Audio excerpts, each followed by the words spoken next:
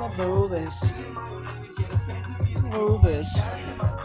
I'm gonna prove this. Artextric. Send stars to show your support. Siri_bot. Siri_bot has joined Cerebral Love. Stream Elements. Artextric is now live. Streaming art. Draw with me anime art studies and reactions 30 number podcast number animeart number how to draw number art number shorts. Stream Elements. Artextric is now live. Streaming Dota 2 Plus. Bobrix. Bobrix has correctly joined the channel. I'm gonna do this. I'm gonna do this. I'm gonna do this. I'm gonna justice. Sending from the justice. Sending from the family. Sending from the justice. I'm gonna turn up in the justice. Turn up in the justice. And turn up in the building. Turn up in the fans and the bands and the bomb. I'm turning in the dawn.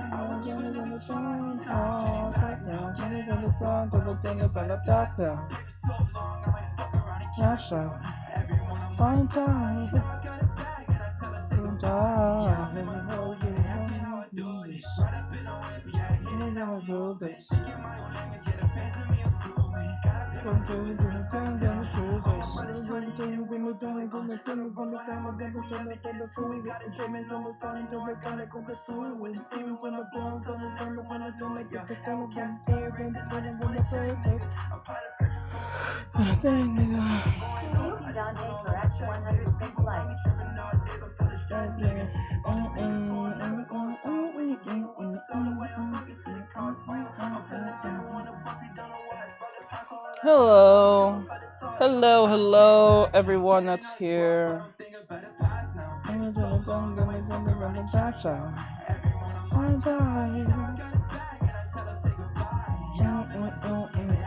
Do this. Movies. Do this.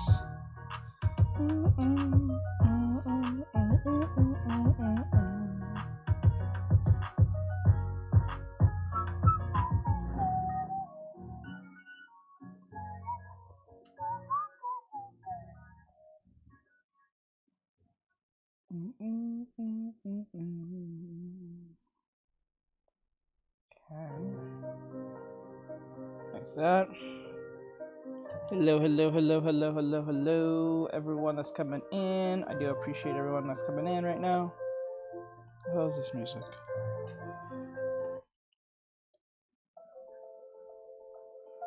Okay, like that.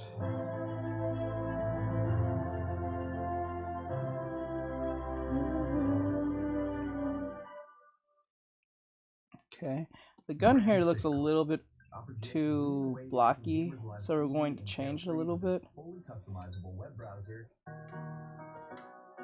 I'm gonna throw it like this, curve it. Okay.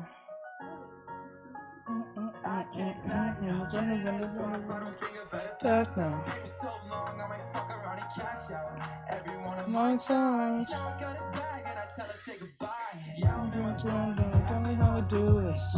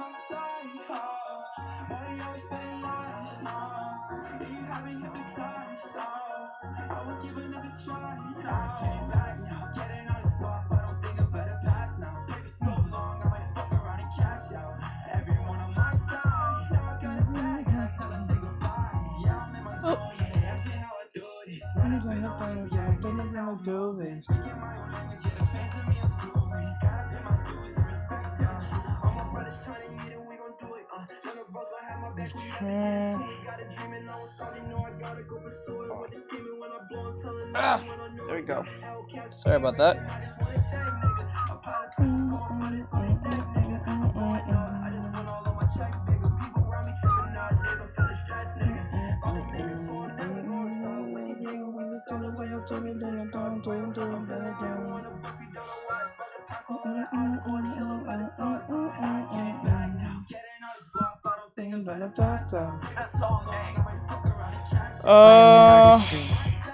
It's called Cash Out.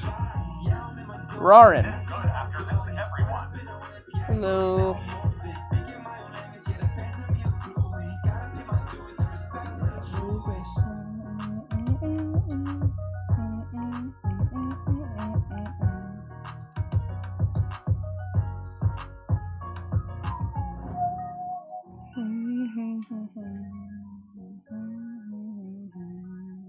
Thank you, El Garcia, for following.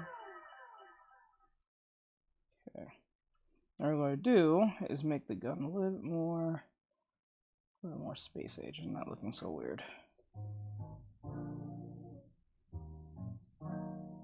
Okay. Hey Ross, sauce it up. Sauce it up. Let's go. Okay, now what we're going to do is clean it up a little bit.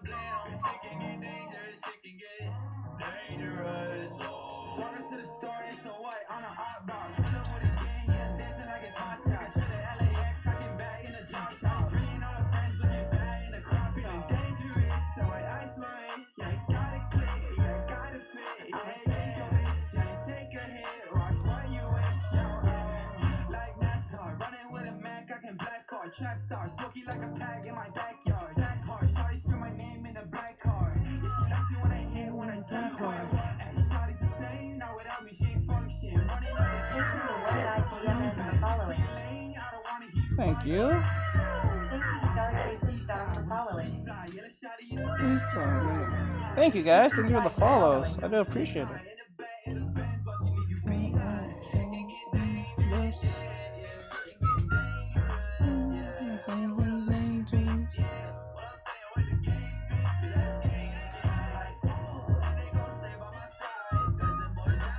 Hey, Violin. What's going on, Violin? What's going on? How's your life going? What brings you to the stream today? Oop. I really want to be in the live, but it's a night time for me. Sorry if I spelled it wrong. English is not my second language. I hear you. I got you. I got you. I got you. I got you. Hold on real quick. Hey Ross, sauce it up. Hey Ross, sauce it up.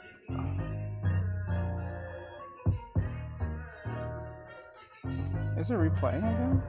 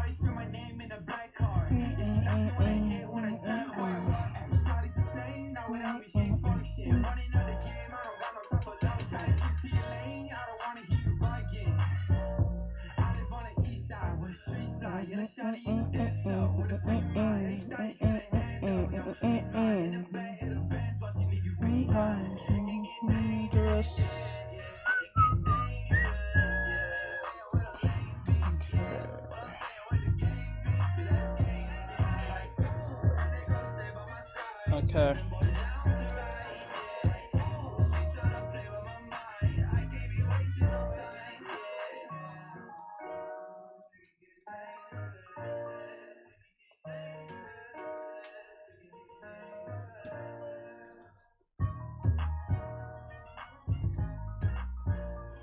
Okay, like that.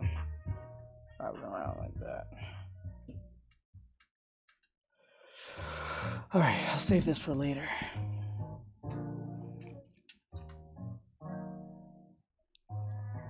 Hey, Ross, sauce it up. Thank you, Ivana, for following. Thank you for the follow. I do appreciate it.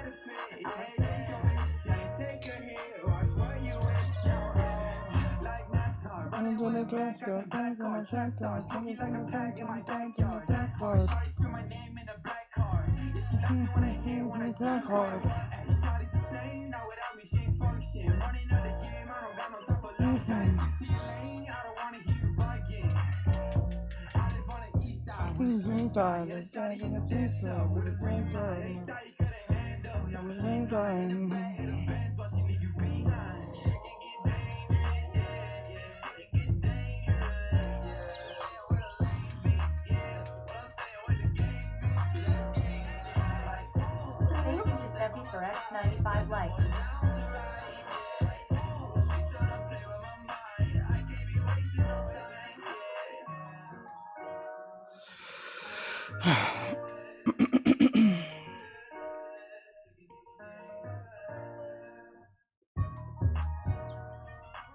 Thank you to Seppi for X189 likes.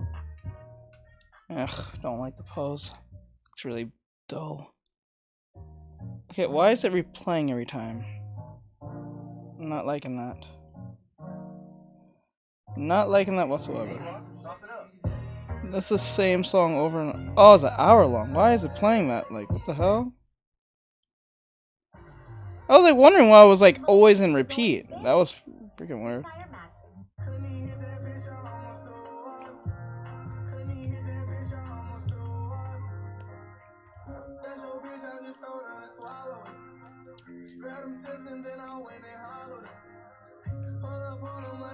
Okay, let's see.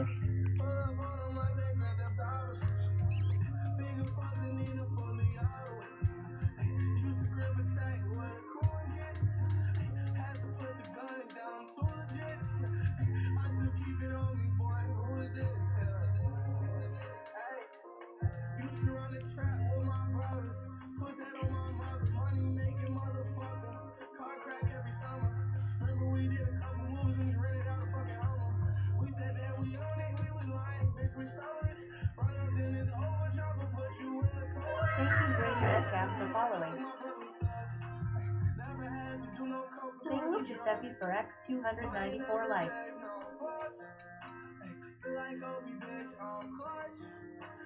I'ma shoot your whole spot up, from the floor to the floor up.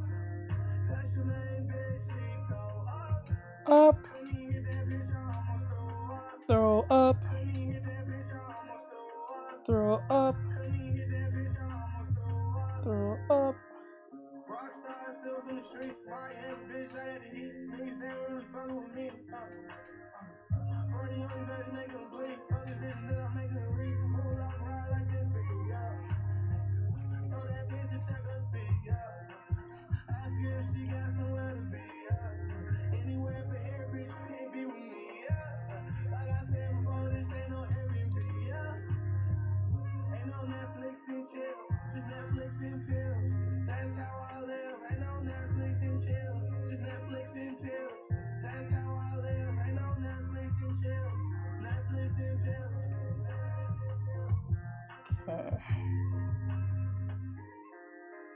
I ain't never gave no fucks.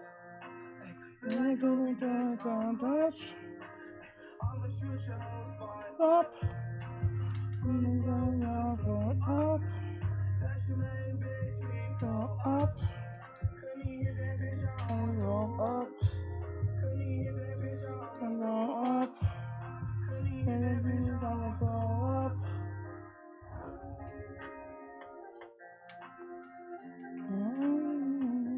For following.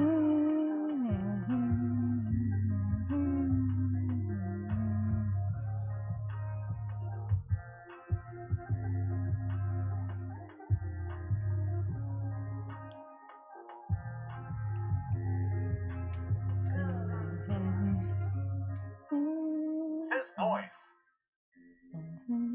Thank you.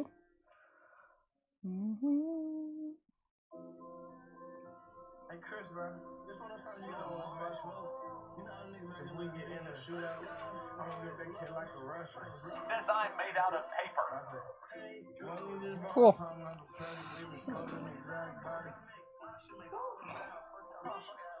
I get the kid like a Russian. Quarterback sack with some Russian. Count all the cash in American. English is Spanish, Chinese and Russian. I made your hair like concussion. She give me hair like concussion. Now when she said with a ton and she put in a throw like a motherfucking cushion. My police look at me crooked. I'm a young nigga getting that money, that's why. Look at that, I just be crooked. Why you bitches be ugly and beady ass high? You getting jewelry taken. You claim that you told, how come you ain't let that bitch fly? I never get jewelry taken. Bitch, shoot you in the face if you think about trying. Money making giant, oh, hell like beef up all yo. If I go broke, I'ma take his dough. Okay, let me see here. Niggas asking me where I come from. I come from the city where it's cold. Always gotta look over your shoulder. Now I'm so on a small girl. Man down, look, who is the man now? Can't wait till the drugs touch down. Like Max finna have a perk go around. Chris Lawrence ain't putting them down. No, he pop perks every time they around. And when that lane around, like he said, make her frown. I'm a different person when I'm off of the pole. Catch your body and I won't even know it. I make a song off the perk when I'm focused. Make an album shit that I'm always focused. Catch him like and I'ma shoot in the open. Like a cigarette, bitch, I'ma smoke him. LOL, all of these niggas be joking. They make your name to kill him, they keep provoking. I get the kill like a Russian. Quarterback sack bitch in Russian. Count all the cash in American. English, Spanish, Chinese, and Russian. I made your hair like concussion. She give me hair like concussion. Now when she said with a ton and she put in a throw like a motherfucking cushion. My police look at me crooked. I'm a young nigga getting that money. Look at that, I just miss crooked. Why you bitch be ugly? For following. You claim that you told, how come you ain't let that bitch fly? I never get jewelry taken. Bitch, shoot you in the face if you think about trying. Be like a motherfucking son, that party on mission like I'm from the squad. My crayon, the moments, I'm not from this planet. I promise to God I'm a motherfucking Martian. I'm infused with the Martian, I'm up in the margin. I'm super like Marvel, my drip is so more. Drop the dead like the light. Okay. So Chris fix that shit going harder than granite and Marvel. It made you go platinum on niggas that haven't got gold in a minute. These niggas been slipping. Pussy remind me of pussy niggas. I get pussy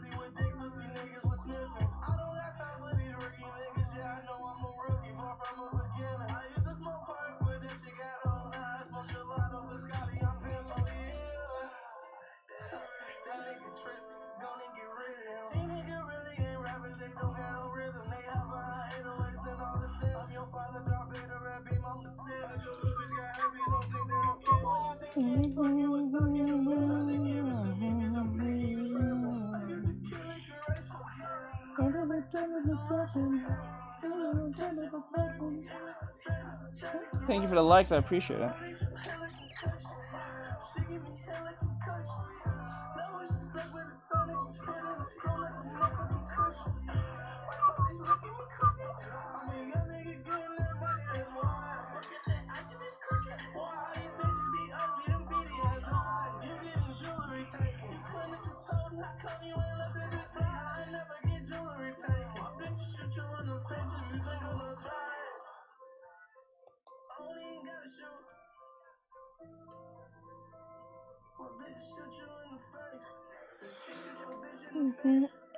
Turn to the face. Face.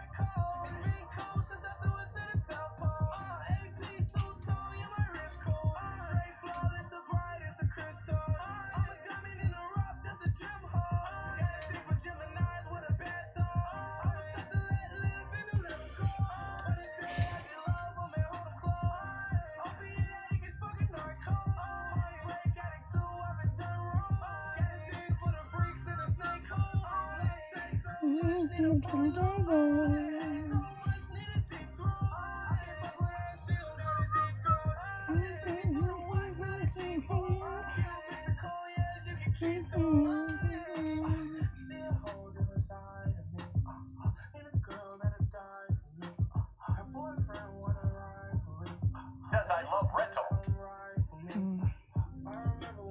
I love rental? What do you mean, bro? Is that a song?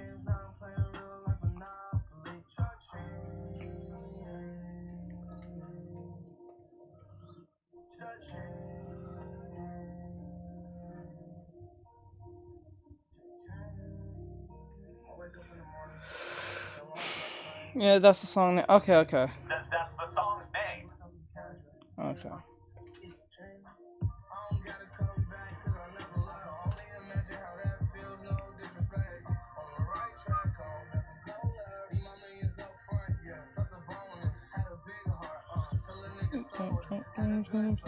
Says are you on Corel? I have no idea what that means.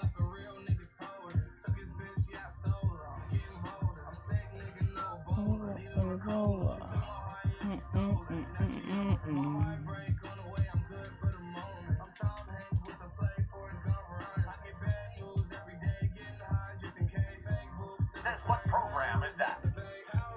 Clip Studio Paint. If you want to get it, link in bio.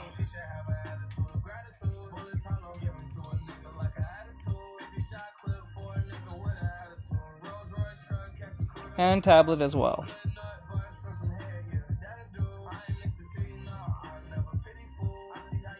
Says at infinite_Mortis Clip Studio Paint.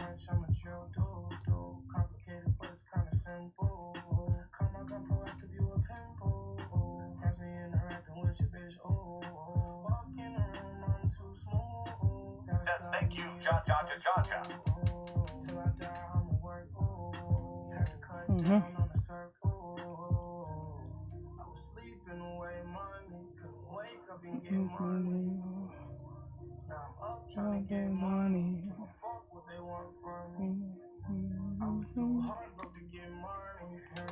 No problem. there's anything you should take from me, is that I'm a confused young rich junkie.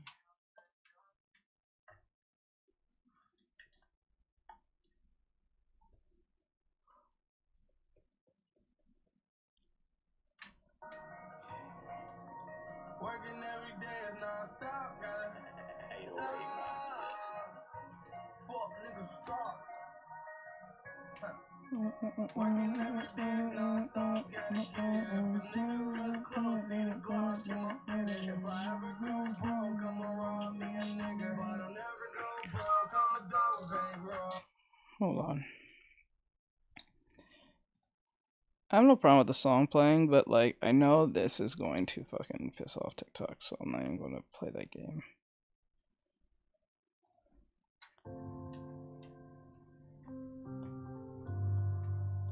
Or they're not.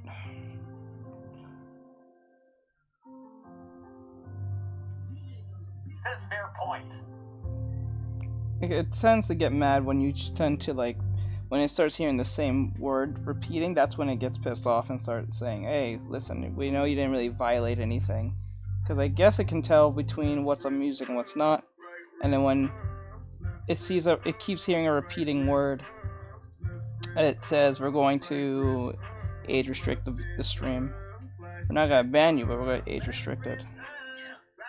And that shit is irritating. That virtually just says that no one's gonna come into your stream from this point on.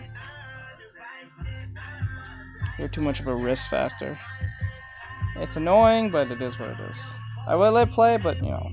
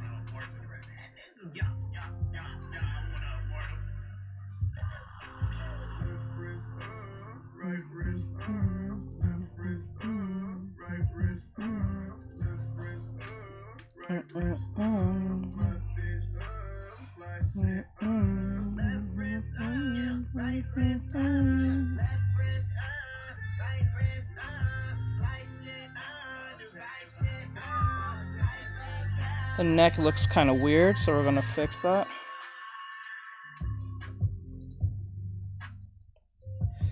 Why is there only 2 people watching this masterpiece? Because people don't care for art like that. I don't think so. Hitomi Arts. What song? The song that is playing is called... Says 1-4. Hold on. Let me see. The song that was just playing is called... It's called W... Says, can I use them as pillows? Sure. LWRW from Trippy Red. This is the boosted version. But thank you, I appreciate it.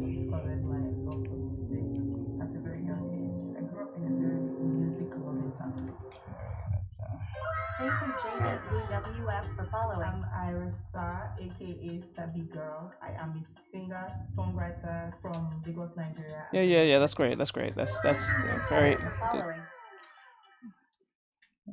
Promoting yourself on my fucking stream.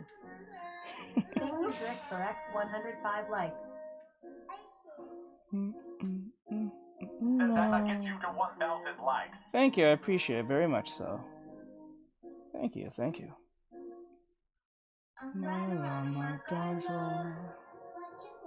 Drick, for X 195 Says, what do likes. you think about that line of action stuff? That's what I teach.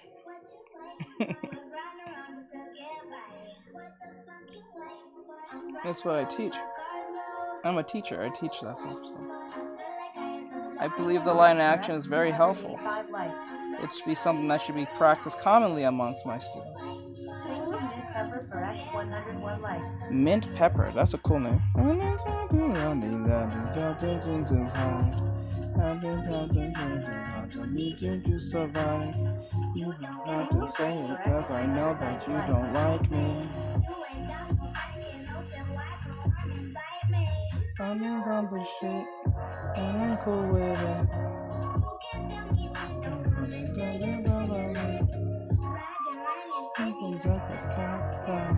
Artextric corrects 480 likes.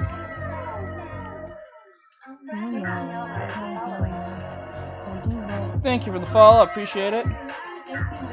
Come on, let's get more follows, guys. Let's get more of those follows. I might get to 100,000, so I start doing animation.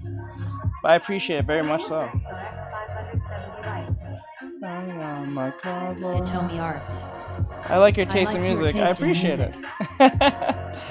Yeah, I have pretty good taste, I think. I got decent taste. What the fuck you fighting for?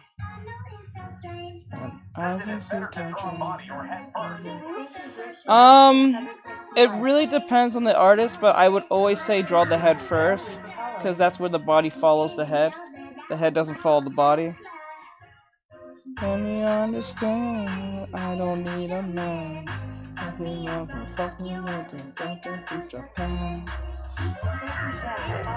Thank you for the follows. I appreciate it, guys.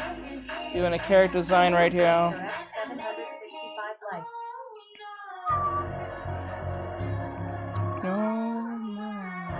Says, do you prefer circles and squares? I prefer, if you're not, Very good in order to try to do art. yeah, so like if you're not trying to be like precise on anything, Artist, but always wanted to animate. What's the first thing I should learn? okay, first let me answer the first question. So like if you're not trying to be precise or anything, you're just trying to get something jot down, like a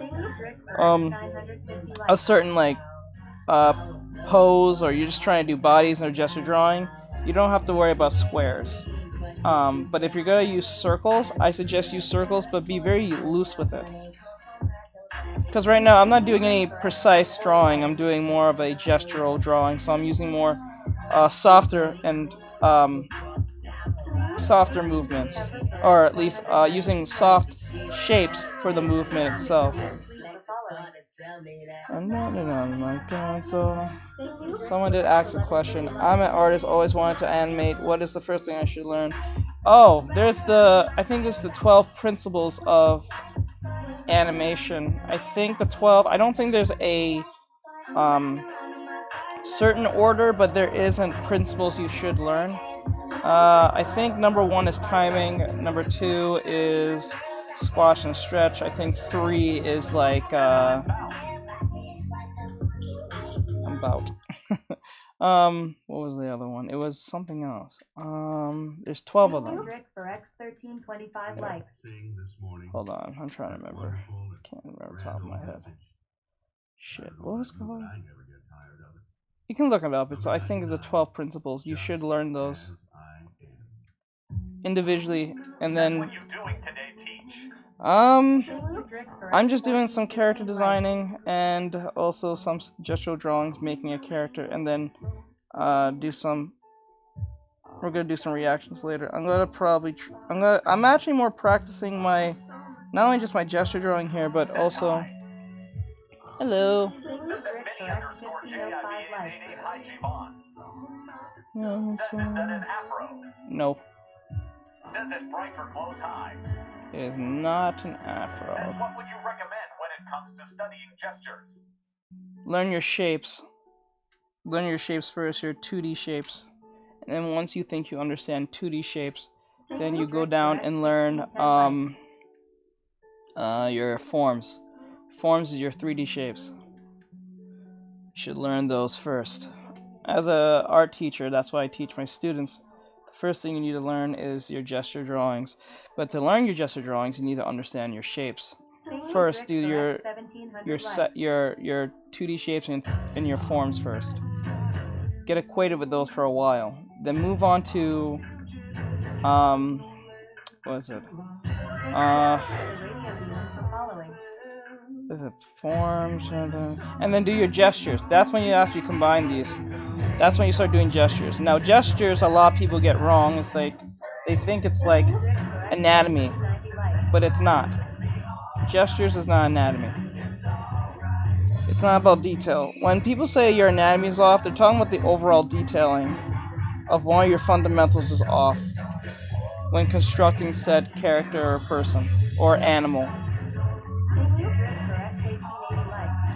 So like say the anatomy of my robot. I'm not talking about like I'm talking about the overall detail or something in the anatomy is off based on the fundamentals that you're using isn't clearly conveying well. So you need to figure out what is wrong with it in that sense.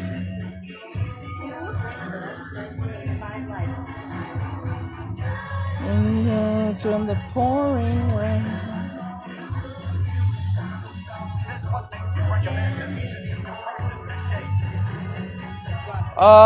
Number one thing I think you should practice when doing your shapes is, I think the number one shape you all should learn, if you want to learn quickly, is the cylinder.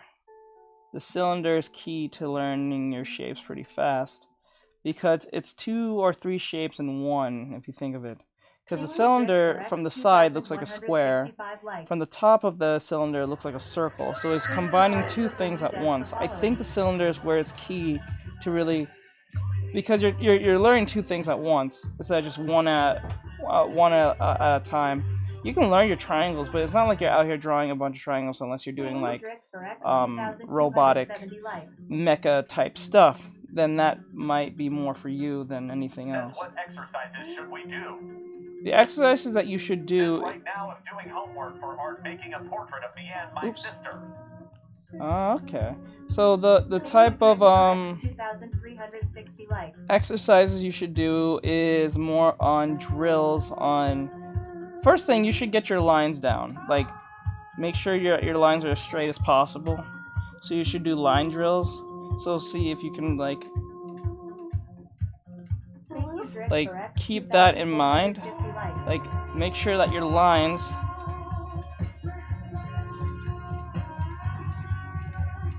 are straight as possible. That's one. And try to cover the page as much as possible and be as straight as possible. That's going to be very important. It'll give you line confidence. That's one. Number 2 is pinpointing. So like you can use exercise like you put a line, like you put a dot here, and you put a dot here, or here, or here, and make sure you can get to them straight as possible without missing. So pretty much is aiming practice from point A to point B. So that's the point of trying to be as straight as possible. And the key of doing this is to keep your arm straightened. So straighten your arm, but use your whole, don't use your wrist, don't do this. You should only do this for like small details. You should only do that for small details when you're doing a wrist, like something really small. But when it comes to like a big movement, use your whole arm. 1, this will prevent carpal tunnel and pain, and then 2, it won't fuck up your wrist. Well, same thing with the carpal tunnel. So that's something you should keep in. Hello. That's something you should keep in mind. Is that character you're drawing, or is just a random OC? It was a random OC yesterday, but I started liking what I was creating, so I'm seeing what this space character is gonna look like. I'm not really for space anime at all, but like it was getting interesting when I was creating her, so I want to see where this goes.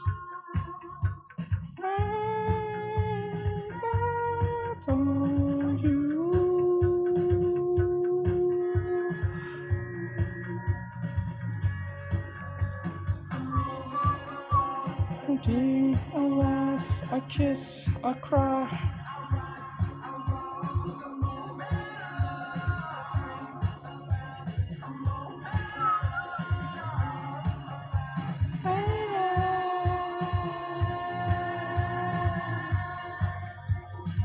What would be the reasons a character would look stiff?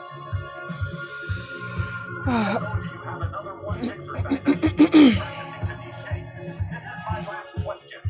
Hold on, what would be the reason a character will look okay, so what causes it? Are you asking for the cause, or just like what causes a character to be stiff, correct? Is that your question? Is that right? If I'm hearing that right? So what causes a character to look stiff is a few factors, but the first one, I think, what causes a lot of beginners to keep the drawing look stiff is that, one, they're not using their full arm, two, they're not being loose with it, and then three, when I say loose, what they're trying to do is be as accurate on the very beginning. I never do that. I learned that is the most dumbest thing you can do. Only professionals can do that when you're really good at doing that. But when you're just beginning or you're just learning, the first thing you should learn is be loose. Like, okay, so let me use an example. Let me put this away real quick. I'll do a new drawing just to prove it to you.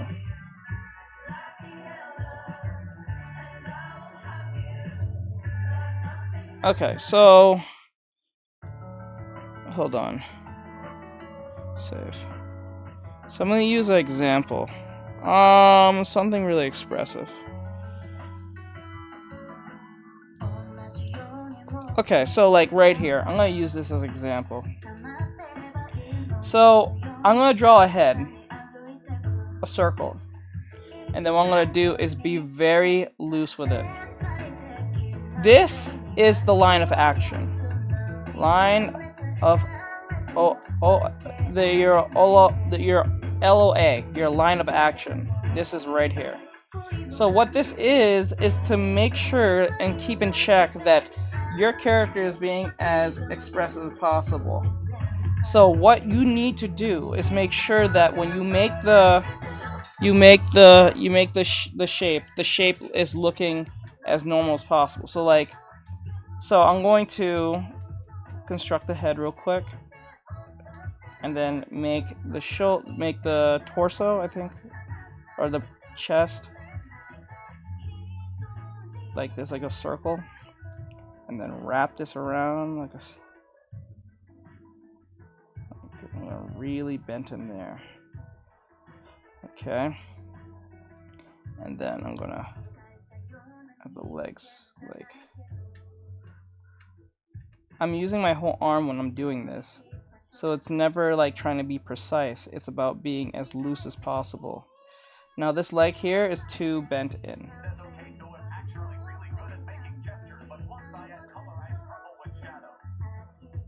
That's either it's a lighting issue, or you're either going too light. I think most cases, for most beginners, even for myself, I think we go too light all the time. So that's what causes the problem. Let me see. Oh, do you have another one exercise I can do when practicing 2D shapes?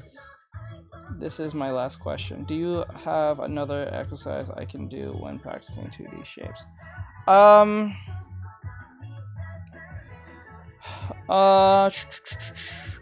got one. So like, for instance, you can go to a reference, and instead of trying to draw said reference, what you can do is look at the reference and identify them as shapes 2D wise. So you're not trying to make them 3D. The issue is you're trying to make them as, you just need to identify what the shape is. So like here, for instance, is more of an oval.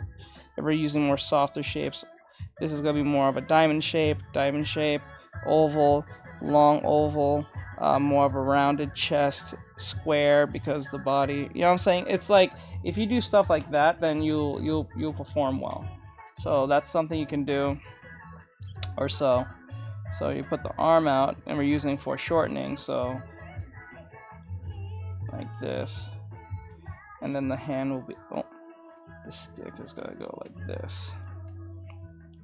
Right, I'm not trying to be accurate. What I'm trying to do is just convey what this is supposed to be. I'm not trying to be as precise, and that's where a lot of beginners tend to fuck up, because they try to be as perfect as possible on the first sketch, which is the dumbest thing to do. I'm not saying it's not possible, I'm just saying it's dumb to do when you're just beginning. You don't know how these concepts actually work in your own way. You're just developing that right now, so you don't know what you're doing. You're just kind of like, I don't know, like an hour ago? Let's see. So the leg is like that. No problem. And the leg here, it's a little too thin, so what we're going to do is push this back. Like that. Alright.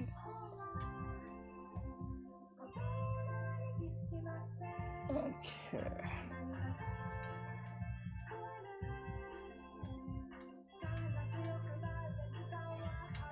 Okay.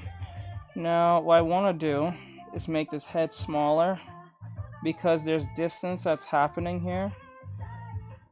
Right? And we want the arm to come out, or at least the weapon itself, to come out like this. Right? So what we're doing is doing a form of foreshortening while being also gestural. So as you can see, the leg is not actually this big, but because of the perspective, it's going to come off a lot more bigger, or at least not this long, but it's going to come off a lot bigger compared to the most of the body. So the leg will look like it's coming at us because of the shape of the distance. So distance, if something is close, it's usually bigger. You know what I'm saying? Anything that's far away is usually smaller. So you have to keep that in mind when drawing your characters if you want them to look all super dynamic or whatever. Right now. Like that. Now the neck is too stiff, so what we need to do is push the neck out more, like this. Right? I'm not caring about accuracy. I just want that fluidity to be there, because if the fluidity is not there, then you're ruining yourself. A lot of you, I will never put proportions at the beginning of the of lessons. I think that's stupid to do. I'm not saying proportions isn't important, it's just not important right now. You need to equate yourself of being creative and being gestural and being right now at this moment, putting style over accuracy is more important than putting accuracy over style right now. When you have a good understanding of how these concepts work, then you can start putting more realism, more accurate procedures in place when you start making your drawings a lot more dynamic, or whatever it is, because you know what you're in control of the situation. So what you need to do is to make sure that when you're making your characters or doing any type of gestural pose as a beginner, just worry about getting the gestural pose. That is your foundation ultimately to get out of the way. Because if the gesture looks like ass, if the gesture looks like ass, then everything's gonna just fall. Even if you have great coloring, even if you have great foreshortening, it's not going to work, because the foundation is that it has to look as natural as possible. Yeah, so like that's ultimately what's more important. It's all about the gestural pose, that you need to get that out of the way first. Once you get that out of the way, then everything is pretty much up to you on what you want to do with your character or characters, whatever the hell you're setting them in. So keep that in mind.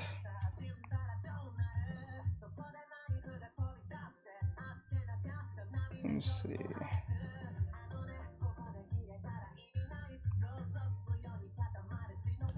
Okay.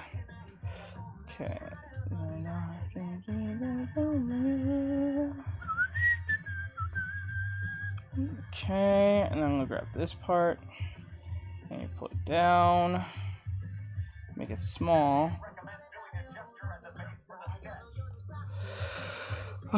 Yes. I would always say the first thing you should always try to get out of the way is the gesturals drawing first. If you do anything but the gestural drawing first, you're going to have a robotic looking drawing. This is why I don't teach proportions on the first try or the first anything till the student has a good understanding of their shapes, foreshortening, perspective, and stuff. Because perspective is probably one of the hardest things to, I wouldn't say hardest things, but hardest things to master. It's actually easy to understand. Alright, thank you. It's really easy to understand gesture after. There's actually a pattern when it comes to to perspective drawing. when it comes to perspectives, there is a pattern. I actually taught it a few times. And what you need to look for is the idea of the horizon line and where is it placed at. The placement of the horizon line will always be your friend, but you need to know how it works. So it's all about that understanding on where you're placing said drawing. I'm making the crotch area like this. There we go. Good. Now, what I want to do is clean up a little bit. Clean this foot here. This foot's looking kind of weird, so we're gonna clean it up a little bit more. Give it like that. Like that, right? Right, and then what we'll do, this leg here is too stiff, so we need to be more gestural with it. Like that, right? And then this leg here has to be more straightened. There we go. Then we come over here. Like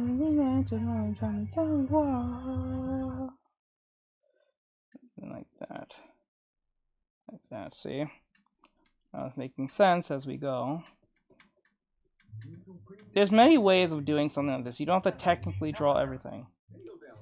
I see. So yes, you got identify these colors, these shapes, for what they is. Because if you don't understand, because a lot of people ask me, how do you draw a hand? How do you draw this? How do you draw that? Thank you, I appreciate it. But a lot of people tend to mess up here where they keep asking me how you draw a hand, how you draw this, how you draw that. The problem why a lot of people can't draw something is because they're not identifying the shape. They think there's some type of like cheat code or something into these type of things. It's really not. It's just, it's mostly just practice and associating your brain with certain concepts and techniques and stuff like that that will work. And most of them are not even that hard. It's just that it's tedious. That's where the problem comes in. Once it becomes tedious, that's when people start giving up, because they think they need to like improve within like 2.5 seconds of knowing something, and that's very damaging. All right, I'll look in a second. But like, this is why a lot of people, I think the idea of the art style for the beginner, the term art style is very poisonous to the beginner, because whenever they come to me and ask for criticism for my opinion on what they need to work on, they tend to use this weird universal excuse saying, that's just how my art style is. No, you don't have a fucking art style. You're just literally starting. You don't even know how to draw a hand, okay? An art style is an established understanding on how to draw. That's what really an art style is, right? So when people come to me, how do I get an art style like yours? I'm like, I don't have one. I'm still developing mine. An art style is a handwriting, believe it or not. It's a handwriting. So like, remember as a kid or as children as growing up, I don't know if they still teach this in school, with the idea of like those handwriting books, right? Where they teach you, like, there's an A, there's a B, there's a C, and they make you want to repeat drawing that over and over again, whether it's in cursive or whatever the case may be, right? So what that is practice and understanding, associating your brain what an A is, what a B is, what a C is, what a D is, you know what I'm saying? So what this means is that you're not going to sit there and get an art style. You can't just get one. You can copy one. But if you want to develop one, it's going to take time, practice, and understanding. So like, to really know you have an art style, if I ask you to draw, like, say, a car. If you draw like a car, right? And you have little to no struggles. Let's not use a car. Let's just say you drew Goku doing a Kamehameha, right? Kamehameha. Oh my god, I can't get over that meme. So imagine you're drawing Goku in a fighting stance, and you did it in a very reasonable time, say like in 5 minutes. Say you did it in 5 minutes, right? And you hardly struggled throughout the whole thing. I would say you have a pretty established art style, especially if it's distinct. A lot of people want to be special. I understand a lot of people want that. My art style is so special. Look how my character looks type nonsense. I get that, but like that only comes through when you have a good understanding and established practice of whatever you're trying to convey to your audience, whether it's anime or whether it's realism or animals or furry or whatever the fuck. It doesn't matter what it is. All you have to do is have that broad understanding that for me to contain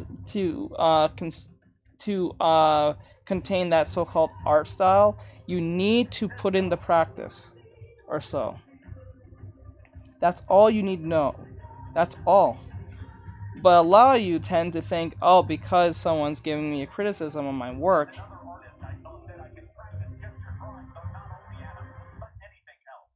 Yes, you can draw anything else. It doesn't matter what it is. So like that's how it works. It doesn't have to be anime. I wouldn't even recommend to learn gesture drawing from anime characters. I would say, I know a lot of you hear the term of draw realistically. I don't think that's a good premise to tell students who are into art to draw realistically, when majority of them don't even go in there to draw realistically. Most of them are in there because they watch their favorite anime or some shit. Let's just be honest. Majority of people who got into drawing is because of anime, 95% of the time. There's other people who are just into cartoons or like Western cartoons or like or just genuinely like drawing, right? Then what you need to do is understand that if you draw I say to draw realistically as possible. That's my response to that. I will never tell a student go draw realistically. I say go draw realistically as possible. Because when you do that, you're suggesting them an idea that can get them to consider the idea more than just outright telling them. And then explain why they should go realistically as possible. Because I'm not telling them to go draw a real nose. I'm telling them to draw as realistically as possible, so they'll push themselves and nudge themselves in that direction in a better and more understanding way than just outright shoving them into the whole realistically draw, and then they're going to feel bored. They're not going to feel all that excited to draw it and all that stuff, because they didn't come here to draw realistically. I'm very much aware of that. So telling them that is kind of like an offshoot thing to say that doesn't work. That actually discourages them from drawing. So might as well not tell them that. Suggest to them to draw more realistically.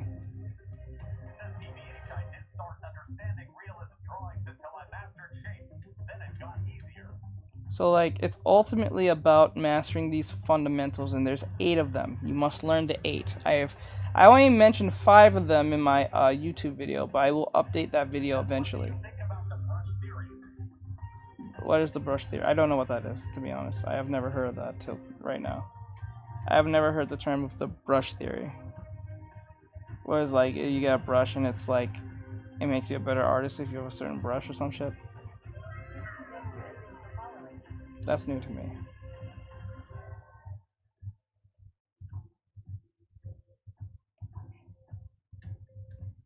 Okay, I don't know what the brush theory is. I'm sorry.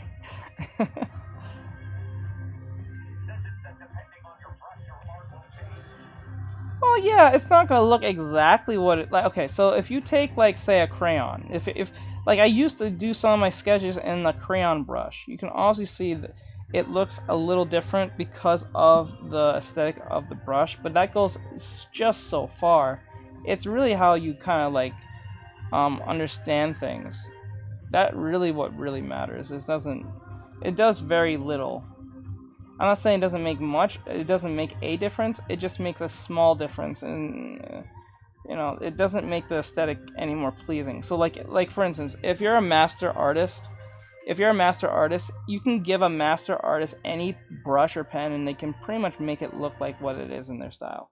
9 times out of 10, if they're like really good at drawing and they're really good at understanding their fundamentals and concepts and they're professionally experienced, you can give them, because this is why I think if you watch enough YouTube videos, there's those.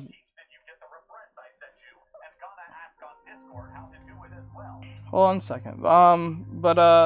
the point is like the point of that is like if you watch those YouTube videos where they say master professional artists and they give them a crayon from the dollar store, they can work with it. Just like if you gave like a master chef basic tools of food, they can make something out of nothing with it. Instead of making just an egg and bread, they can do something special with it that you may not even think of doing. Right? So that's what that is 9 times out of 10. So if you're a professional and you're good at what you do, you can improvise and make something brand new, or at least improvise to something that you've learned from your experiences. So it doesn't matter what brush you have or what tools. It matters by what experience you have and what you can convey to your audience ultimately. So like, yeah, I think that's more important. So I don't think there's technically a brush theory. I think more it's like it's experience mixed with the texture of a brush. That's ultimately what it is, because that's what a brush is ultimately for. It's either it's a textured brush, and that's pretty much it, with a few features in it, or whatever the case may be. Remember me? Oh, hello, I remember you, yes. Okay, now I'm gonna go to Ari and her question. But right now, before I do that, I gotta finish this off.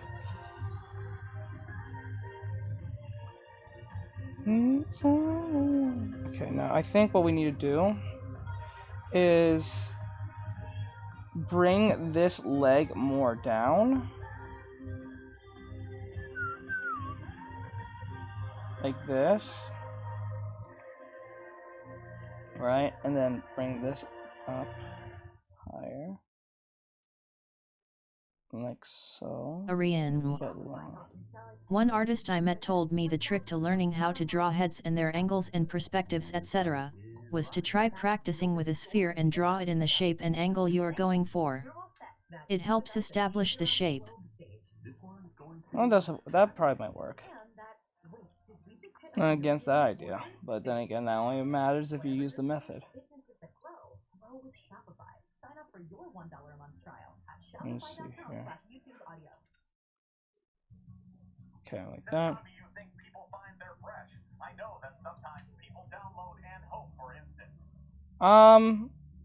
Now this is why I don't think there's a brush that you can just hope. You know what I'm saying? I don't think that exists. I think it's just based on your experience.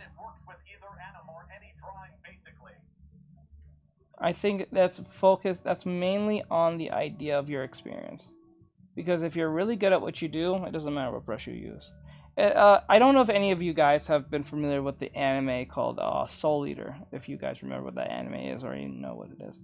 There's a character called Dr. Stein in the anime. And in the show, he's considered a genius because he's really good at what he does, right? And in the show, so like in the show, he has the ability to work with any other weapon in the show because he's really skilled and experienced, and he has that cool guy fact. Well, I ain't cool guy fact. He's just smart, and he really takes his job seriously.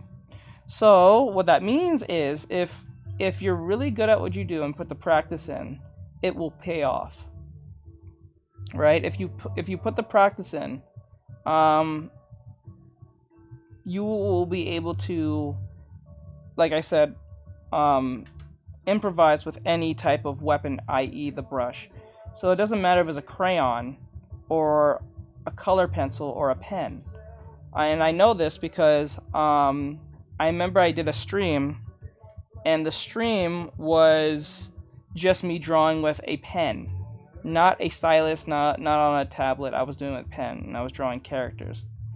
And it put a lot of naysayers to sleep because they thought, oh, because you're drawing on digital, therefore you have a higher advantage to drawing better, which is a fucking lie. That is not true.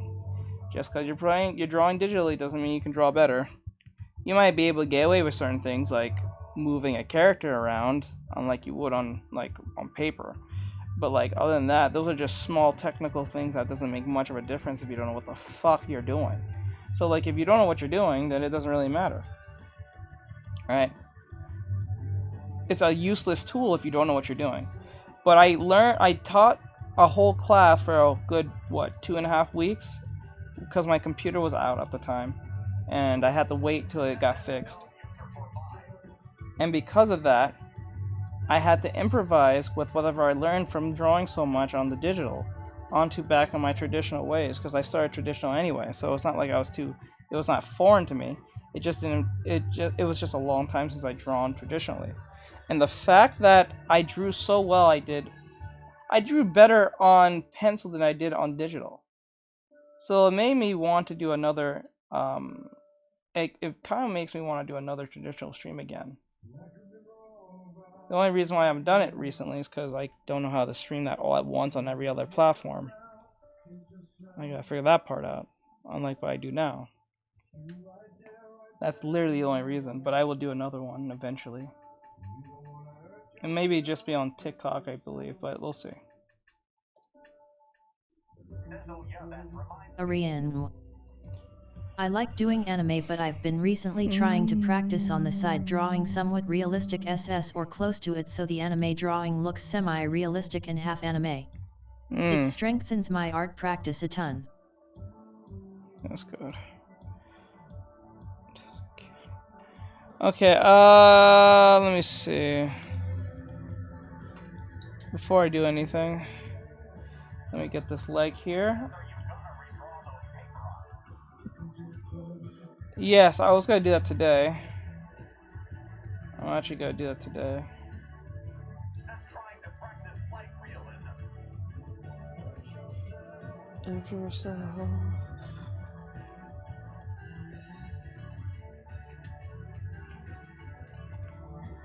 Hold on.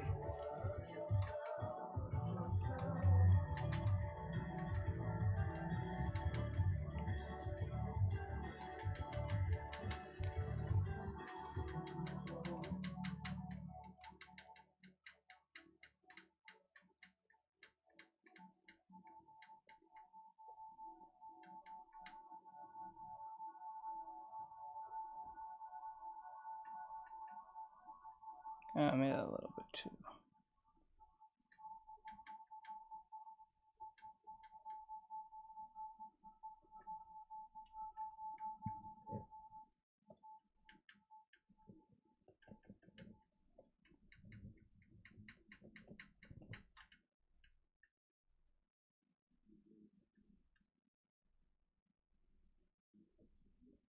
There we go. Alright, so that's pretty much how you can make your drawing look a little bit more gestural. Okay. Now we got established as a floor here. Right there, there we go. If you don't put a shadow onto them, you won't see the floor. And they look like they're just floating for like no reason. You don't want that. Okay, like that.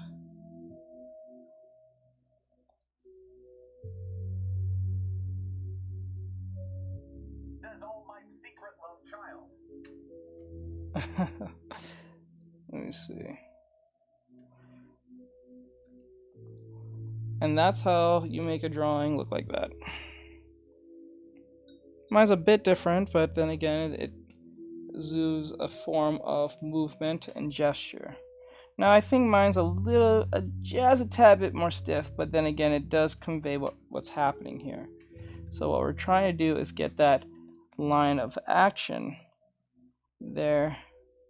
That's what we want. We want that line of action. Right. Oops. Says I've never seen that type of pose before.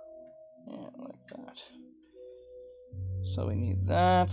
Legs coming like that, and then coming back like this, and then coming like this. Oh, with the leg going like this, and the leg coming like this. So this is what's happening. It's like it's the movement, and then that's how we got this. So it's simple. It becomes simple with practice and understanding.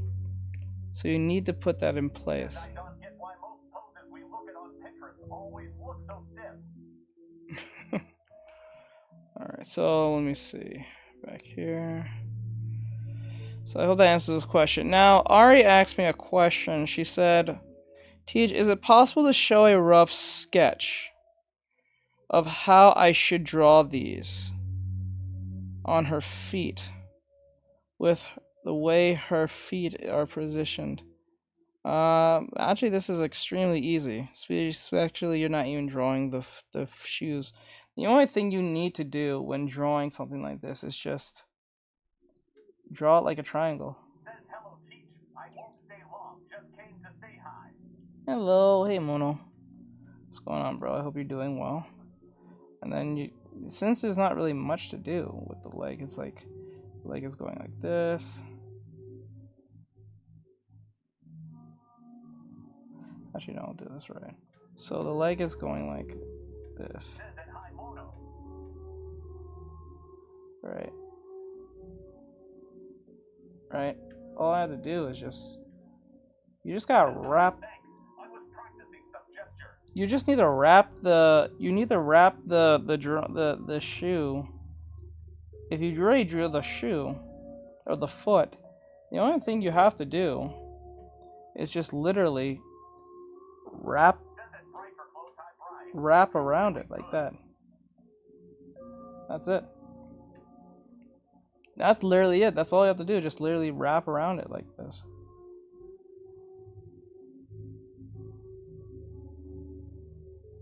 That's it.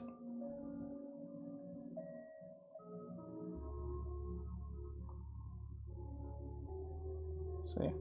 That's it. That's what you're just wrapping around the foot. Once you've made the foot, the only thing you need to do is just wrap around the shoe itself around that place, and that's it. Okay, so alright, oh shit, is it here with me? I gotta go get him. Hold on, I gotta do these OCs later. I'll do the OCs, but I just need to. And then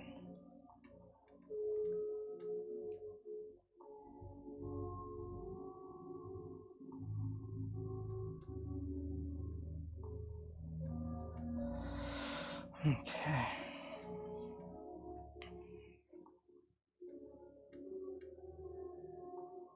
Says that I hope you're also doing well. Thank you, I appreciate it. I hope you're doing well. Be normal like before, or will there be another break? I don't think I'm gonna stream every single day as I used to. I think I'll stream probably on the weekends, most likely.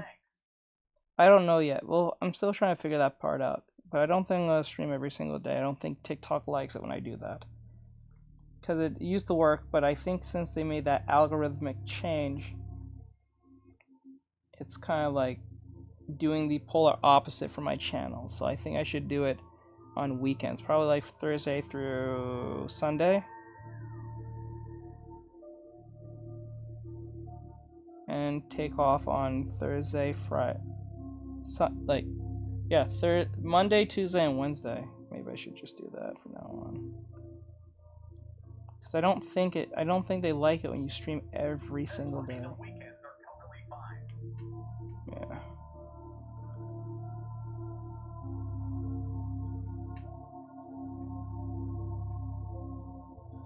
Okay.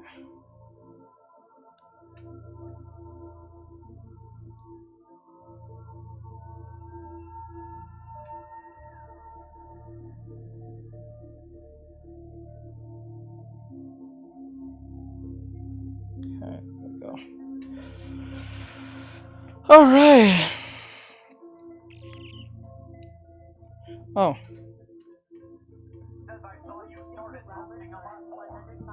Yeah, I post twice a day. See how that works out instead of once a day. I didn't really grow my channel. I don't know how to grow this fucking TikTok anymore. Because, like, it's like when you post, nothing really happens. It's fucking stupid. This makes no sense. I know how to grow the YouTube channel. That's easy. But something with TikTok is just fucking weird. Yeah, trends though. I have to check. No, that's gone. That's long gone. You can't use popular sounds anymore. Well, not songs, but sounds can probably work. Yeah, I'm thinking of songs. My bad. Sounds might work. I may have to do that.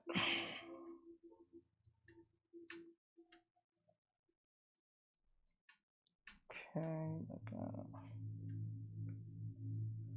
So like we will drawing memes. Yeah, I know you mean those. I'm doing well. Till she comes in here, I gotta tell her to go get my. Ah. Ugh.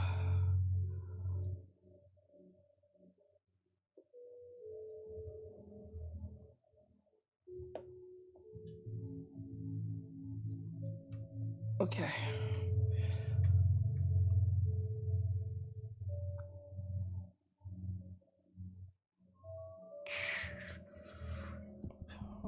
Come back to this in a little bit. Since I can't really see my OCs right now, I'll just make a bunch of gesture drawings for them.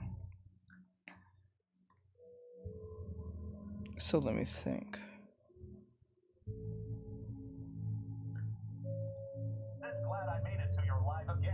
Thank you. So we'll make another head. Oh, I keep forgetting about YouTube Shorts. Oh my god.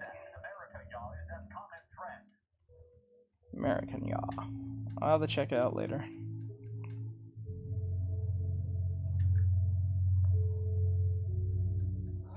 No, not this one. Let's see.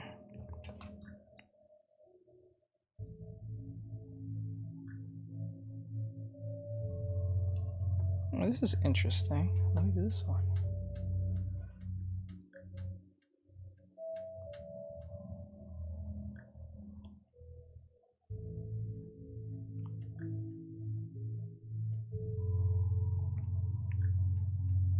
Says it would fit with drawing. Maybe if he draws the plane and the whole crowd. Maybe. I'll check it out later. Okay. The chin is like that.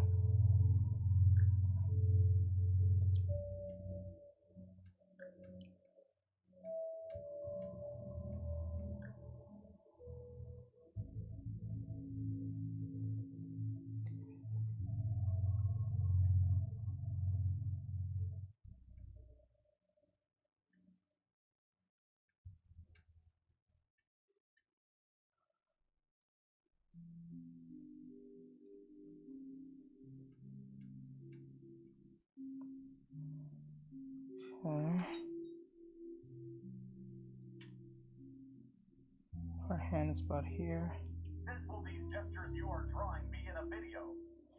Yes, majority of them will be. Some of them that get scrapped, even if I did them fully. But they do make it through most cases. Either as a time lapse or something to that point. They usually do make in most cases.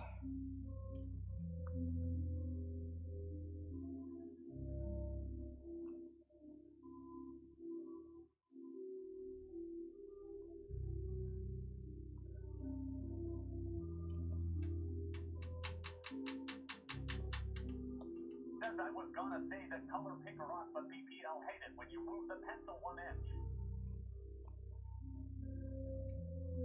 Hmm?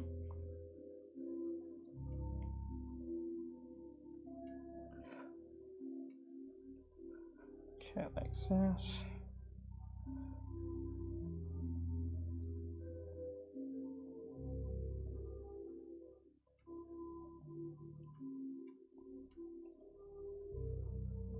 Says yo, what we drawing? I have to be doing some OCs. I'm gonna be working on my OCs in a little bit. Something I created way back when I never bothered to establish till today. I gotta wait till my sister comes in so she can hand it to me because I'm too lazy to get up. So.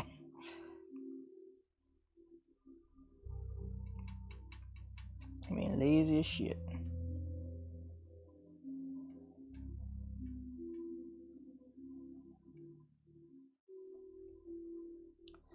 Oh, it's broken.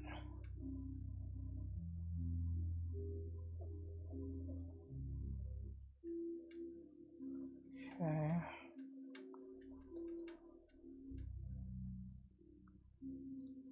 I got work off today and being lazy myself. I understand. I understand. I just got back from vacation, so. Teach, I will go now. If you want, I can send you some video ideas you could try on Insta. Sure. No problem with that. I have no issue with that.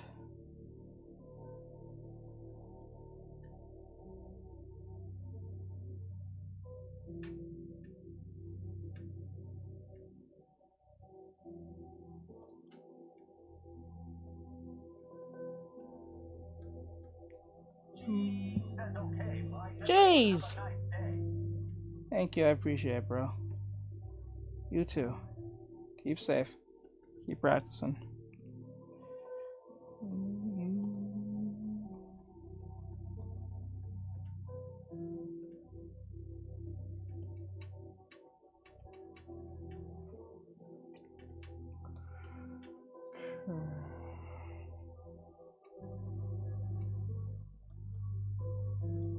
Oh, the arms always look too elongated for me.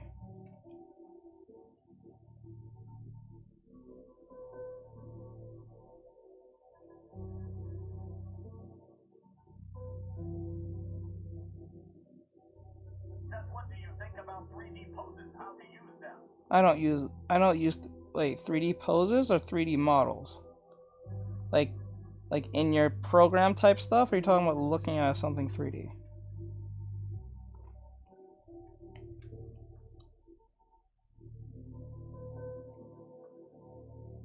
Says just opened live and saw this good art. Thank you, I appreciate it. Says THT's crazy.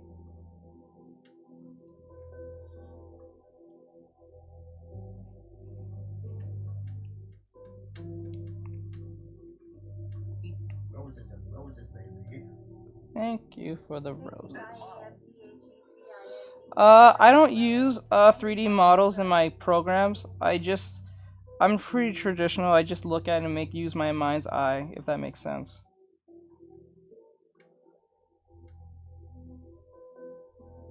That's what I use.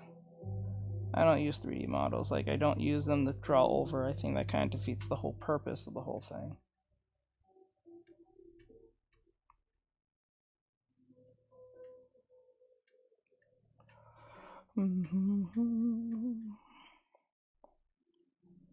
Or something like that. Let me see here. Grab this part.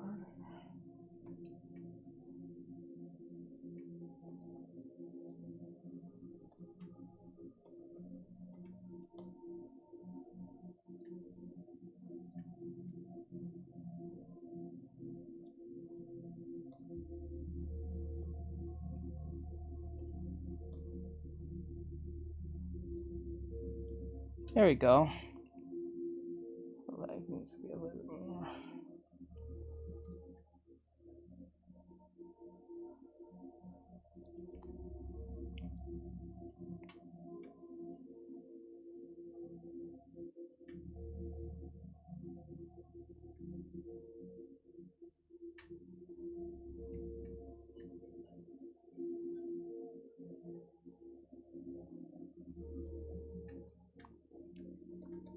There we go.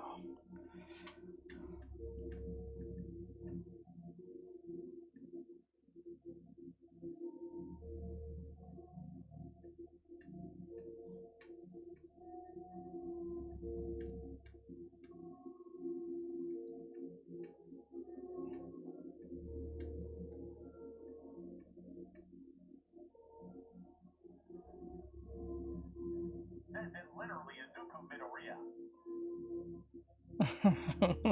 I got you. Kind of surprised that TikTok never did a deal with the My Hero Academia to put their voices in the game.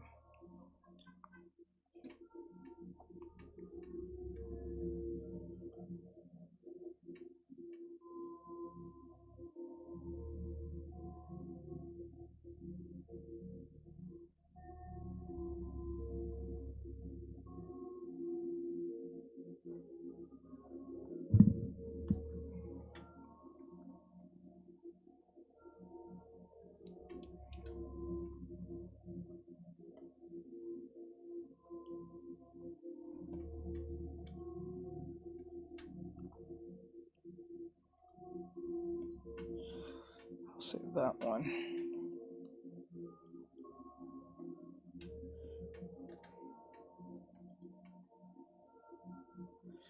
I think I got pretty close to the reference here.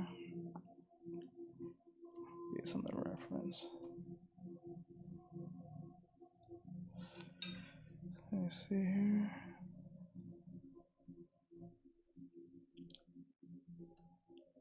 Oh, pretty close. Says very close. Oh, pretty close. I think it's a little more hunched over. Yeah, she's a little more hunched over than mine.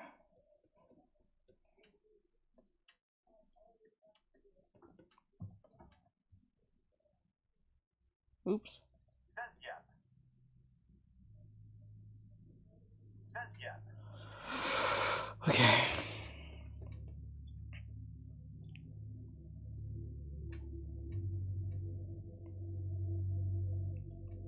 Okay, there we go. Alright, so I'll save this one for the OCOs. Now I'm gonna go to the next one. I'll save the boys for last, because the girls are gonna love that one. Hello. Let me think of another one.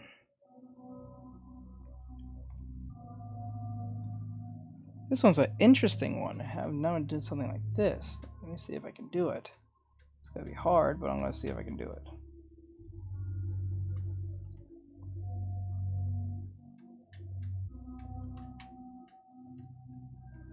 It's on a curve. Okay. Like that. And then make the lower half come down here. Okay, and make the arm come down here.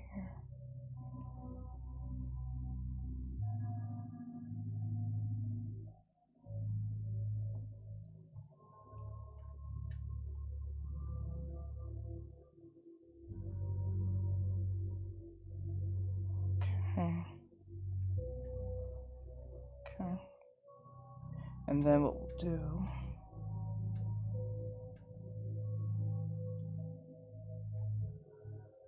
okay, and then what we'll do is curve. This is gonna be hard. I don't know if I can do this.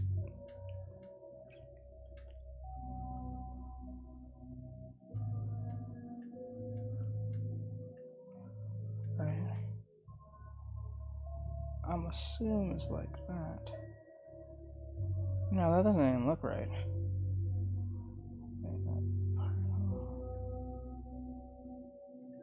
Says be confident, RN.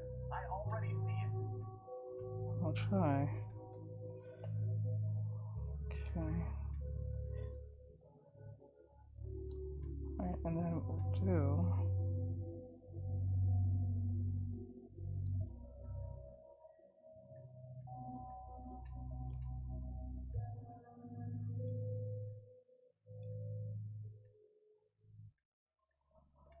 okay, and then the leg, that, right? And then we curve this like this.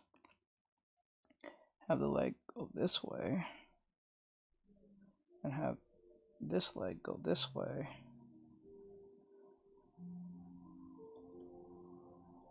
Says hi. Hello. Right.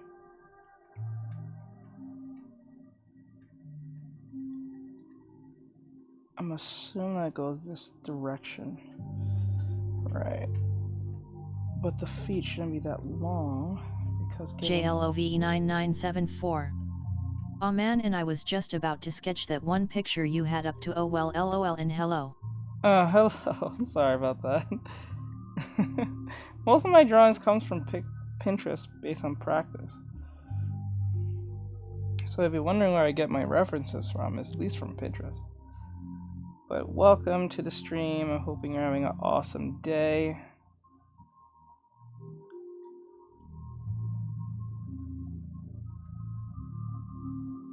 Unless that's Ari, I'm not sure.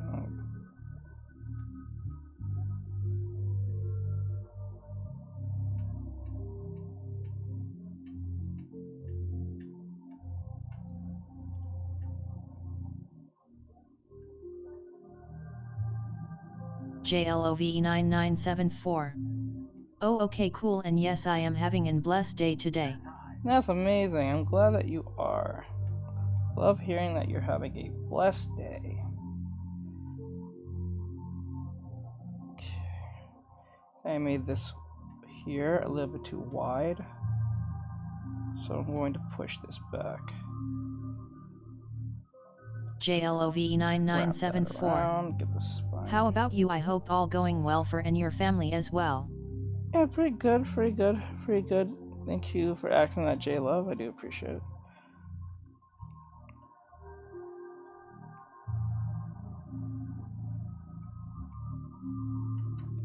Okay. Trying to get this right. Okay, let's make some arrangements here. Make the legs this leg here, and this one goes up more. How to use Lola? Oh, you use the line of action.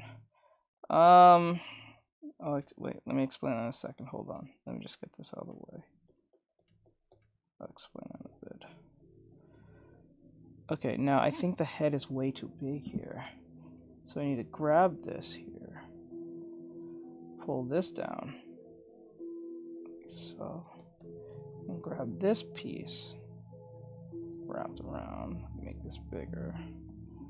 I'm assume. And then grab this piece. And then like that.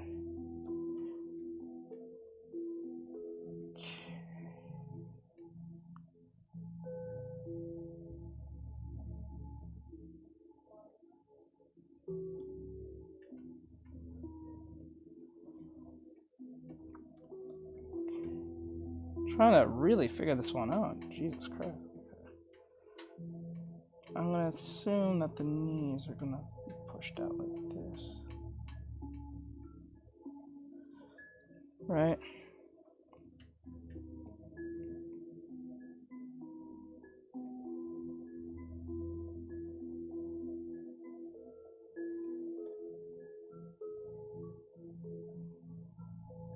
Alright.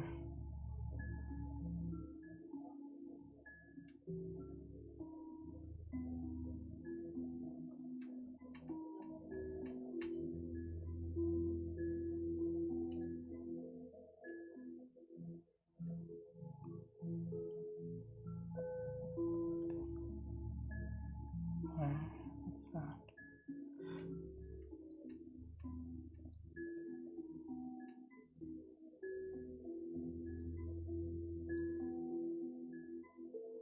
Okay. And then right there. Right there. Now this is where the problem comes in. This is where the disconnect comes in. I'm assuming. So I'm going to see if I can.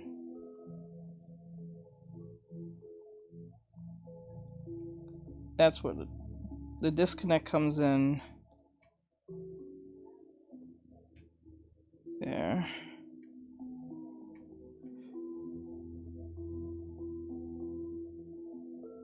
Erase all that there.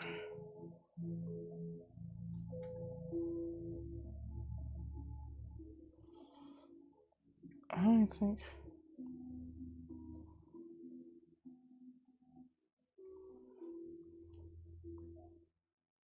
Well, that makes sense. Okay, and then it's this top half that's throwing me off because since there's a shirt over it, I can't make sense of. So let me erase this part. Erase that completely. Okay. And get rid of this line here. Don't really need it anymore.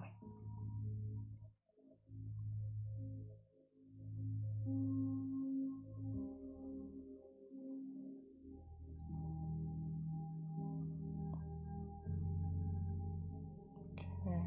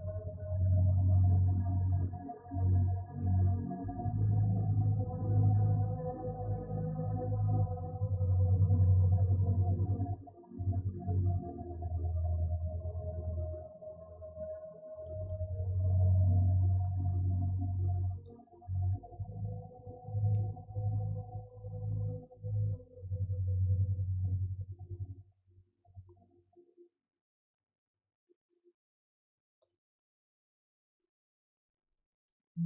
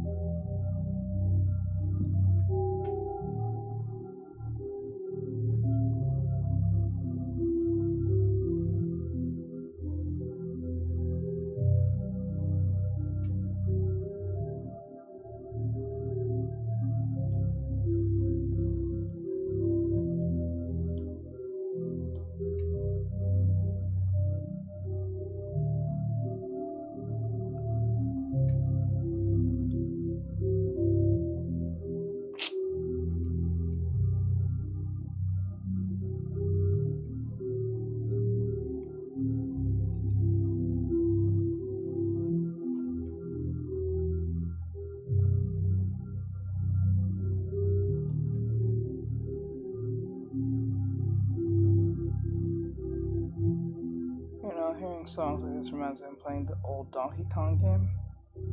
Donkey Kong Country or some shit.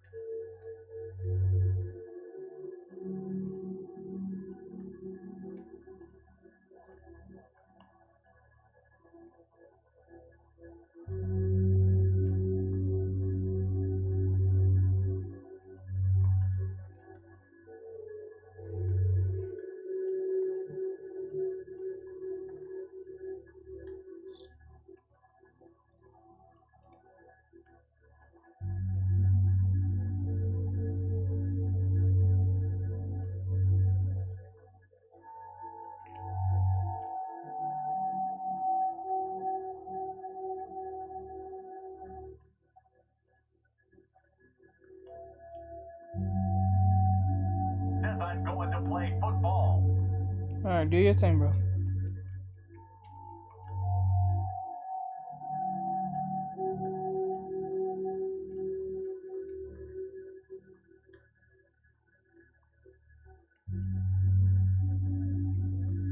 Thank you for coming.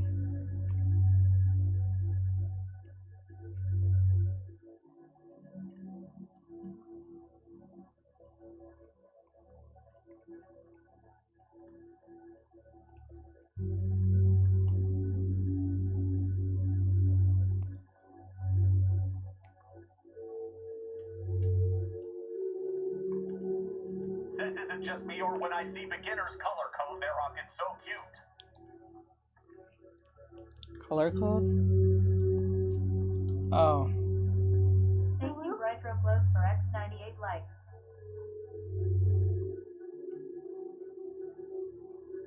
Thank you, bro. Appreciate it, bro. Says use a lot of the same color for an oct.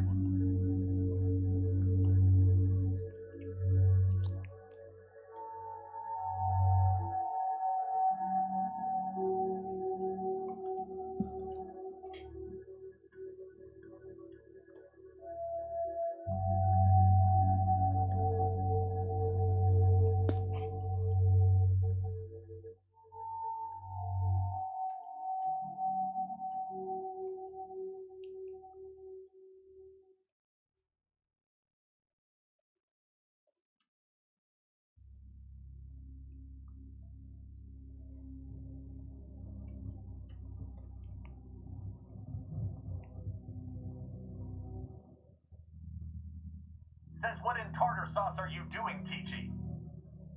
Doing a pose, that seems kind of difficult. I'm trying to get this to work.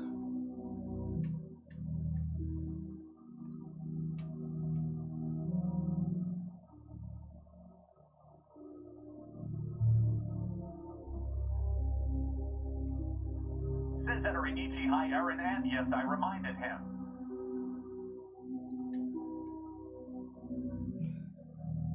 I'm waiting on Chrissy to bring me the stuff. Says that to be looking advanced, plus the ominous music intensifies it. Does it?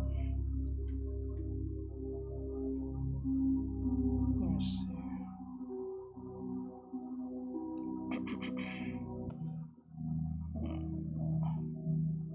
The neck here needs to be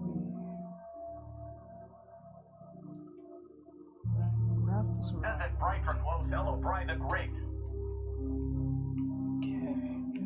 Then there's a gap here.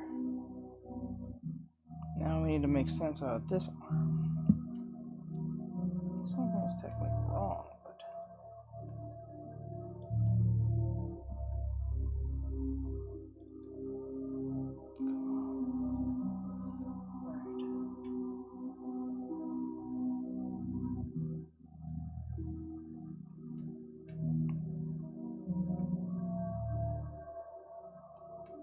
Says Muahama.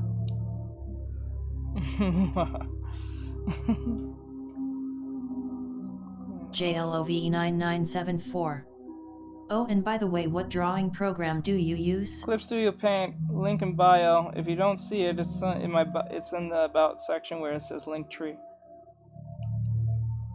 Should be there, or at the bottom. You may be able to see it.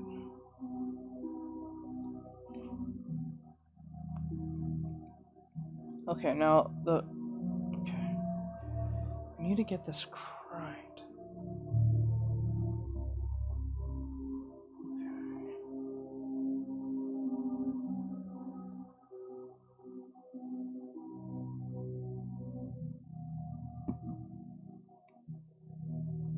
Okay.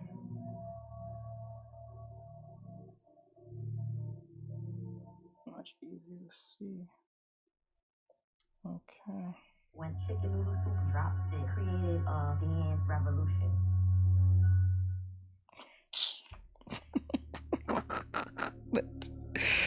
Oh, why?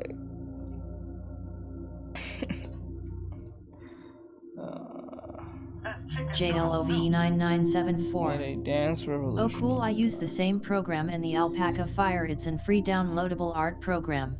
Says did you start your OC character drawing collective session today? No, I'm waiting on Chrissy to bring me the thing. She's doing something, so once she hands it to me, I'm gonna start. I'll start it while I'm doing my reactions. As soon as she gets here, we're gonna start doing reactions, get that out of the way, and then hopefully get the time to play some game. Says Chrissy. Wee-hee. Oh, wee-hee. Hey, wee-hee. Wee-hee. I like that.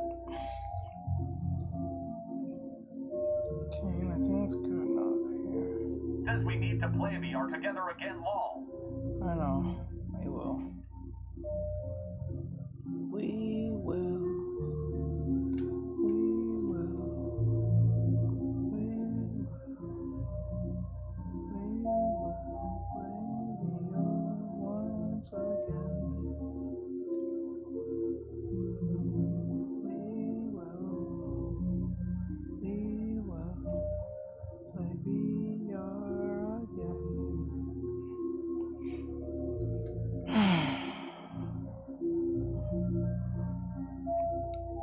Says it by golly, Bri will join us if I Anime have to shy. hijack someone's PC for Yo, it. how it going today? Hey y'all. Wait, hold on. Hey, Anime Shy, what's going on? I haven't seen you in a bit. How you been? How's life been? Are you doing well?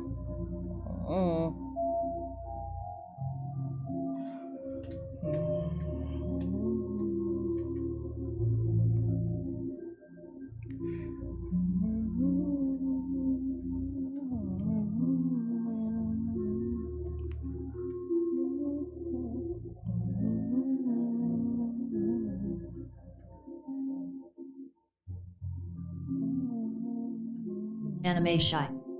I'm alright, just woke up. That's good.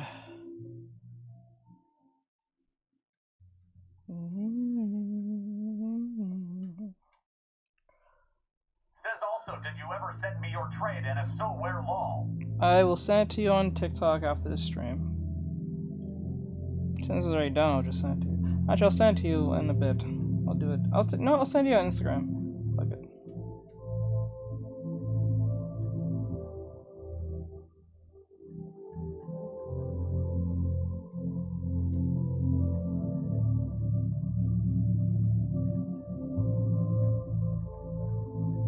Says okay, sounds good.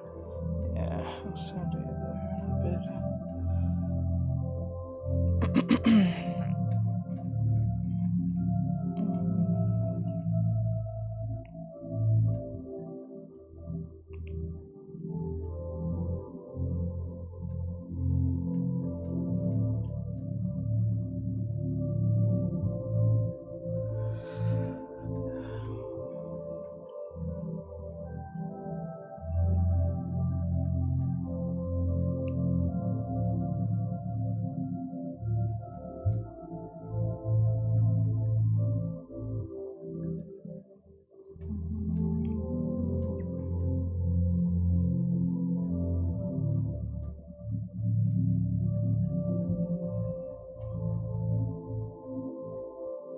Says this that good zone out music lol. Yep. It's them good zone out music. It's the type of music you probably hear in VR, honestly. If it's in like the background or in those bizarro worlds. So I still like bizarro music like this. Half the time. I get that.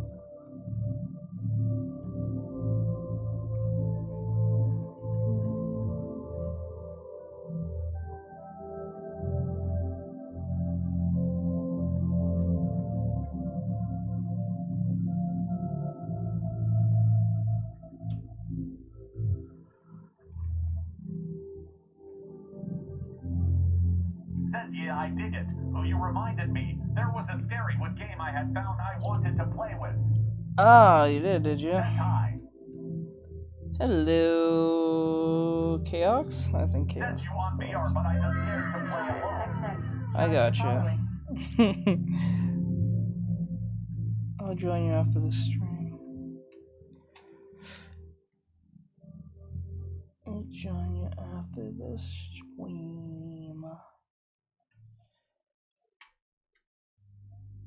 Says what are you drawing? I'm doing technically an OC for one of the characters. I'm just having this as a placeholder for them. I think one of them was a fox, I believe. Or some type of creature. I'm gonna do the boys last because I know that's gonna be a fan favorite amongst the women.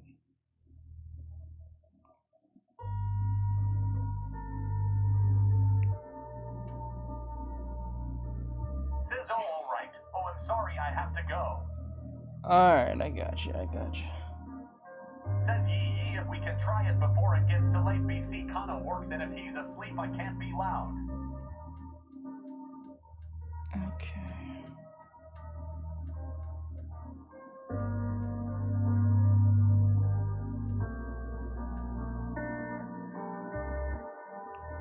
How late you gonna be on anyway?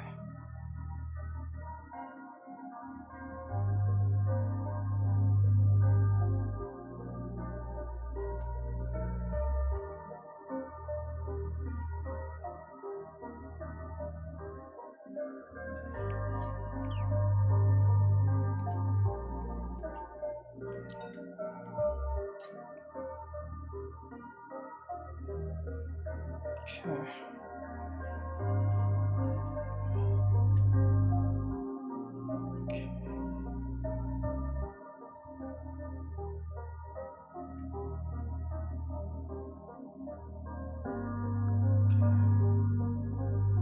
Oh shit. Says I can be on late, but once he's asleep, I have to be mute. BC, I'll wake him up. He topically goes to bed.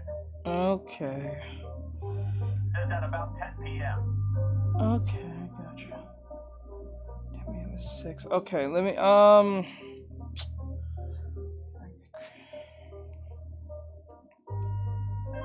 I'll just message her. Hold on.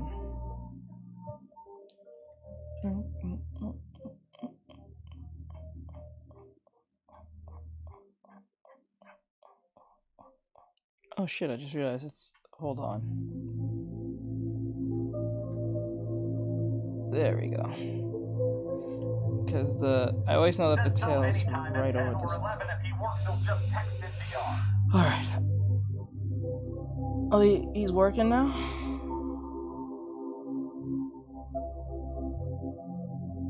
That's good.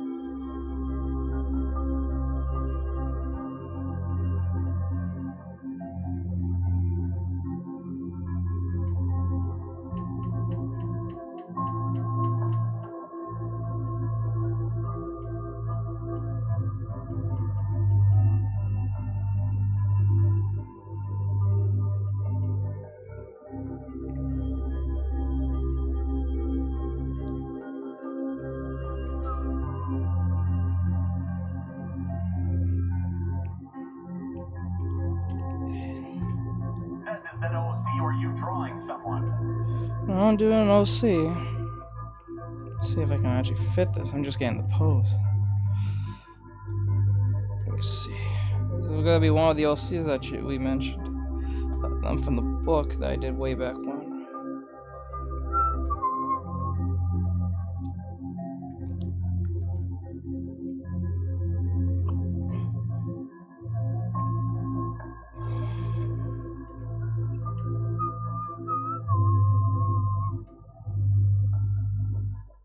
Says he's been working. It's me. Dad is struggling to find something.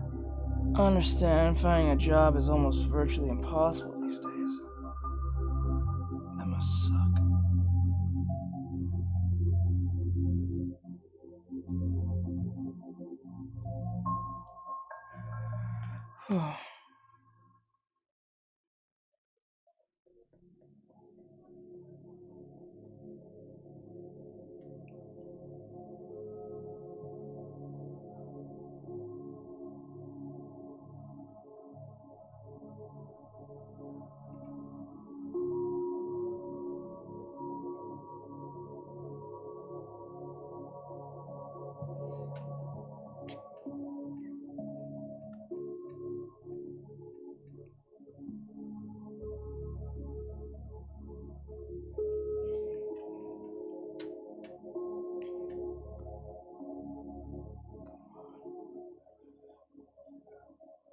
You know what?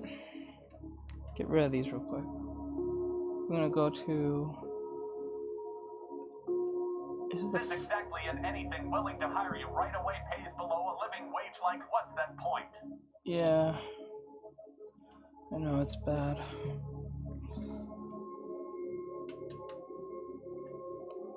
It's really bad. So I understand where you're coming from. Hold on.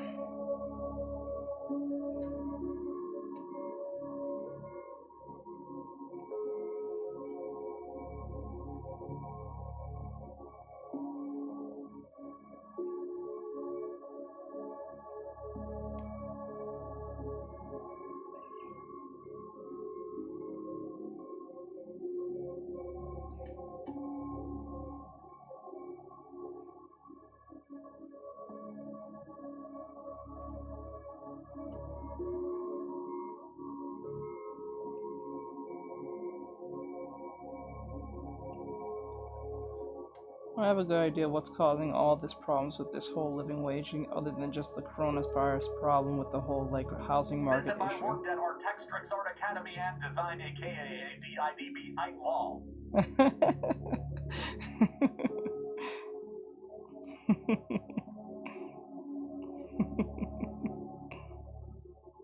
Art Academy and Design.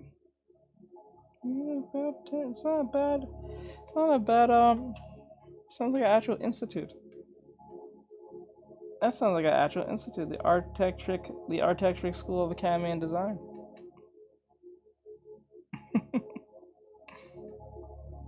That actually sounds pretty cool. Says Eterinichi law, good name. Simple and to the Says I point. gave it some good thought in Kwai law. Sounds amazing. I have no problem with that name. That sounds like an awesome name.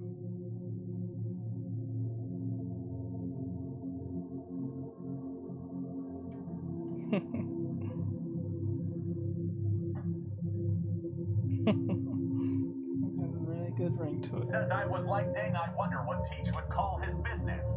That actually sounds like a perfect name. Not gonna lie.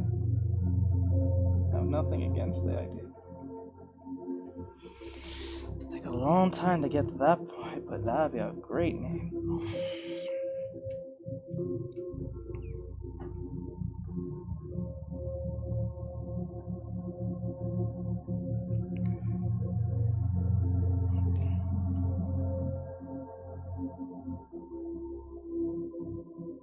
Says if you take out the design part, you'd just be triple a ha ha ha. Triple ha ha.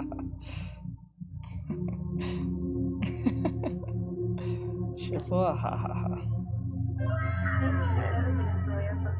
The ha ha design. I think it was actually called that. That'd be really funny. Says triple A. The triple A of design. With a name like that, you better be fucking top notch. You should be like Harvard, like, qualified.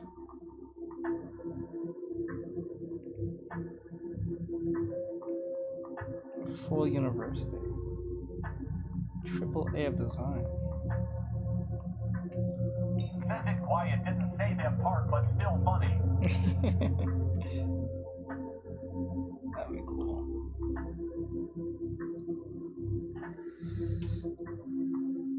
Oh god. Okay, let me keep going.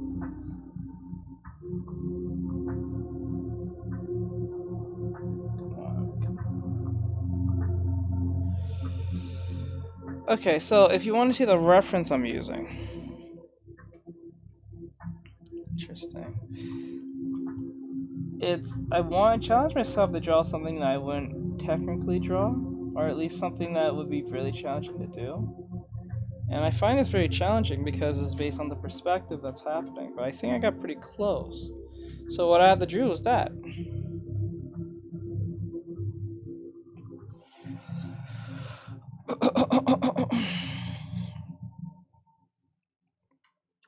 Right, and then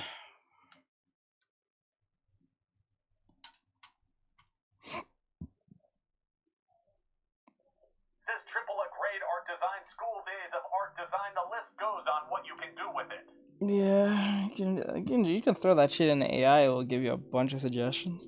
It'll give you a bunch of suggestions.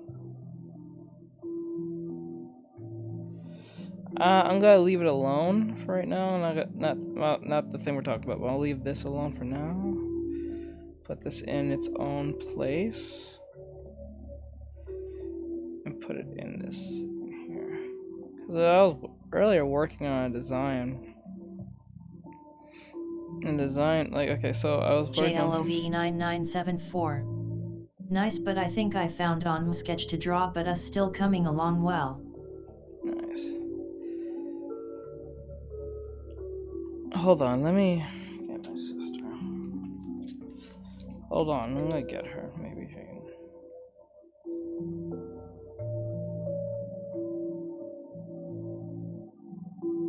Says if you could learn 3D modeling, you can make a virtual school in Merchet. you can. You know what? That does sound kind of thing. Sounds like a good idea.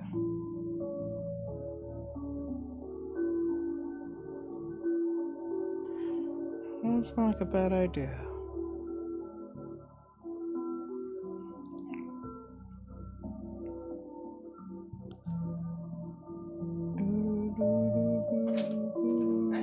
Says a lot of PPL have virtual classes on VR chat and I'm gonna. make good money. Can you get me my OC's?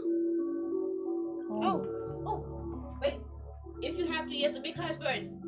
No. Why? I said I'll do them last. I'll get my But OC's. you're gonna do them. I'm gonna do them, but just not. No. He's like, yo, like, come on, Diane, come on. He's got 17 people about to jump me. No! She said no! He's like, I don't know why he goes on missions. He just keep calling us when he goes He always calls for backup. I don't know why he calls For for exercise classes, dance classes, Damn. dance clubs, meditation. Now looking art at these shows, and now. more. Says hi, Artextric. Yeah. Heyo. I'm taking all the men out because you're not gonna show them. Okay. I need to figure out what to do then. Says Chrissy. Ishi. Says I miss you. I miss you too. How's the sprout? No, that's Aaron. Oh, there he.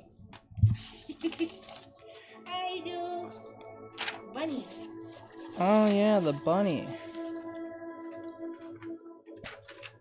Alright, guys, go. Gotta get down. No, gotta not shut. yet. Gotta get these out of the way first. Because there's more women than men. Yeah, I can Says see head pads that. for Chrissy. Head pass for Chrissy. I get the head pets. I get the pets. Oh, there's too many. You have like doubles. Well, you What? got your sketch and then you made a sketch. No, I just need the sketch. Says Paul Morris kiss. Spider basketball Wait. person for Says Aunt Kissy. 105 likes. Spider pole basketball person. Oh my god. Man, these women are.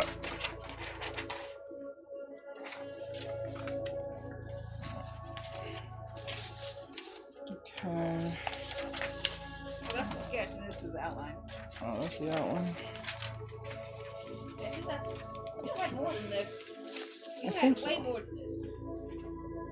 Says Hold on. these were core memory Artextric's moments long. Yeah. Yeah, let's for real. see. Why do I feel like there's more than one that are missing?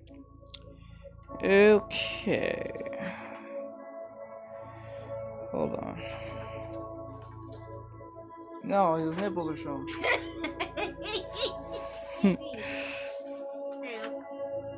Okay, that's. Okay, then I'm gonna wife beater. Let me see here. She said, come on, Diana, you gotta help me. You gotta jump me. There's 70 of them. 70. No! Says pre-mod days. She said, no! Pre-mod days. Yes, yeah.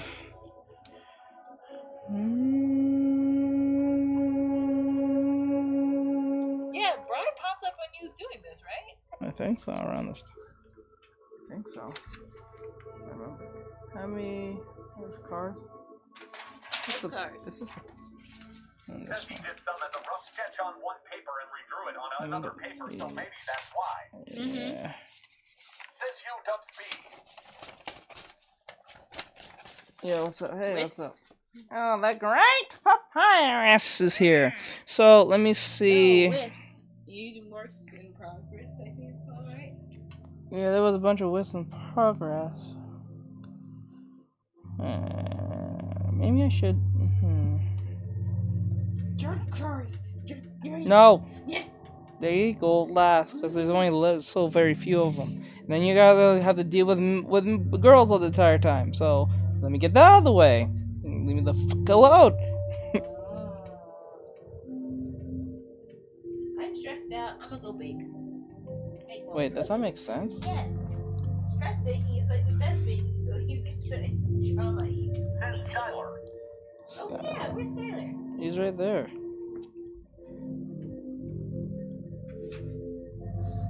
Says our farm. Our farm. Let's go, ours. Charlie's in here. He's amongst the ladies.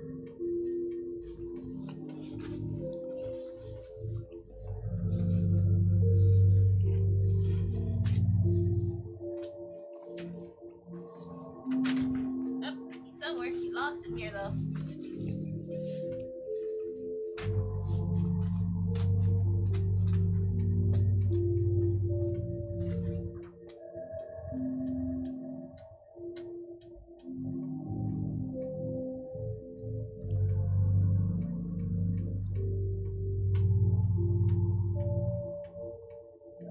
Wait, these are two different people.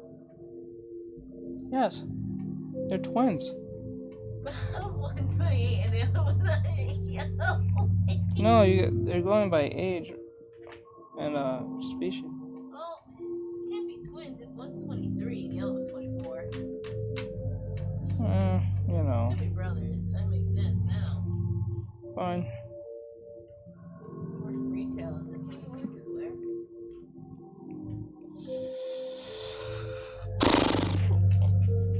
Well, it's pretty American to tell their occupation for like no reason. What's that? Says who is in the background. Let me see. Says it could be if What? they were born a few hours apart. I don't think a whole year. Yeah. Or you might be wrong. I can't be wrong. It can't be like. Says Unmi was born on 11:59 and the other at 12 o'clock. Yeah.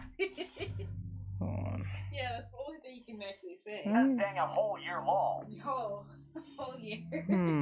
Like a couple of minutes. No, I'm not gonna do that. I'm not gonna do that. I'm not gonna just draw them like standing and shit. I'm tired of doing shit like that. Just imagine that. You and your twin were Thank you, born Thank for on X February number of 29, likes. but one was born on February 28 and you're February 29. Yeah. And that's a complicated birthday. No, that's just some coordinated fucking. You're not wrong on that too. Says they needed to be cooked a little longer, shoved it back in like nope, not yet. Not Thank you, Eva. Make for X 202 likes. Yep, Hold that on. would need a little bit more cooking.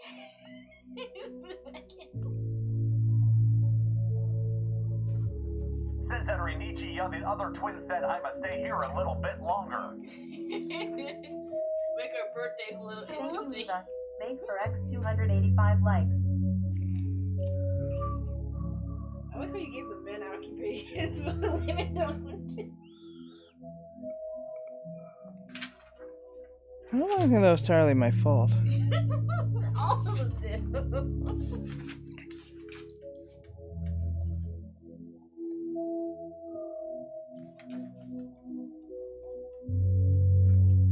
Says it Brighter Close Facts. Lol said I saw the red prices. I live here free. You ain't making me leave. I saw the red prices. I ain't leaving. Hey, look. During these times, you gotta stay where you can for free.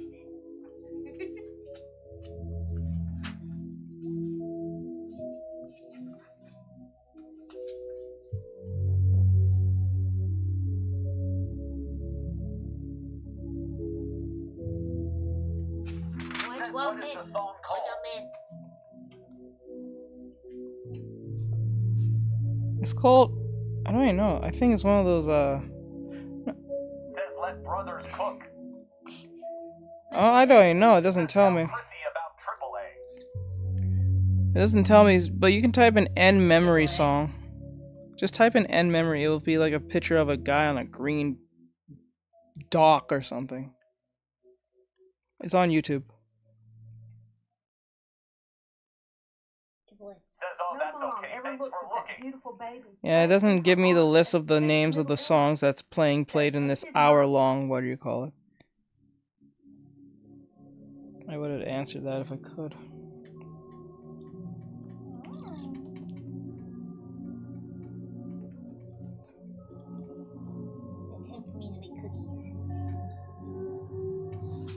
You're making cookies? Yeah, I get it. I kinda Don't get mom involved.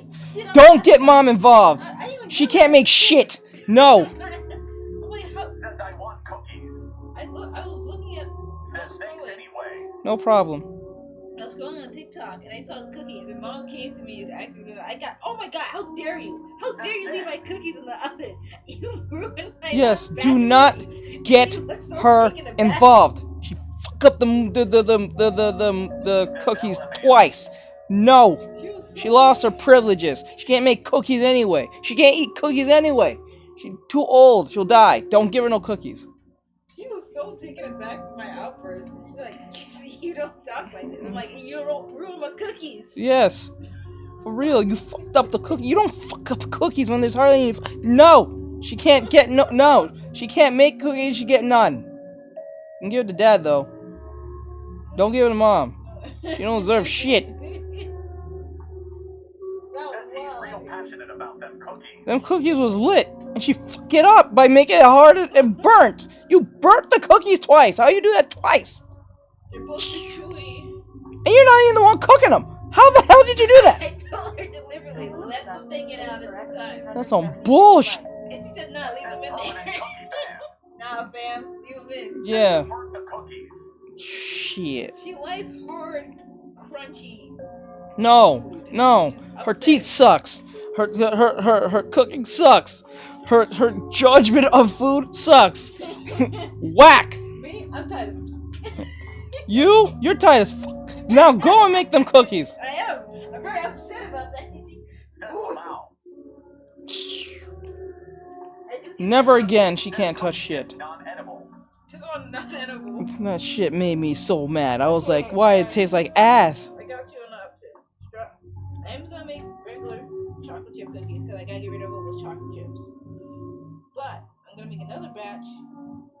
You have to choose either strawberry or lemon.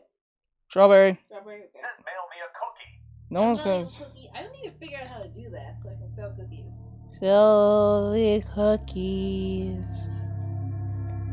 Next thing, we're making a whole cookie empire next. Yeah. Well, Says at least it was a burnt and crunchy cookie. I couldn't eat it. Delicious. No, you could not eat it. It was burnt. Not burnt, kind of eat it, but it was burnt. It looked like charcoal. Like Santa was here, and he knew what I was up to. I left for 10 minutes. I said finish it when the 10 minutes is up. She left it in there for another 15 minutes. I know, cause you came into the room and say, "Hey, I'm going to the bathroom. Can you like let Mom know to take the shit out?" And I said, "Okay." And as soon as it came, cause I wanted them cookies, I came, went to the Mom. Chrissy said X, Y, and Z, and she's like, "No. And me and Dad was like, "Take them out. They're gonna burn." She's like, "No." It's like, you motherfucker. She sabotaged the entire situation. That shit pissed me off, bro. You fuck up the cookie, and you didn't get to eat them. You didn't eat them. You didn't want them. You didn't make them, and you fuck them up. How you do that? I'm just under the impression that she did that on purpose just to get me. That was some bullshit. Yes, Get me. That was my effort gone to waste. you are true. That is true. When you're old and miserable, She fucked my cookies.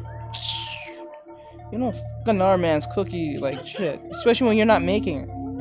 I consider she was making them. For bullshit, yo. You're mad because her other cookies didn't work out. When I told you need the basis of understanding what a cookie is. And she's like, no, put her together. I'm like, okay, try that. She ate her cookie, she gave her heartburn. I'm like, that's your fault. That's your fault. Once every 6 likes. It's not my fault. That's your fault. The fact that you even don't even think it's not your fault is wild to me. I'm just hoping there's eggs. Oh shit, no, don't wait. Oh The eggs fuck. are left. There's like 2. Okay, that's enough to make one batch of cookies.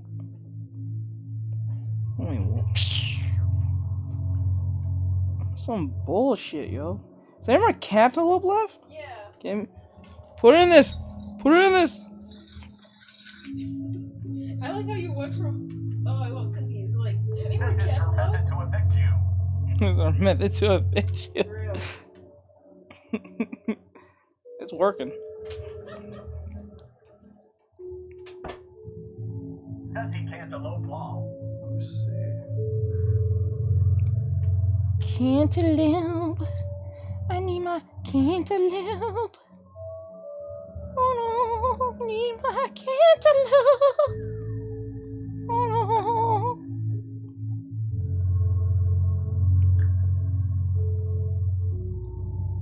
Says meal prep. Let's go.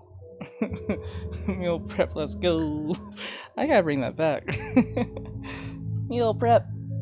I'm pretty sure if I redraw that, that would look a lot better than it was before. Pretty sure. What's that? And then make the chin more rounded. Okay. The shoulder's supposed to be like that. Says it's been so long time for a redraw all. I know. We will, we will, we will, we will.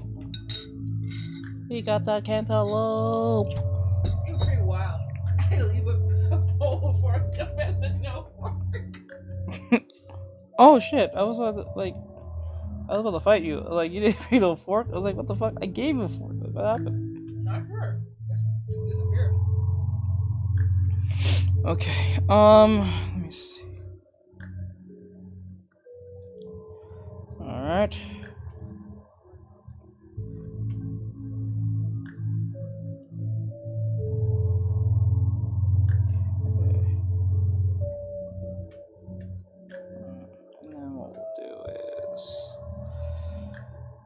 Okay, the leg here needs to be more on.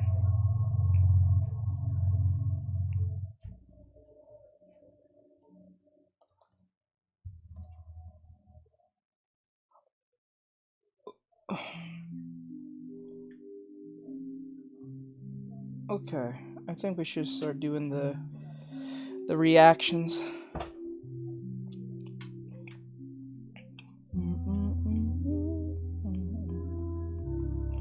Alright guys, if you guys want to be part of the reactions, we can start while I'm doing the OCs here. Hey, Azure, what's going on? So what we can do is do the reaction, so you guys can come over here on Twitch, YouTube, Trovo, whatever you want to pick.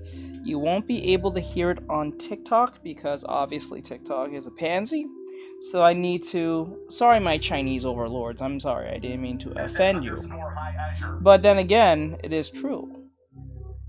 Much respect to J-Ping. Yuck. Anyway, the point is that if you want to come and listen to the reactions, you can. And we can get this party started.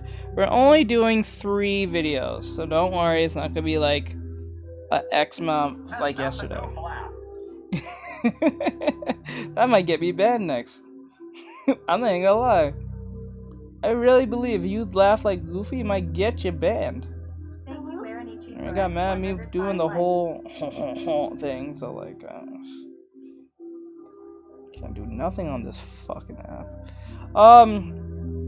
So yeah, we're gonna get straight to it. We're gonna do some reactions. So if you want to be part of those reactions for the YouTube videos, then come over here. Let's go. Let's go. Says not the French impressions. Alright, so let me see, like that. Or like that. There we go. Says Chrissy said the toast video I sent you was you with French accent. Did she send it to me? Did she? I think she did. French accent. Wait, I think she did. No, did she? I think she did. I'm gonna be I'm gonna be fighting myself on that. I don't remember if she did or didn't. I gotta go check. Okay. Let me get this out of the way first before I go do anything. Says you watched it. I sent it to you where he said the third toast was bad. Oh, okay. Yes, then I did see that then. You guys sent me so many shit. I keep forgetting which one is which. My old man brain don't work well.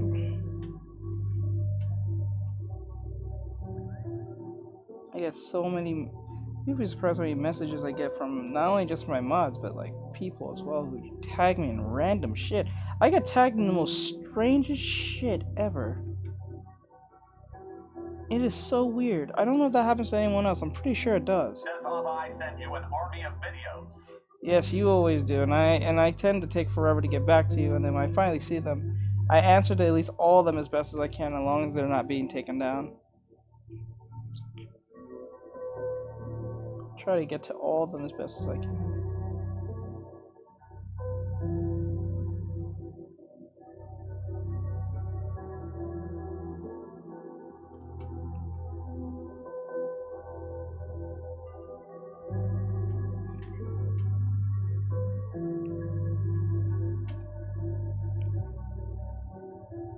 I think I made these OCs like a year ago. Like 2 years ago.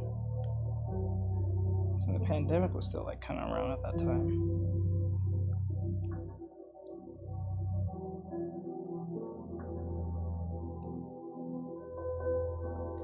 Says TikTok taking audios away is real annoying mute videos or unrelated replacement songs. Oh, you have no fucking idea. That shit is irritating as hell.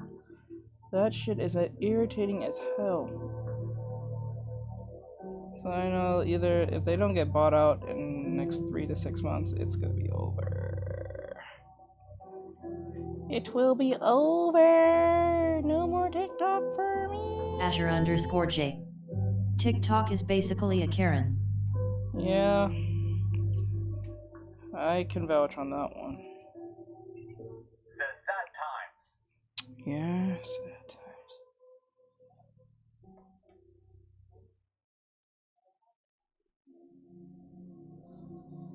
Okay, this is the always I hate about these Says sitting. I miss the TikTok of 2020. Yeah. I think TikTok was not even under the radar of any of these governments at all at that time. I don't think so.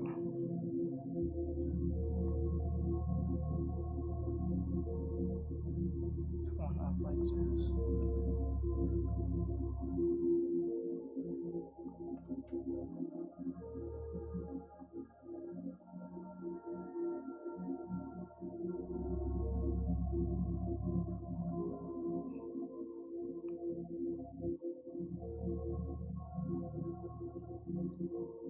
Says peak TikTok then, but someone had to use the app to scare the president, so now they see TikTok as bad. Well, I think Trump Says said. irritating. I'm upset they did that.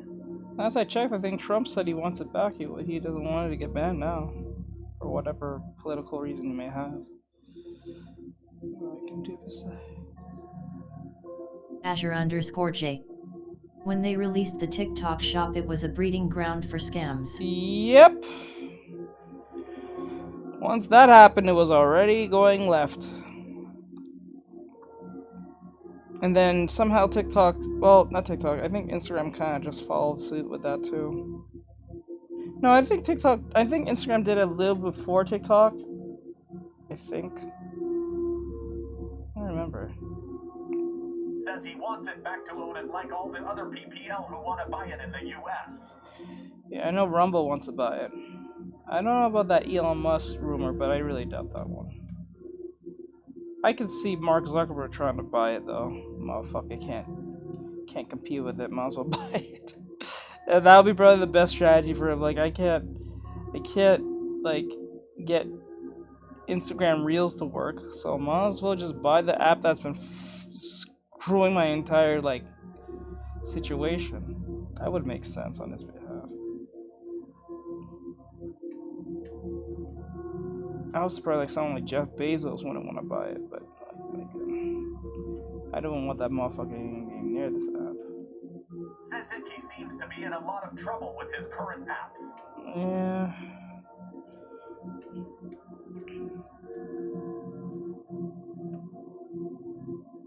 Azure_J.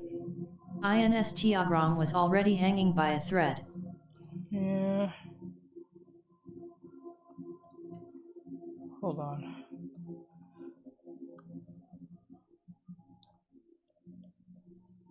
There we go.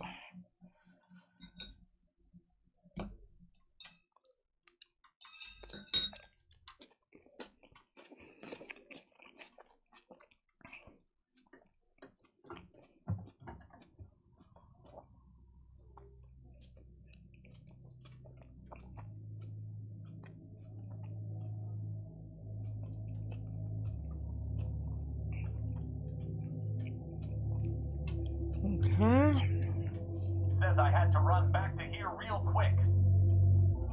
Hold on. Trying to.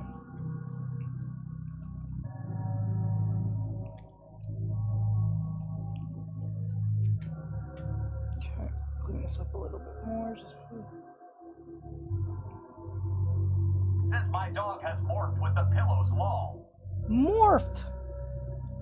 You morphed with the pillows, bruh. I love that morphing. Right here. Dougie. Oh, Dougie. Dug, Says he looks funny. He looks funny. Little pupper stuff.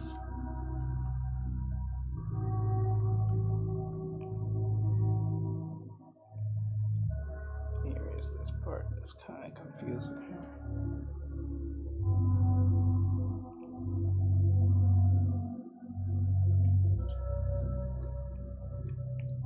Okay, like that. The arm is going to clean up like this.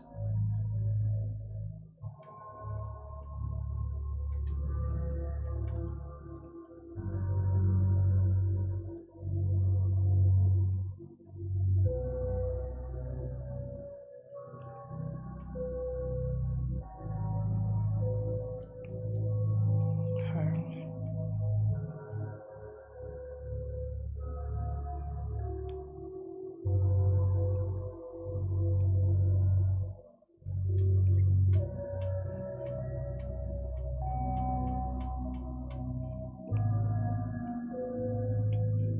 Too stiff. Says his little reindeer feet all in the air. His little reindeer feet.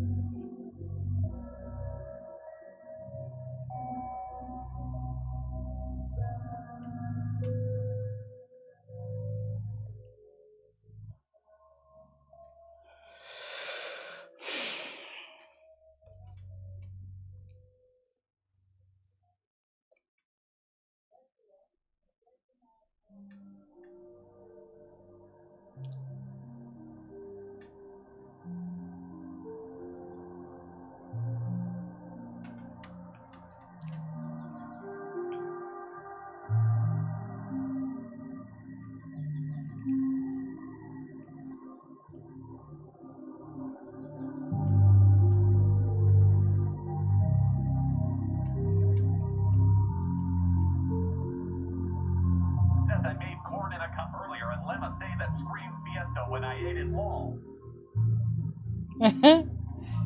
Okay. When we get to the reactions, I forgot to go do that. Before I do that, let me go to the bathroom. I gotta go hit the bathroom real quick. Hold on.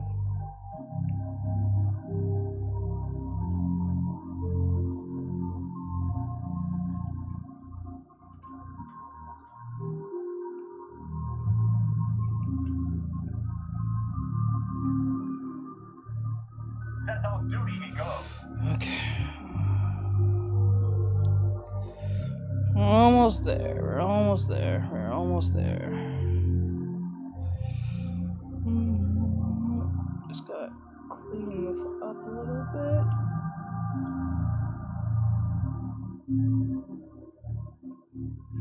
Neck needs a little bit more skinniness. There you go. And erase here too.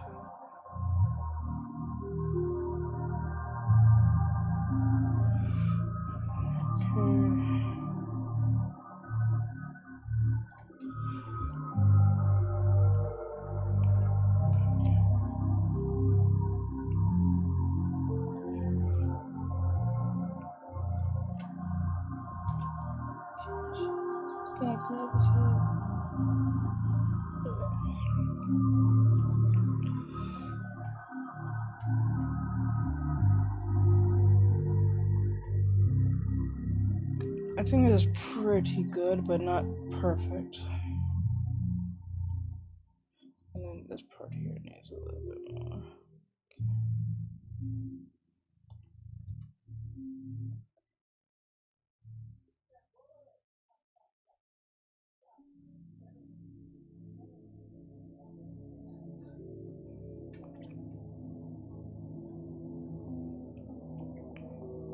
I think that's good.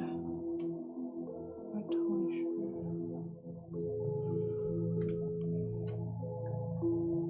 Yeah.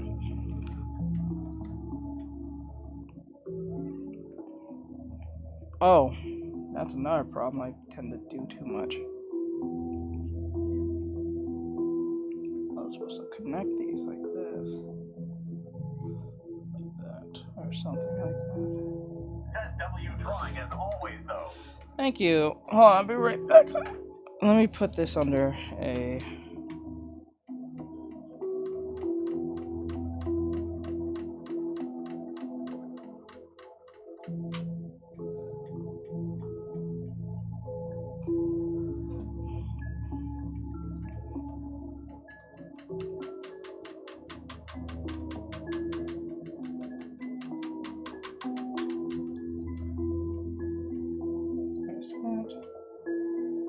There's that. There's that.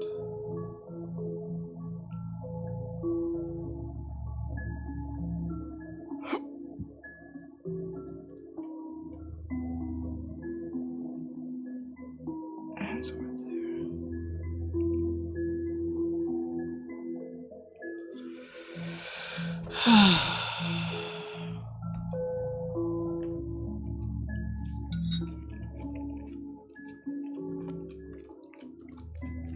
Okay. Hold on. Says that Dan Schneider stuff was crazy. I have no idea. Be right back, though. I'll be right back.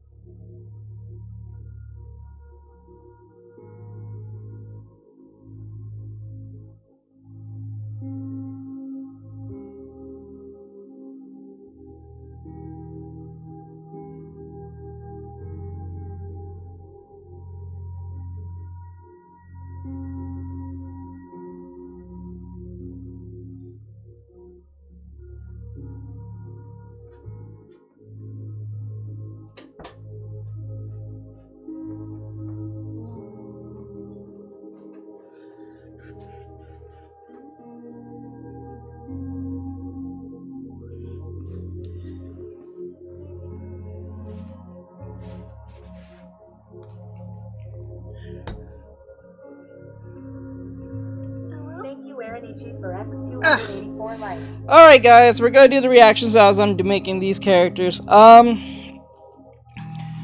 lot of them. But let's get down to business.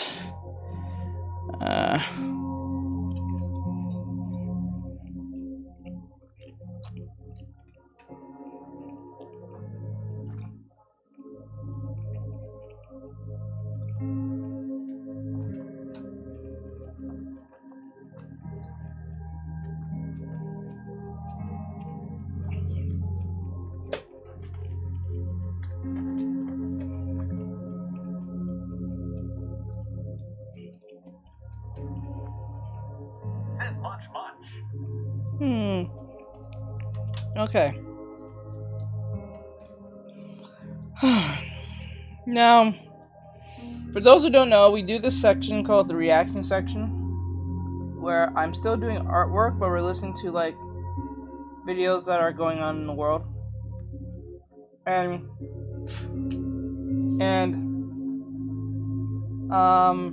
mostly it delves in topics like in the video game space, comic book space, manga space, or entertainment space, movie space. We don't really try to dive into anything political because, like, you know, that causes problems, but that does tend to leak into what we do.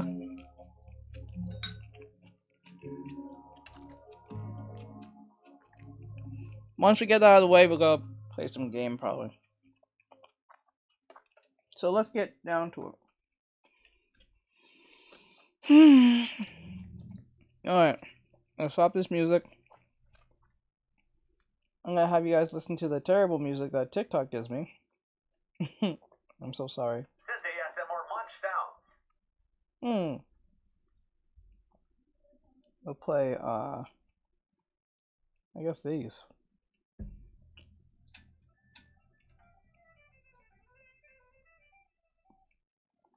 I know. But then again, if you guys want to hear what's gonna happen, we're gonna watch some. So we have 3 videos that we're gonna be doing. We're gonna be doing 3 videos. Number 1 we'll be doing Endymion, then we're gonna deal with West, and doing anime recommendations. So if you guys want to see that, you gotta come over here. For those who are here, back, hello. Okay, gotcha, bruh. So you want to hear that? It's gonna be only playing through YouTube, Twitch, Trovo, and all that stuff. So you won't be able to hear it on. You won't be able to hear it on. Let me see. On TikTok, because TikTok is too much of a pants to take any type of bad words. Because my feelers hurt. Oh my god. Anyway, hey Emoji, what's going on? So let's get down to it, through it, and all that great stuff. So it says here from Endymion. Oh, let me pull this down. There we go. Up there. Okay. It says from Endymion. What is it? Okay, yeah. It says from Endymion. Helldivers 2 CEO rejects the woke agenda. Borderlands writer defends Sweet Baby as Gamergate 2 rages. Oh my god. I'm not too surprised. If the Borderlands 2 writer is defending Sweet Baby, I know that movie's ass. That movie is ass. Ryaga Samurai. So let's get to it. Yo. So we can hear it.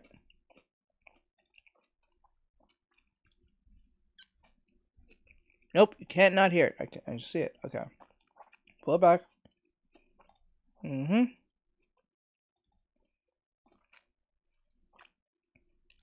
we go. And then we go to I think that's it. Okay, that's it. Let me put in my headphones and I can hear what Endymion's saying, and then I'll give my opinion based on what's happening. You guys can also give your opinion of what's happening in the video. You have to come over here on YouTube so you can hear yourself, or in case maybe, and all that good stuff. And Emerald Drain IIV. Potato Machine. Potato Machine. Okay, let's see. Go here. Where's the TikTok chat? TikTok voice. TikTok voice. Okay, there it is.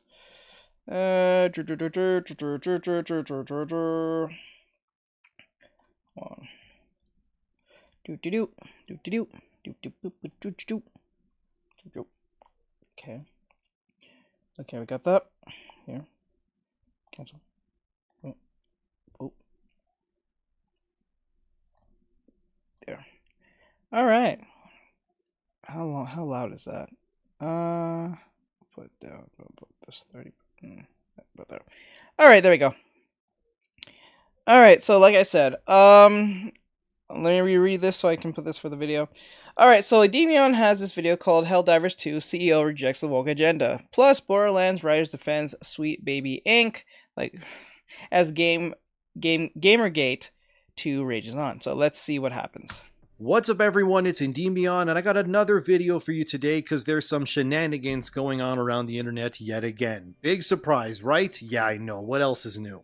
From Helldivers 2 still being hammered about inclusion and diversity, a Gearbox writer doubling down to defend Sweet Baby, Pokemon is apparently going full-blown DEI, and much more. No, there's so much nonsense, not so let's start with Pokemon! Helldivers 2. From Pink News, we have this article titled, LGBTQ plus Helldivers players complain of rampant and surreal in-game toxicity. As if the discourse surrounding Helldivers 2 could get any more muddied and ridiculous, the nonsense just keeps coming. In case you don't know, Helldivers 2 is very much an anti-pretty much everything game. What I mean by this is that there are no real-world symbols within Helldivers world whatsoever. There's no LGBT flags, no Make America Great Again symbols, or any other country at all. The game is simply just Helldivers and that's it, and of course because this game doesn't bend the knee in any direction for anyone, this has angered certain demographics out there. Who cares? The No reason one. being is simply because every single Western game pretty much to some capacity caters to or completely bends over backwards for these groups. Of course, it's usually marketed as being a win, but the reality is most Western studios know if they don't cater to these specific groups like the LGBTQ+ crowd, they'll get swarmed and then torn to pieces. And on the other hand, you have the majority of players like yourself probably who just want to escape and play some video games. The reason why Helldivers fans specifically are so against real-world representation in all forms is because it would break the immersion of the game's world. It would be like playing Dark Souls and randomly the flag of a real-world country showing up within the game's world. That'd be weird. It would completely change the feel and believability of the game's landscape, and it would ruin the escapism that players rightfully seek out when playing video games. And like I said, pretty much every single Western game bends well over backwards to appease all of these. Never underestimate the power. But like, what I don't understand is why do you want these flags in the game? What does that do for you? What does that do for you? Doesn't do much of anything. It doesn't make the game any more better. That of a fun. Groups, so Helldivers refusing to is seen as a big no-no in their eyes. And they have in the past already said things like, well, what harm could one flag or rainbow cape really cause? Well, you know as well as I do that as soon as there's a crack in the dam, soon will the crashing waves of nonsense come flooding through until the entire experience is drowning in all the real-world symbolisms and more. Of course, many players who are LGBT are mad about this, but I think it's fair and right of the studio to not want to seek out the ongoing culture war. Stay based. And I think Helldivers is resounding proof that will hopefully change the industry for the better. And again, what I mean by this is look at the Gamergate 2 situation right now. It's a complete mess. There's so much happening with it right now, and the term Sweet Baby Inc. involved is akin to pretty much taking your game out back and putting 2 mercy shots in its head. Helldivers proves that you can sell millions of copies in a short span of time as long as you don't pander and don't bend to the every demand of every single group that's out there. And it also annoys me that these articles like this one and others seem to paint the situation as somehow being pro-conservative because of their stance. That Arrowhead Studios not allowing pride flags in Helldivers is somehow a win for right-wing players when they too have their symbolisms rejected in equal measure. I want to be clear that what Helldivers devs are doing here is not a gotcha or negative against any one group. They are treating everyone with the same mentality. None of your symbols are allowed, they don't care who you are or what you represent, just keep it out of the game. But I think why this is a hot topic issue is simply because these sorts of players, and of course the journalists who rally and protect them, are not used to being rejected like this. Yes. They are obviously used to having their every demand fulfilled. Oh, you want a rainbow flag? Well, why isn't there a Y'all need a daddy in your life, damn! demi-gender flag? Oh, an asexual icon or badge, why isn't there any pro-non-binary imagery in the game? You see what I mean? It keeps going. Eventually, when you do pander, you end up creating a non-stop deluge of demands that pretty much will never end because you can never satisfy everyone's needs and wants in a realistic fashion. So instead, your game ends up just becoming this big self-identifying mess than what it should remain as, which is of course a video game. One user on Twitter, which was linked to the article, said this: enjoyed Helldivers 2, but the creative director saying this while their Discord has been rampant with race. See, it's the groups that want everything about them because they feel it's their right. Yeah, they feel like it's their right. It shouldn't be. Like, it's It's an equal playing field. No one's getting anything. And that what makes you... Listen, if you're asking for something... Okay. It's like... What did he... I think he used the same method. It's like, if you're a kindergarten teacher, right? And you have a bunch of kindergartners. And each one gets a cookie. And one gets cookie and gummies. Then everyone's going on cookies and gummies. If everyone gets a cookie... Everyone's on the same playing field. No one's getting no gummies. But for some odd reason, this disconnect of being on the same level, because these people are so equity and inclusion all the time, and DEI, like they all want to be on the same playing field, doesn't want to be on the same playing field. Ain't that irony in itself? They want equal opportunities, equal outcome, equal everything, but as soon as they're actually facing equality, they don't want no part of it. I wonder why. Strange. Racist anti-LGBTQ plus hatred since launch is just laughable. What they're referring to is how the CEO of Arrowhead didn't want to compare Helldivers to communities like Halo and thinks everyone should just play and enjoy both or neither. And there's no point in comparing or pitting them against one another, and he's right. Just play whatever the hell you want, whether it's Halo, Helldivers, or something else. Who cares which one is better than the other one in whichever arbitrary category you're pushing on those games? They're completely different experiences to begin with, so just play what makes you happy and move on. But of course, like that user who was used in the article said, it isn't enough for them. How can the Arrowhead CEO be all kumbaya about not comparing the Helldivers and Halo community while his game doesn't allow for LGBTQ plus representation? The simple answer is because Arrowhead's CEO is an adult and understands that realistically, he nor his team can appease everyone. I mean, if you actually go look at the CEO's Halo Twitter, it says AI more toxic to the LGBT. I believe it. I actually believe that. I believe that highly. I actually believe that. You're not wrong. If you think of it now, every other company who has had the rainbow flag, I don't think they have been any more better or probably as worse. They've probably been more worse ever since they have the inclusion thing in. I believe that's what's happening, right? And the fact that they're not getting what they want proves that they're actually respecting them more if you believe it or if you actually think of it in the reverse. This, a game for everyone is a game for no one. And he's right, and clearly his studio's game exemplifies this perfectly because he knows better than anyone that you can't cater to every single person's wishes. Thank God. An Arrowhead CEO likely understands that if he does pander like so many of his fellow studios do, all it will end up doing is ruining the player base that's already there, and as we've seen all month so far with the Sweet Baby Backlash, when you piss off the players, you gain nothing but disdain and rage in return. Literally, all Helldivers needs to continue doing is what they've been doing since day one. They don't need to cater to anything whatsoever. They just have to keep adding new weapons, gear, and missions. This is like Twitter, right? If you stop and think about it, it's just like Twitter. You know when everyone was complaining, oh, if Elon Musk buys a site, I'm never going to use it again. Them same people who say that is on the damn app. Very strange. I thought you said you're not going to use your app anymore. I thought you were going to go somewhere else. I thought you were going to go Instagram or something. Weird. To the game to keep the player base.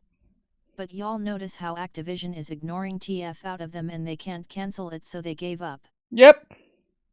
Yep-a-roonies. Is happy. That's it. The ultimate combo from Optimum. Sign up and get 1 gig fiber internet for as low as $45 a month and save $300. Plus, get a $200 gift option. And if Helldivers 2 ever does end up pandering to anyone regardless of political ideology, that's the day Helldivers 2 and the franchise at large dies. And I think Sony, hopefully, is starting to realize that not only are these cheaper made games profitable since AAA game development costs are completely out of whack, but they also realize that when they keep the real-world stupidity out of their games, players will show up in droves. They did it for Helldivers. Even Final Fantasy XVI sold 3 million copies in 3 days since launch. And journos tried to push their way into that game and make it bend the knee, but Square Enix said no. Nope. And I think more game studios, publishers, and the like need to take the stance of Helldivers or Final Fantasy XVI. Just say no to all of these idiots. We don't need to cater to everything or put a bunch of political jargon in the games. Just make them fun escapism, and big surprise, players will show up in hordes. And now let's look at the complete opposite of what Arrowhead CEO and Helldivers is doing with that Parkplace.com with their article titled, Xbox's head of gaming for everyone and sustainability, Katie Jo Wright, confirms company is committing financial suicide. If you don't intentionally include, you will unintentionally exclude. Katie Jo Wright is yet another person whose job is just a made-up nonsense title. What the hell kind of position is head of gaming for everyone and sustainability? Like, why is that even a thing to begin? That's a term? That's really a... That's a term? Out of here, bro. That's a term. That's like, that sounds extremely made up.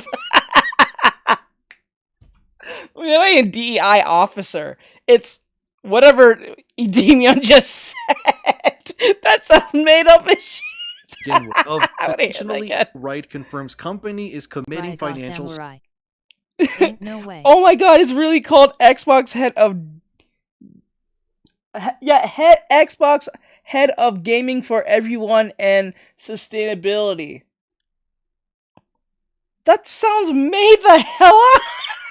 You sound crazy. Suicide. If you don't intentionally include... That's like saying head of gaming for everyone that brings me food. Shit, you should just call an intern that. That should be an intern's name. Head of gaming for everyone who brings me a coffee. Like, what the hell? Include, you will unintentionally exclude.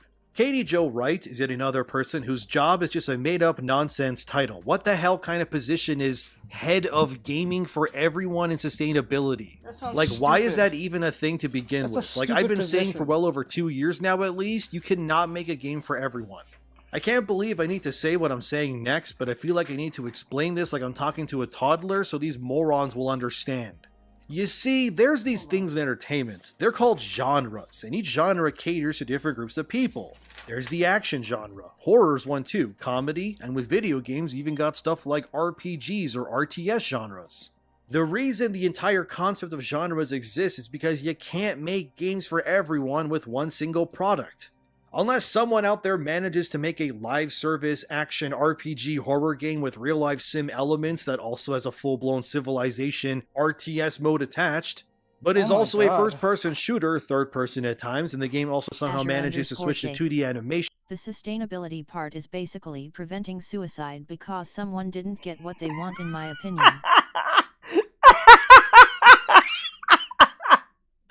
Oh, man. I'm telling you, if you're that weak-minded, maybe you should.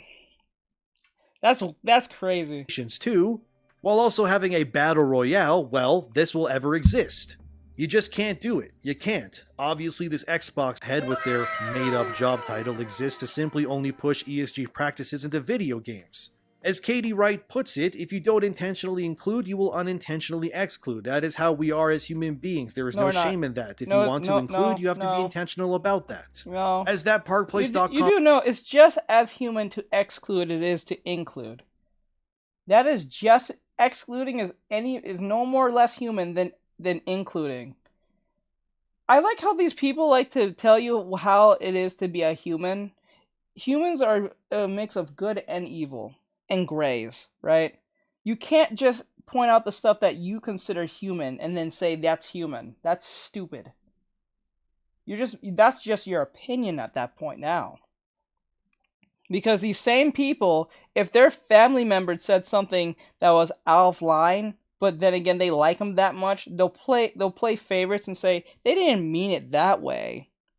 Right, but there was excluding someone. So let's use an example. That black woman from yesterday, she was saying something around the lines of, "Oh, I don't hire white people because something about microaggressions and stupidness."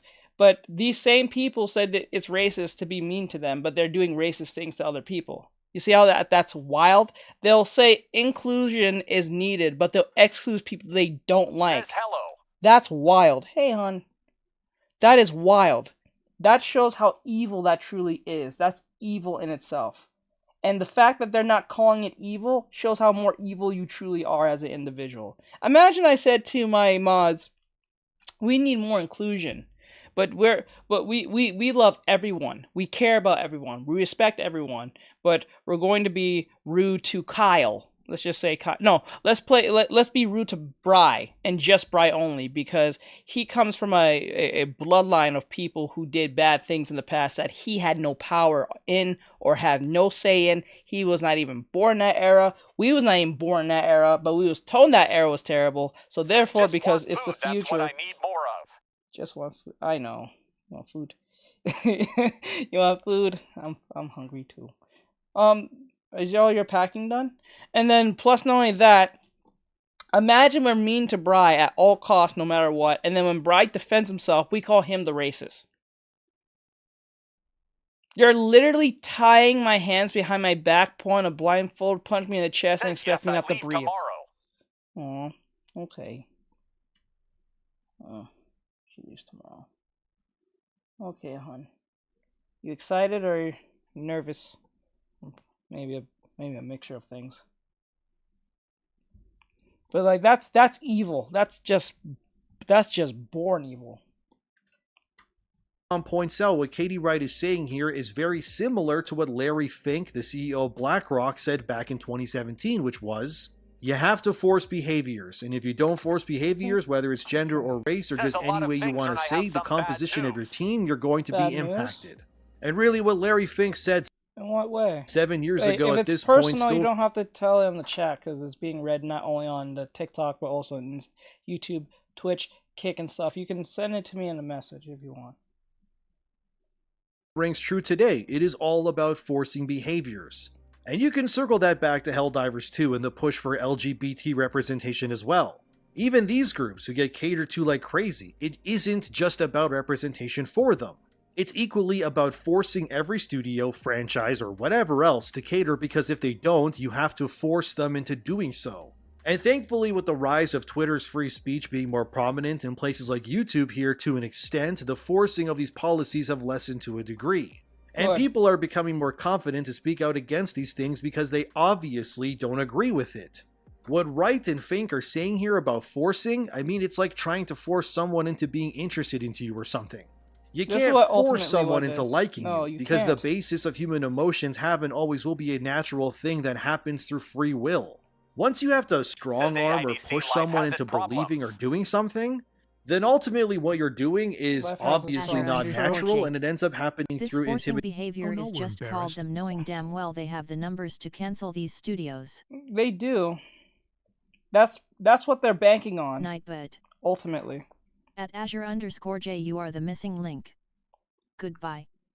Blacklisted spam warning. But anyway,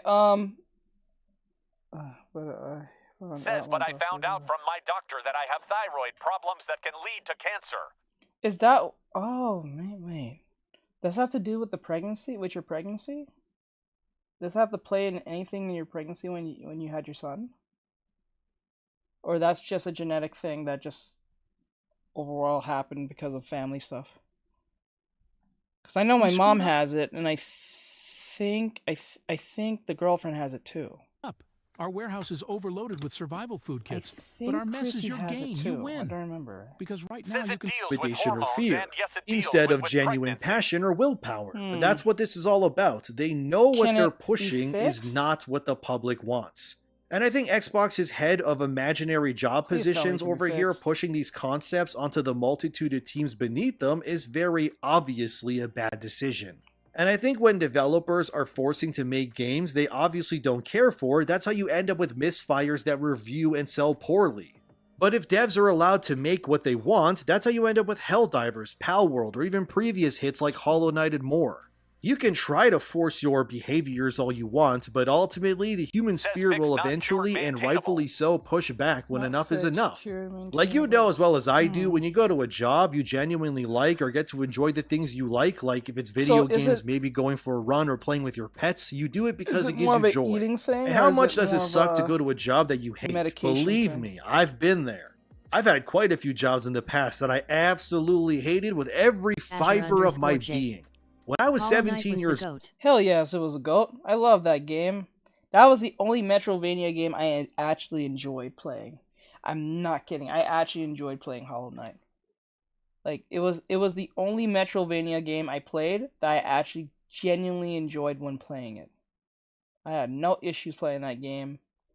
And I think it was just, I don't know, maybe it's just the art style in general, what really got me into it, but like, it was just, the game was just different to me, and I love the music in some areas in the game. Especially when you're in that green field place, in the rain area where it's raining all the time. Very commonplace. It was a good game. And the fights was pretty challenging, but fun. Sometimes very frustrating. _J. The art style is what dragged me in. I know, it's so simplistic, but yeah, cute. I was a bag boy at a grocery store. I hated that job, dude. Going in and out from hot to cold, over and over, bagging groceries, because I was a kid with no real-world experience. Is that hereditary between you Not and to your mention, the pay was next to nothing. Back then, minimum wage here in Canada was around $8.50 an hour. Can you imagine making $8.50 an hour in today's economy? But that's the thing. It's because of free will and the ability to forge your own path that you can do more with your life. And I believe it's the same when it comes to things like entertainment and more. These people can force things all they want. Ultimately, like I've said before, the power is and always will be in the people's hands. And the free market will absolutely decide which way the pendulum swings, and customers like you or I don't have to buy anything made by people who clearly hate us. Hold on. I don't have to buy some slop this Katie Jo Wright signs off on because it checks boxes.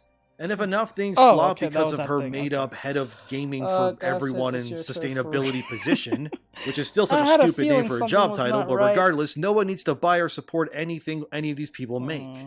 And I firmly believe the more escapism you try to remove from your product that should be all about escapism, will just result in a product that fails. It's just as Arrowhead CEO said, a game for everyone is a game for no one. You can't die before people like Wright and Fink obviously think that's a load of baloney, and they can change the human spirit into accepting things by forcing behaviors, and well, okay, you can try that if you wanna. I've been kind of expecting that the thyroid thing has been really rampant amongst women more than men, and it seems like it's getting progressively worse in women as the years go by every like decade or so. For some odd reason, it seems kind of rampant. I don't know if it's because of the food and the hormones in the food that we're eating that's causing these issues, and the geneticism over time with eating these type of foods and hormones and milk and all that stuff, and probably the chemicals we use with the makeup and stuff they use, and the soaps. That might be a whole factor of variables that's into that. It's not even food, it's just hormonal. Yeah, but like, I'm just saying, like, how can I explain it?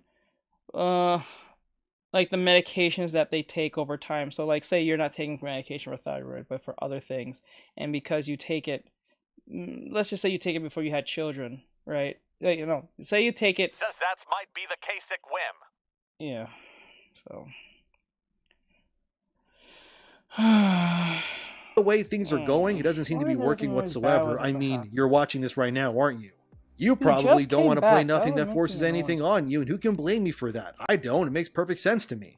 Sadly, some companies are still going down the path of ESG, and it's puzzling me, like this article from That Park Place titled, "The Pokemon Company Doubles Down on Wokeness with Job Listing for Director of Diversity, Equity, Inclusion, and Social Responsibility." Man, that's a mouthful.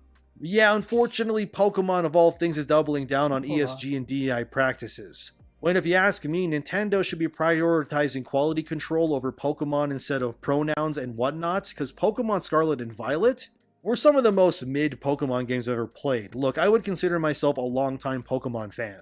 I played all the games growing up, watched the movies, and wrestled kids over their cards. Yes, we would get into fights as kids over Pokemon cards. It was a different time anyways.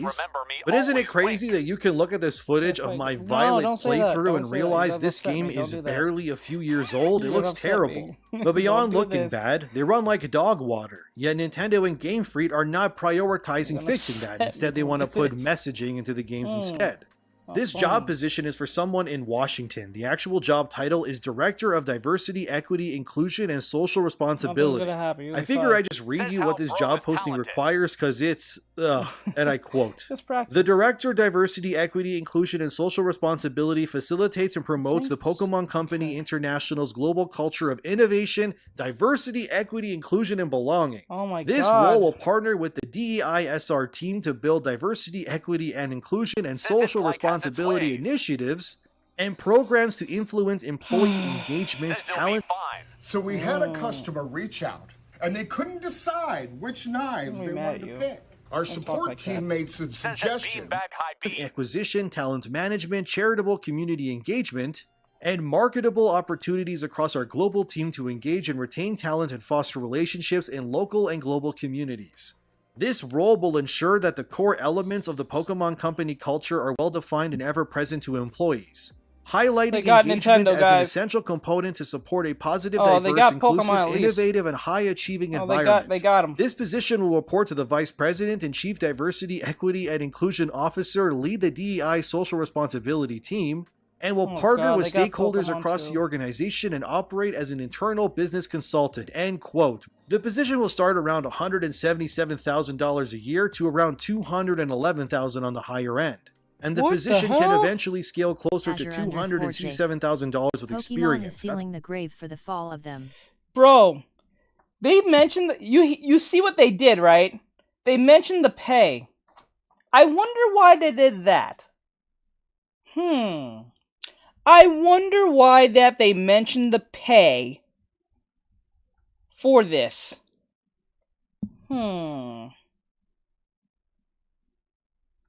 Because they know anyone will sprung up like a spring chicken when they hear how much they have to do just to be a nuisance. Imagine your dream to be a nuisance amongst everyone, a total annoyance around everyone, and you're getting paid for being just a total asshat. Imagine that. That's what's happening here. There's a reason why they mentioned that pay in that whole thing. Says coming out good, bro. Keep up the good work. I appreciate it. Thank you. Thank you so much.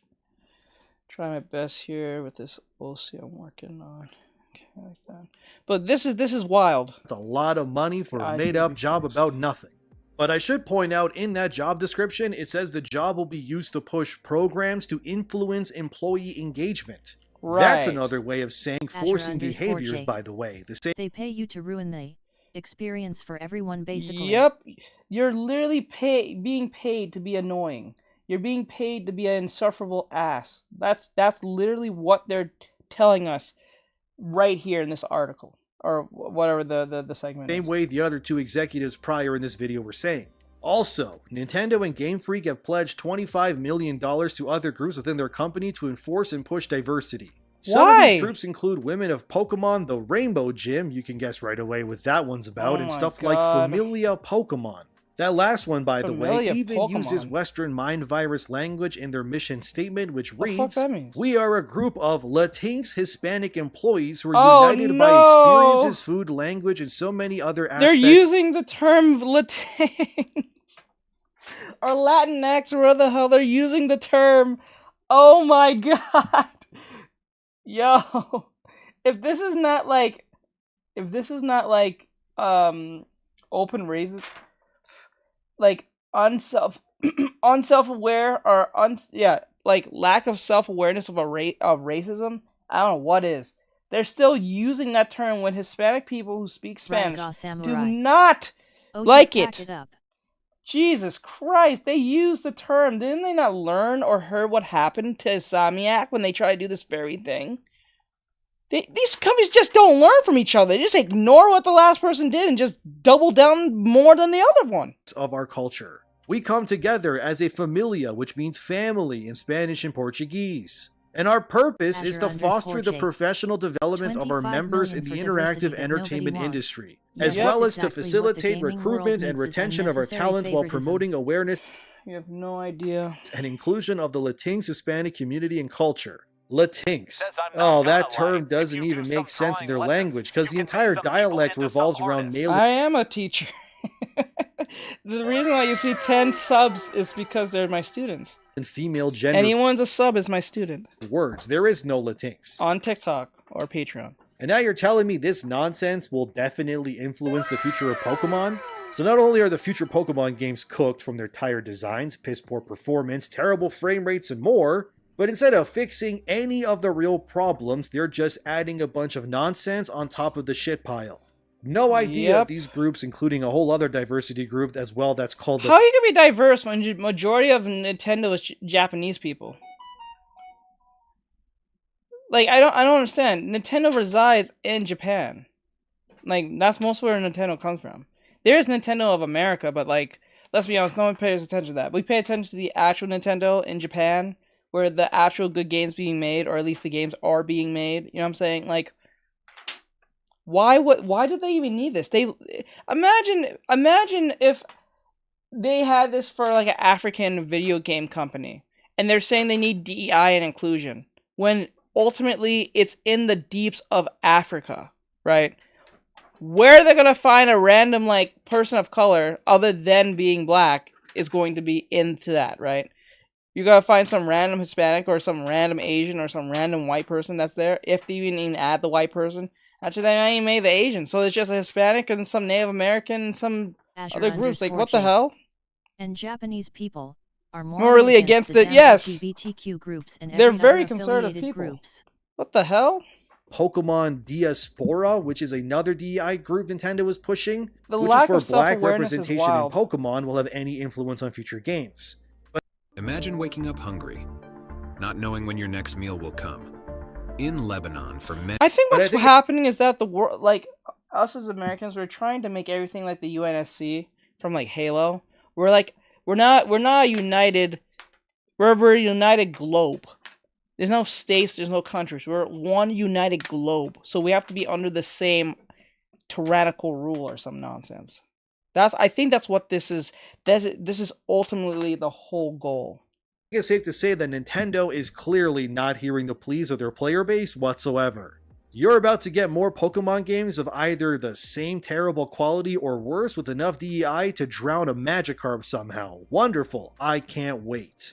Finally, we have that Gearbox writer whose name is Sam Winkler. Don't harass this person, but anyway, they're defending consultants like Sweet Baby as well. Sam has apparently written Tiny Tina's Wonderlands, whose story was not good and the quests were completely forgettable. I would know since I played it, but I forgot most of it because it was boring. And he also did Borderlands 3, which is his other credit, which is not the only things, because Borderlands 3 is easily considered to be the worst story and writing in the entire series. I platinumed Borderlands 3 because it's fun to play, but its character, story, and quests were simply just annoying to listen to. At a certain point, I just muted the game when doing quests sometimes because the characters wouldn't stop screaming in my ear, and I listened to some heavy metal music instead. Damn. So Sam is already kind of on shaky ground with his objectively bad writing credits, but anyways. He said this: I see this argument all the time against DEI and consultancy, and it just highlights a total misunderstanding of what being a good writer is. You don't somehow max out your stats and learn how to write every conceivable character, plot, or prose style. Knowing you can't, aren't ready, or aren't the right person to write something is one of the chief skills for a pro writer. Ideally, you have a team that can cover all your bases, but if you have a gap, you hire an outside expert, just like in literally any other effing other industry. Just further evidence that 99.99% of the people spewing this shit have never created a single thing in their lives that they're proud of, and the rest are just straight up bigots. Yep. So what Sam is saying here is that you have to bring in consulting groups to consult you on characters you can't write yourself. Because of whatever reason, such as you're a white guy and the character you have to write is a black woman, so naturally you apparently have no idea how to write them because you're not that character. It's a load of BS in my opinion, since the most beloved black superhero Black Panther was literally made by two white guys smoking cigarettes in a room. The irony! The irony! And I think this whole you have to look like what you write completely misses the point of what writing is all about. And actually, from this guy's standpoint, a game like Final Fantasy XVI then can't exist to begin with. Because it stars predominantly white European-looking people, but the story was written by a Japanese person. And the entire game is made by Japanese people, so by Sam's stupid standards here, 16 can't reasonably exist. Or I guess Ghost of Tsushima shouldn't either, since a bunch of people in San Francisco made a game about Japan. Yet the only people who bitched about that game were other woke journalists. And actually, key dev members of Ghost of Tsushima actually got officially recognized by Tsushima's authorities, and the game is championed and loved by Japanese players. Wow! Ain't that crazy? Ain't that something? That's amazing!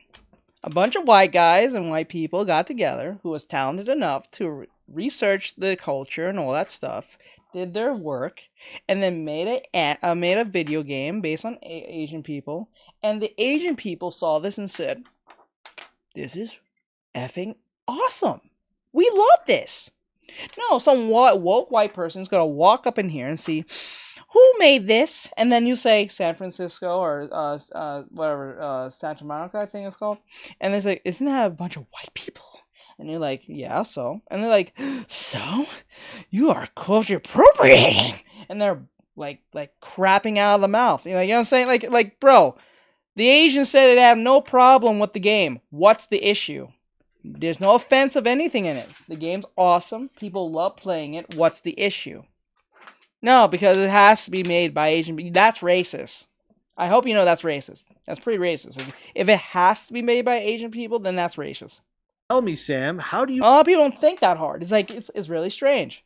So let me ask you a question. So Gordon Ramsay's can't make any food cuisine as Hispanic, Japanese, or anything because, well, he's white. Is that what you're saying? But he's Gordon Ramsay's. Would you not eat his cooking? Azure_J. Like, what the hell? The Asian people took a USA game, loved it. Now we got the journalists Yes. that are talking about. Yes. No, you can't make a game about a country that you aren't from. That's wild. You need to look like the characters. That's what research is for. Oh, right. Yeah, that's complete nonsense, and you're just another woke pandering SBI defender is what it is. Yep. You don't need to look like anything to make or write or do anything is what I think. The only people who think this way are the reasons why entertainment sucks ass these days anyways. Yep. And again, I don't think the guy who wrote objectively the worst Borderlands story and characters ever has any genuine opinion that should be taken as gospel. My God, your team wrote the character named Ava in Borderlands 3. That alone is insult enough. You should be legally barred from ever writing anything again for creating the slopfest of a story that was Borderlands 3. Damn. You somehow made two insufferable twins into your villains, you killed a fan favorite, and then you gave the Crimson Raiders to your annoying kid character that everyone who played Borderlands 3 hated. Like, nobody likes Ava. No one. Not even Ava likes Ava. Borderlands 3's story is actually so bad it's incredible it even exists in the first place. So shame on Sam for making such a bad story and characters, and Tiny Tina Wonderlands was poorly written too. That game is the epitome of play on mute and ignore everything the game. So if you want my opinion, fellas, ignore Sam. Maybe when he actually ends up writing something good, he can have an opinion on writing. But until that happens, he should just stay quiet and maybe take some writing lessons. Samurai. Because if your writing credits involve Borderlands 3, that says yep. everything, dude. What a bad story and characters. Good lord.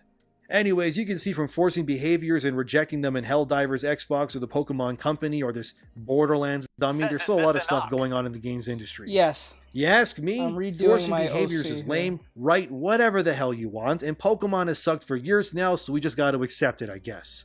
As always, thank you for watching, consider liking, subscribing, and sharing the video, and thanks to my patrons as always too. Have a wonderful day, and I'll see you in the next one. There we go. Give your skin what it's asking for with Billy Body Wash. Like a bright glow. So that was Endymion, for those of you who didn't know. And please give him a subscribe. He does a great work on his research and all that great stuff on the videos that he does.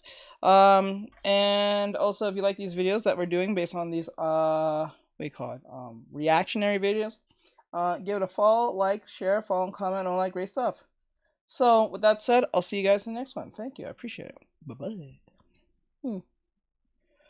Alright, so we have this video here by West. Those who don't know, this is Thinking Critical. He does a lot of videos based on comic books and what's going on in the comic book industry. He tends to be as fair as possible without trying to get too much in trouble. J.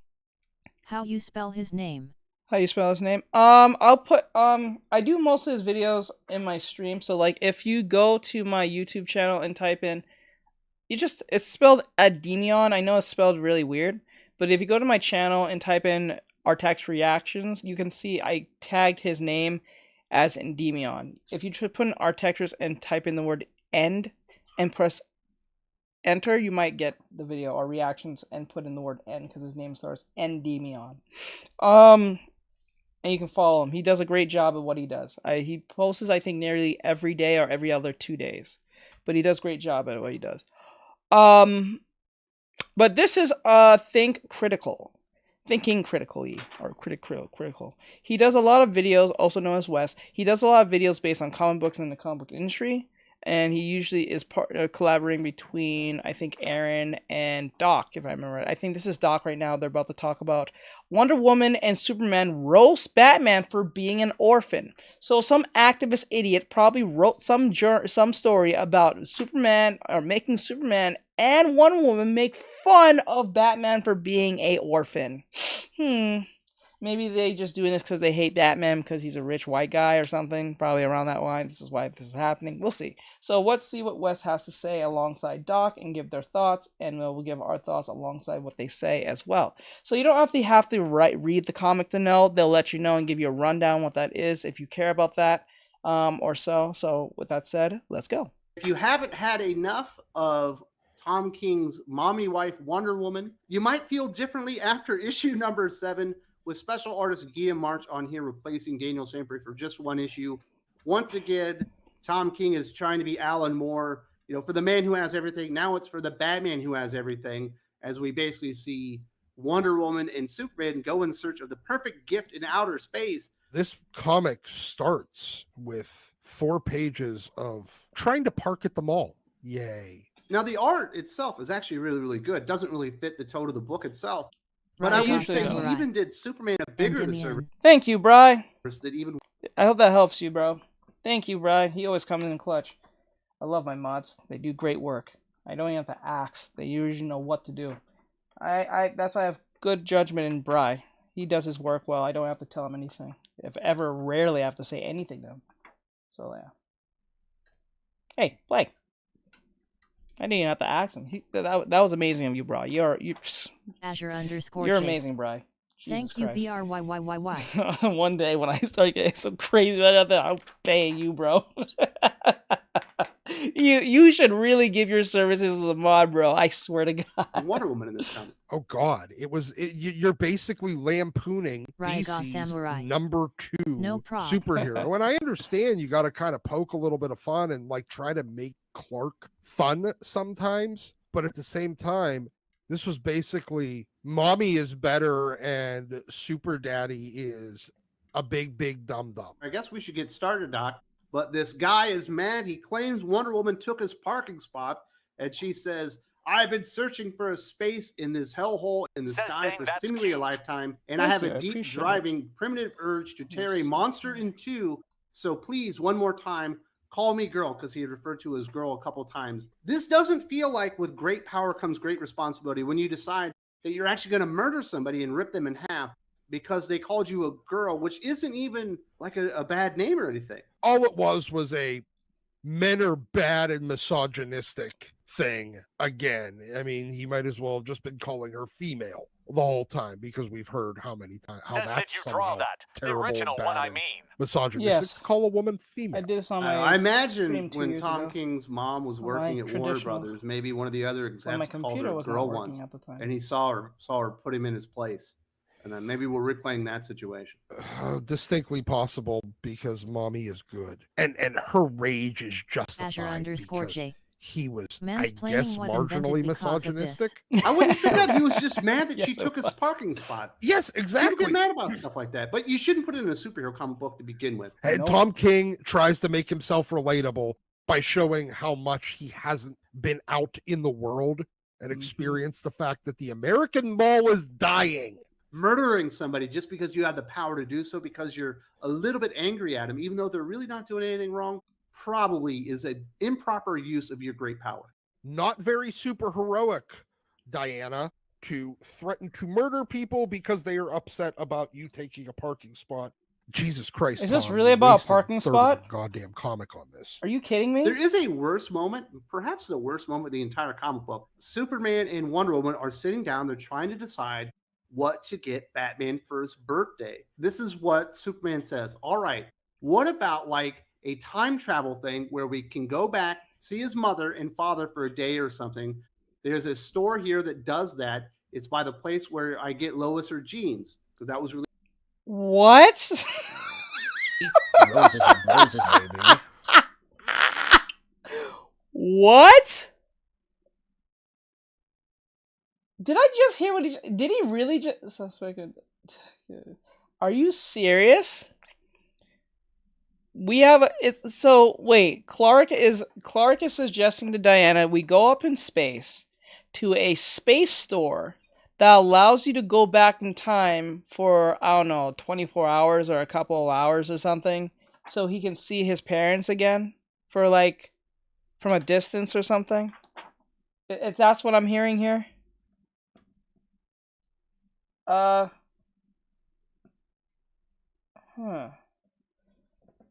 That sounds really odd. I don't know. I get what he's doing, but I don't... Why would I feel that will upset more than that would make you happy? Really funny. Wonder Woman says, no, he travels in time like this. He is going to mope because he has to relive the loss of his parents. Like... I would like a gift where he does not mope. Samurai. Superman says, yeah, you're right. Like we a should Futurama episode. Yeah, that's what it sounds like. What is happening? What? That does, like, I would think that will make you more depressed at the fact that you can go back in time for like a couple hours or something just to re-see your parents again, who you know is going to get croaked, get doinked. What the hell? Special. Do something he doesn't do every other day of the year. Like, are you fucking kidding me? His parents were murdered in front of him, and they're acting like, who gives a fuck? He's a mopey bitch. He mopes all the time. That's all Batman does. He's just a big moper. And we need to make him smile. This is a weird That's the joke story in this entire fucking book. This is the kind of joke you would have seen in The Big Bang Theory after season... Oh man, that was so close that I thought it was going to say Futurama as well. I really thought that was going to say that. Made Sheldon no longer just kind of antisocial and weird. They made him into like a straight up like Asperger's kind of guy, where he was just a fucking asshole 24/7. It's showing how unrelatable they are as people. Well, it's weird because Superman and Wonder Woman in the DC Comics universe are literally like the epitomes of compassion within the universe itself. No, Tom King has to make Batman's a sad, sad boy because his mommy died. I think it would have been over the line if Batman showed up and shoved a chunk of kryptonite into Clark's chest, but I wouldn't have blamed him for it. Fuck that guy. Yeah, exactly. You know what's weird within the comic book itself is I do think Tom King is trying to or have some fun with some of the concepts within comic books that if you think about them too hard, they kind of fall in on themselves. You know, and you have to have that suspension of disbelief or whatever to be able to buy into a lot of this stuff. It just comes off as really stupid in spotlighting, you know, why Mr. Mxyzptlk and how Superman defeats Mxyzptlk, you know, is kind of laughable. And I didn't think that was completely effective, more effective than the other jokes.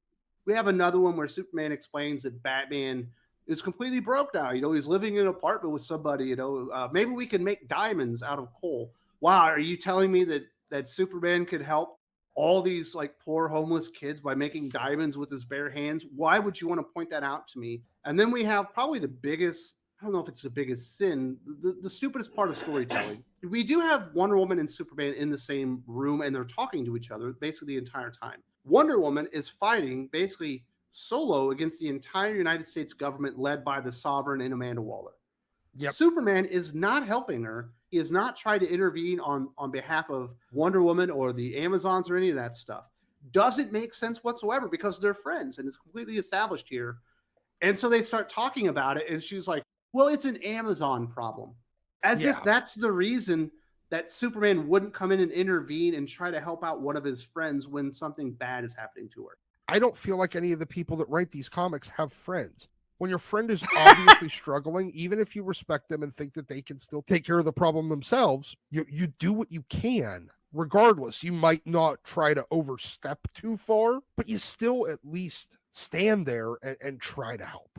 But also within the framework of the story itself, we've seen Wonder Woman solo take out an entire brigade of army troops, likely murdering a lot of them in the process. She was throwing tanks around and hitting people with them.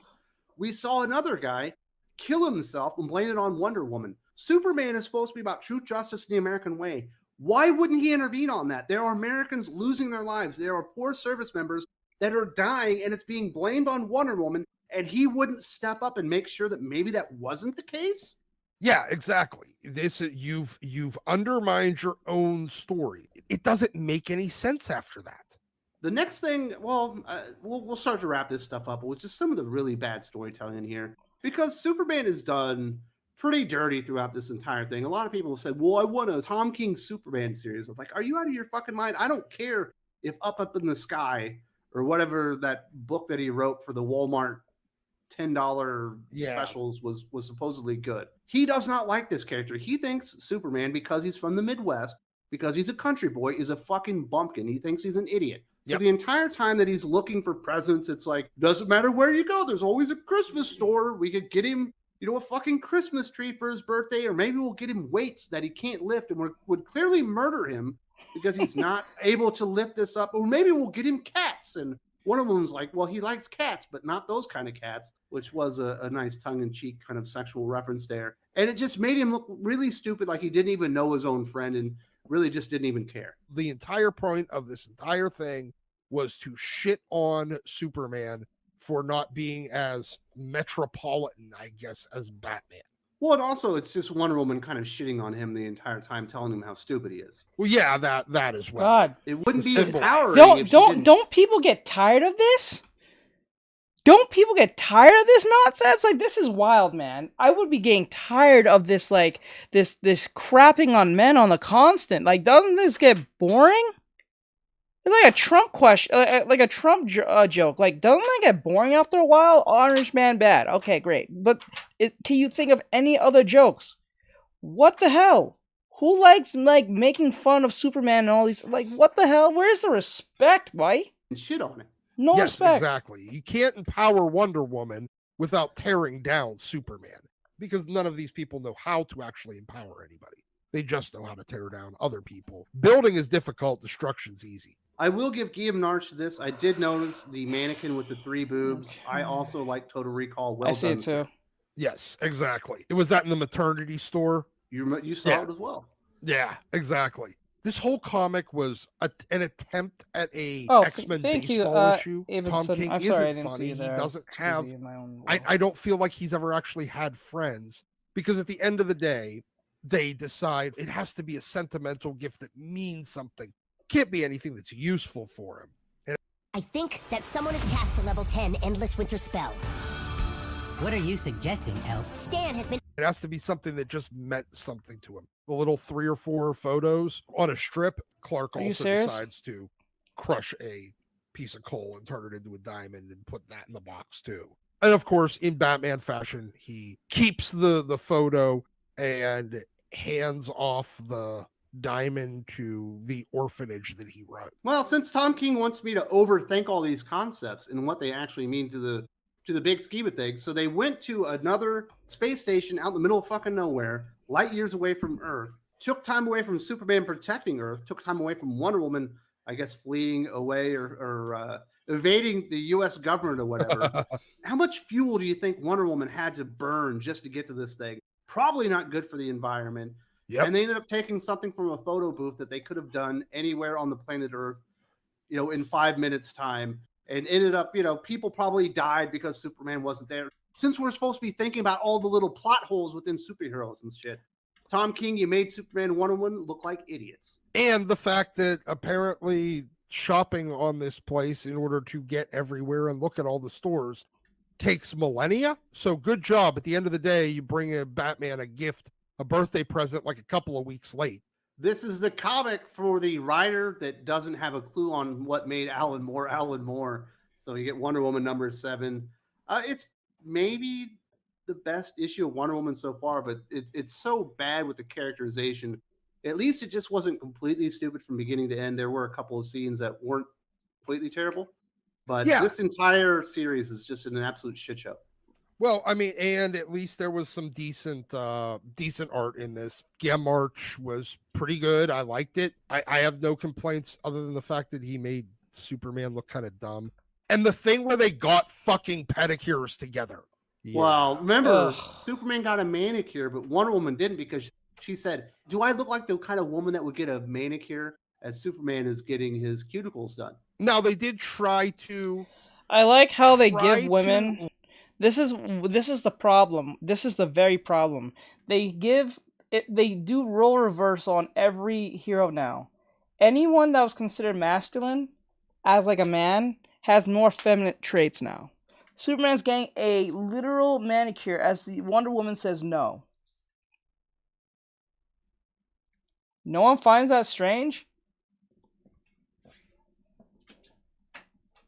I thought it was supposed to be about femininity.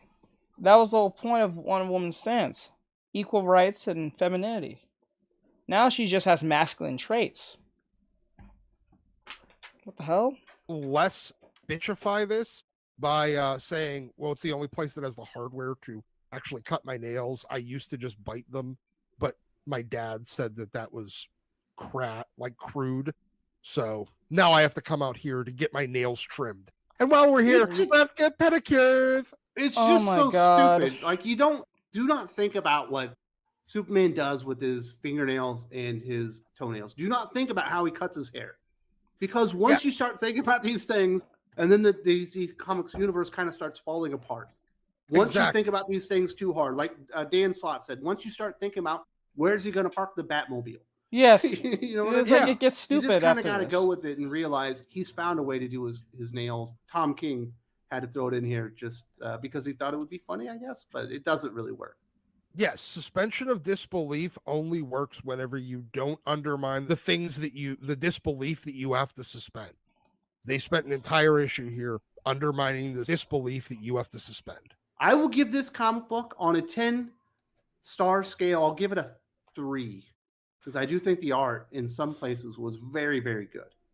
I'm going to go with 3.5, 3. That's fine. The art was fine. It was, other than the couple of goofy shots of Clark that were designed to make him look like a bumpkin. The rest of it, it was just bad. It was just them trying for the 400th time to be Alan Moore and failing. Yeah, I don't think he achieved it on this one, but I imagine Tom King will keep trying. Hopefully he's very successful with James Gunn and the DCU and Supergirl Woman of Tomorrow, and he ends up getting to put all of his focus on movies, and he forgets comic books and puts them in the rear view. I know a lot of people would appreciate that one. Now, Doc, you and I obviously reviewed this one. There's an uncensored review right now on Thinking Critical Patreon. There's also an uncensored discussion about the response to the Marvel Comics Pride Allies month variant covers and all that good stuff. If you are not on the Patreon, we've also got a Q&A coming up tomorrow. What is that going to be, like a couple hours? Yeah, it's going to be like 2.5 hours, depending on how many questions we get. And you guys get to ask whatever you want. Just send Wes the questions, and then we'll answer it every time. It's kind of great. All right, so that was Thinking Critical, Wes, and Doc talk about the whole... I don't think they actually roast this man. It didn't sound like much of a roasting. It just sounds like they're just terrible friends. That what it just sounds like to me. Yes, Wonder Woman made that statement that she said, but I do understand to a certain extent that he might mope after coming back from, I don't know, the past, seeing his parents were gone. That would make anyone mope. So I can get to a certain extent, but I don't think it was a roasting. But I think the writing was kind of off-putting nonetheless on the way they worded certain things or said things about Batman. And why would you even get Batman a present? Why can't you just say happy birthday to him? The man's a billionaire. He has money. There's nothing that you can't get him.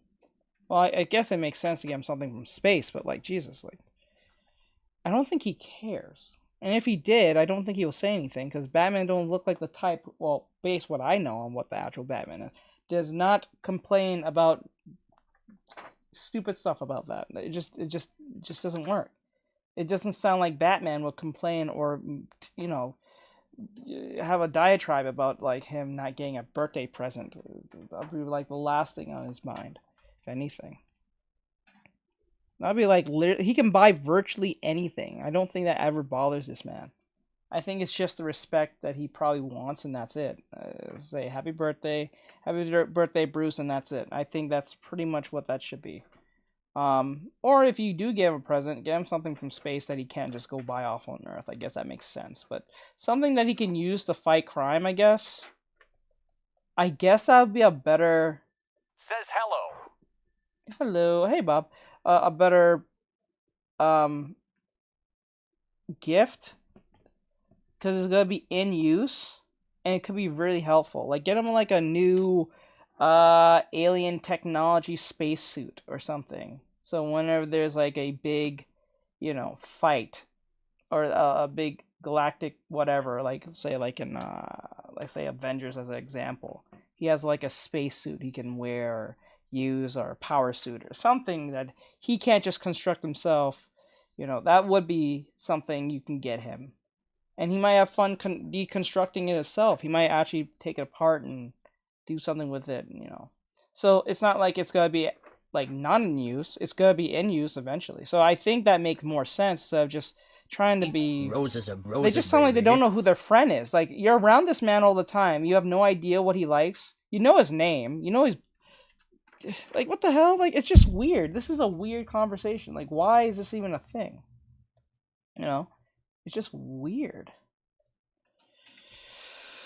Okay. Is there anything else I missed? Nope, I don't think I did. Alright, so I redid... Well, I gotta put the horns in the back of her head. I gotta figure that part out. I did most of her here. Anyway, so that was West and all of them. So like, subscribe, share, follow, and comment, and give them a follow and all that great stuff. And I'll see you guys in the next one. Thank you. And also follow me if you like these reactions when we do them on lives and why I do art. So I'll see you guys in the next one. Alright, now it's time for the fun stuff. Now, I know that, Samurai. Right? They known him for years. It just kind of bothers me. And the first thing that comes out of Bruce's mouth is, let's give him the trauma of his parents being dead or something like that. Or not trauma, but I don't think exactly on the day they died. But like, the fact that even bringing that up might be a little bit harsh, right? Or like, what they can do is like go to his house, ask for one of his pictures. Samurai. Right? Let's go. Ask for one of his pictures of his family, and then they can go to like a space alien place, and then they can, like, you know how they do that thing here in like, okay, here on TikTok where you can like put someone you love, whether they're alive or not, and they make their eyes move and stuff.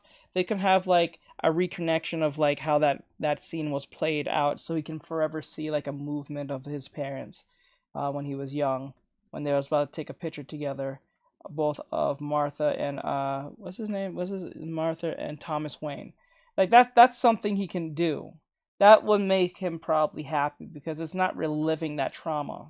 Because they're not physically there, it's just a picture that is really like reminiscent of them. More realistic than it is. So they can forever see it all the time. Right? That's something you can get them. But when you say let's go back in time for him just to look at these people like from a distance, and then, you know, that's just gonna make him upset. You're gonna upset this man. Like, what the hell? Think clearly on what you're getting this person.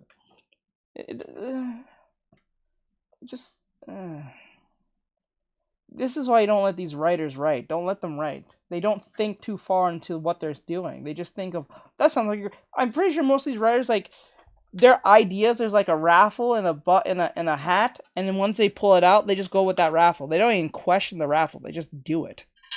That's the problem. They're just too many stupid people writing these things. I'm like, bro, it's just dumb.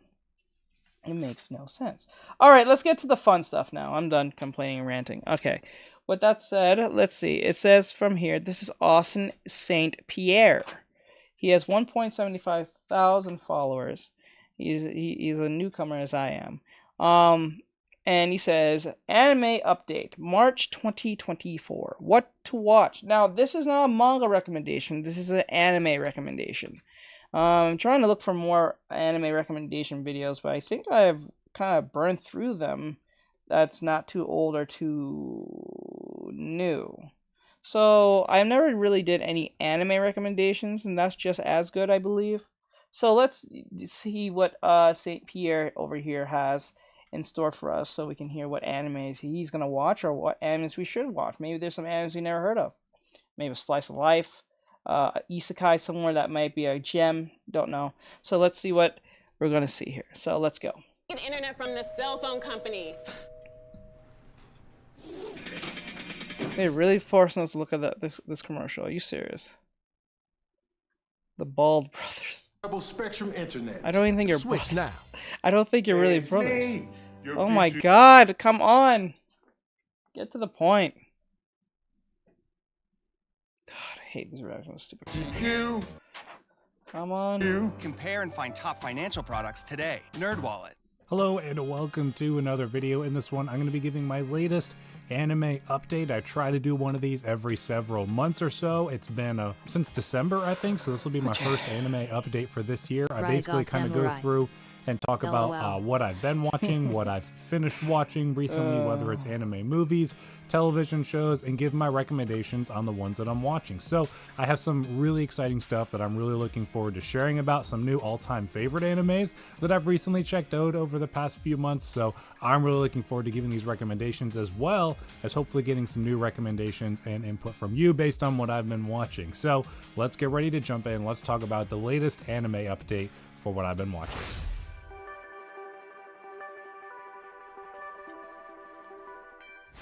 Welcome once again, my name is Austin, and first to kick things off, let's talk about one of the most popular anime movies to come out of the past year or so, depending on when you watched it, if you had seen it when it originally released in Japan or when it subsequently came to the US. We have the movie Suzume. I believe the director for this one is Makoto Shinkai, and he does some of the most beautiful animated movies that I've ever seen, and this one is his latest endeavor. And we have Suzume, which is a story that I immediately fell in love with, a character I immediately fell in love with. We follow along with this girl who is on her way to school one day. I say girl, but young woman. And she meets this mysterious man and gets wrapped up in this fantastical fantasy of an adventure as she is off to save Japan from this calamity that is trying to get from its world into ours. And it is a really, really well-told movie. It is a beautifully animated film. Her character is really interesting. The other characters in the movie are really interesting as well. The actual main character, besides her, the guy that she meets, ends up turning into a chair for much of this movie, which you wouldn't get that if this was an American animated movie. Excuse me?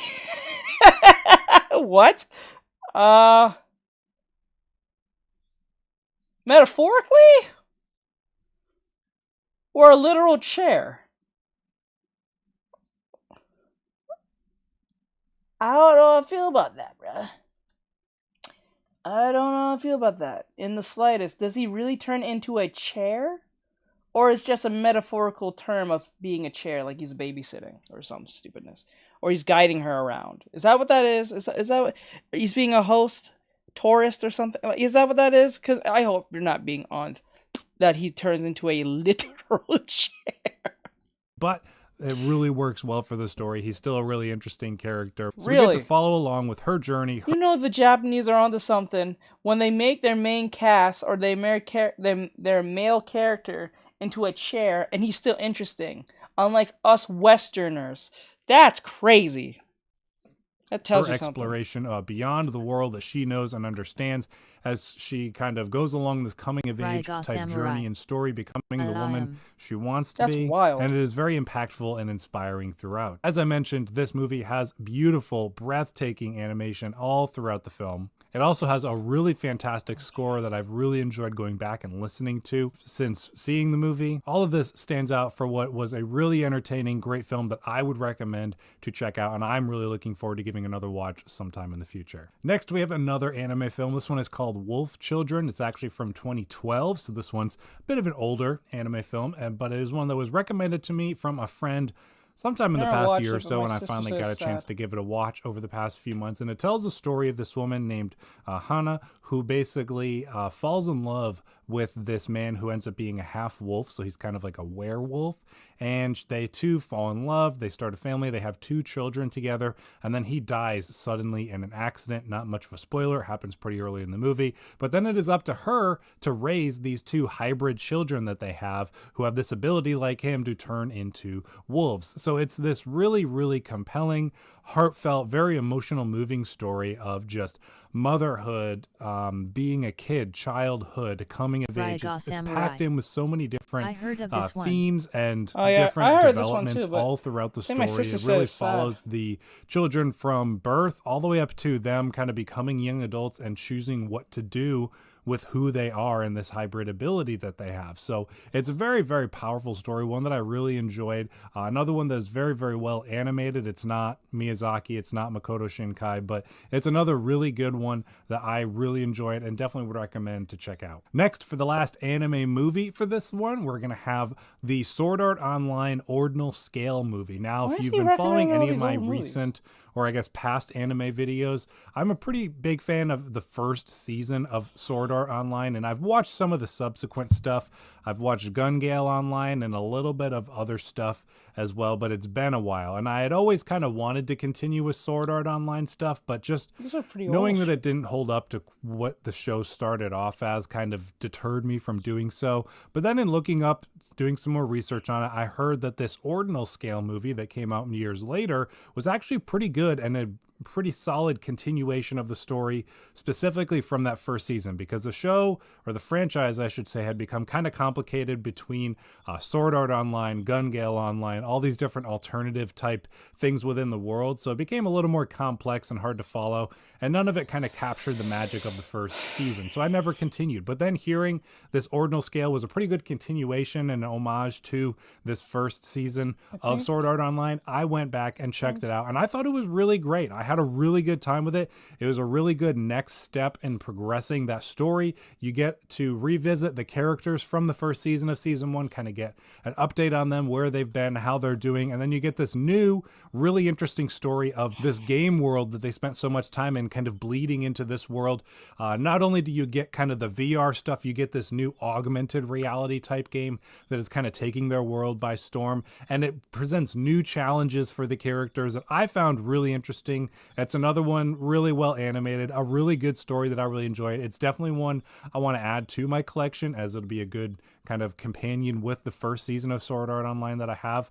But that's another one I really enjoyed. So if, like me, you've only ever really started with the beginning of Sword Art Online and either watched some, didn't continue just because you've heard it's not as good as the first season starts off, I definitely recommend checking out the Ordinal Scale movie. It's a really good one and a really fun watch. Next, we have Dr. Stone moving into some anime series. So this is one that I watched, another on a recommendation of a friend of mine.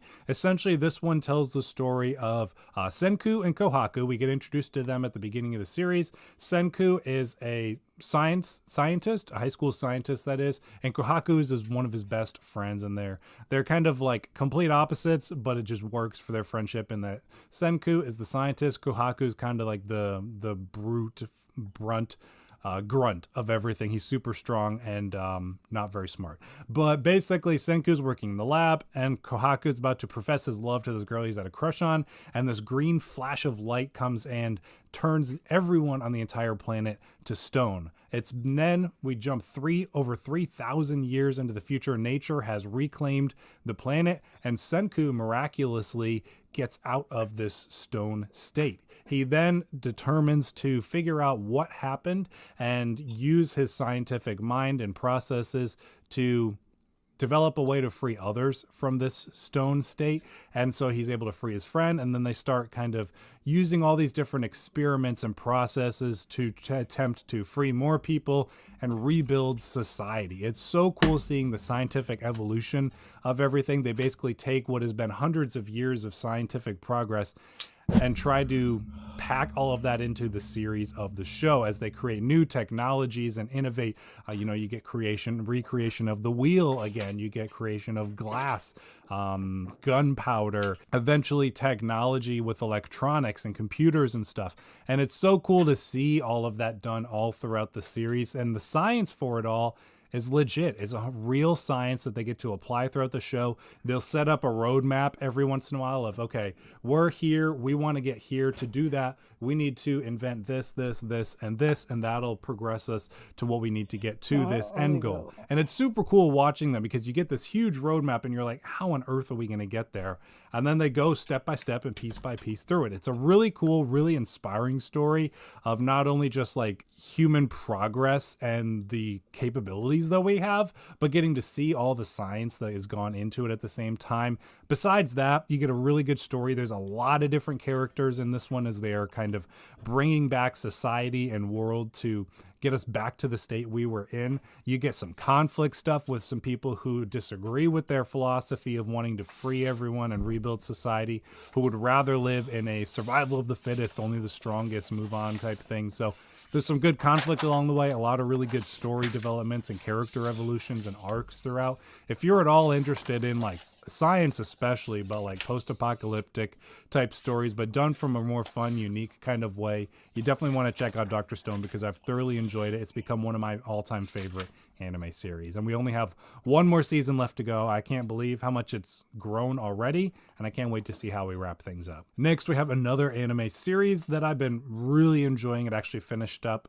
I think in the past month or so, and that is actually, it was right around the end of last year, but they had some development issues where they had to delay the release of the last few episodes of the season, so I didn't get to finish it last year, but have since followed up and completed it, and that was Zom 100 Bucket List of the Dead.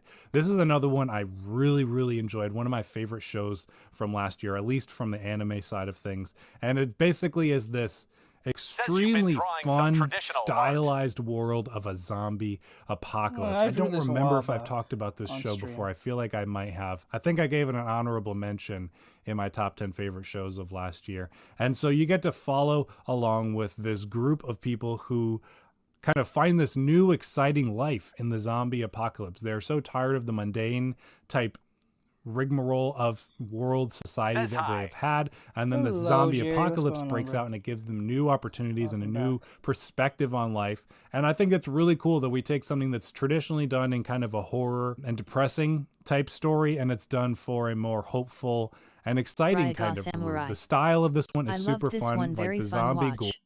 I'll definitely watch it. And stuff is done in a very colorful and exciting kind of way, which makes it really unique for the genre, I think. So this is another one I just really enjoyed. Some really good arcs throughout, really creative, fun animation style and different creations and stuff like that. So if you're into like zombie post-apocalypse stuff, check this one out because it's different, unique, and I think you'll really enjoy a different perspective on it. Okay. And then lastly, of stuff I have finished, and then we'll jump into a few things I'm currently watching, we have the Attack on Titan series finale. So this has been one of, if not my favorite show of all time. And the finale came out. I watched the subtitled version when it first came out, and then once the dub came out, I checked that out with a friend as well, and absolutely loved it. It is a very difficult episode to get through because of all that it contains. Every way that they wrap up the story I think is absolutely perfect, but it's still so devastating once we finally get there. And so if you've been following this show for any amount of time, you know how fantastic the story has been all throughout, the characters and their arcs and their developments, the absolutely stunning artistic designs and animation all throughout. This final chapter special wrapped things up perfectly for me. This is definitely hands down one of my favorite shows of all time. So if you've not had a chance to get on the Attack on Titan train, the hype is worth it. It's fantastic. I definitely want to go back and rewatch this show now, given all the new perspectives that we have gotten over this final season. So definitely check out Attack on Titan, the final season, the final chapters. If you have not, and you've been away from the show for some time or you've never given it a chance, it's worth the hype, believe me. So Attack on Titan, I loved that finale. Now, jumping into some things I'm currently watching. Starting off, we have the Netflix original anime series, Delicious in Dungeon. This is super fun. That's It's so basically fun. like a foodie anime mixed with like a fantasy Dungeons and Dragons type thing. It follows this group of adventurers as they're delving through this dungeon to try and rescue one of the magicians from their party. And along the way, they have this dwarf join who's made a living off, or survived off of killing monsters and cooking and eating them and coming up with all these really fun, creative dishes and ideas. I loved the show from the beginning. It kind of has its ups and downs, but currently we're about halfway through the season and I'm still on board with it. I'm still really enjoying it. We're really getting into the meat of the story now. So it can become a little episodic at times, but it always kind of seems to get back to the meat of the story when needed. So if you're into foodie animes, if you're into Dungeons and Dragons type stuff, fantasy, it's a really fun mix of the two. I've really been enjoying it. It's another one that just kind of like has this fun adventure vibe to it. It's not too high stakes. It's not too serious. It has its moments where it gets more serious, but overall it knows what it is and it threads that line really well. So Delicious in Dungeon, that one's on Netflix. It's another one I've been really enjoying. Next, the top anime of the season and what will probably become anime of the year, we have Solo Leveling. This is one I heard a lot of buzz about when right before it came out and as it came out, and there was a ton of hype surrounding this one. And so I went ahead, started it off, checked it out. I'm watching the dubbed version of it, so I'm a few episodes behind as far as official releases are for it, but I've been absolutely loving it. It's a fantastic show. Hold on. Amazing animation, brutal, intense story and world that is filled in this one. It basically tells the story of this other dimensional world that starts creating these portals that are connecting to the real world.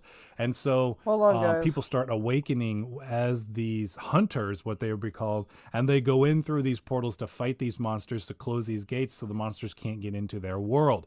And so this one guy that we follow as the main character, he is known as the world's weakest hunter, which is a horrible title to be known as, but he's always been on the bottom of the food chain as far as the ranking of hunters go. And so we follow him on his journey as he goes in on one of these quests, is nearly killed. This is not really spoilers, it's set up and opening episode stuff, and has this reawakening and opportunity to start over again. And essentially the world becomes his video game and he becomes a character kind of, and he gains the ability to level himself up to build his strength, his stamina, his mental abilities, all of these different things.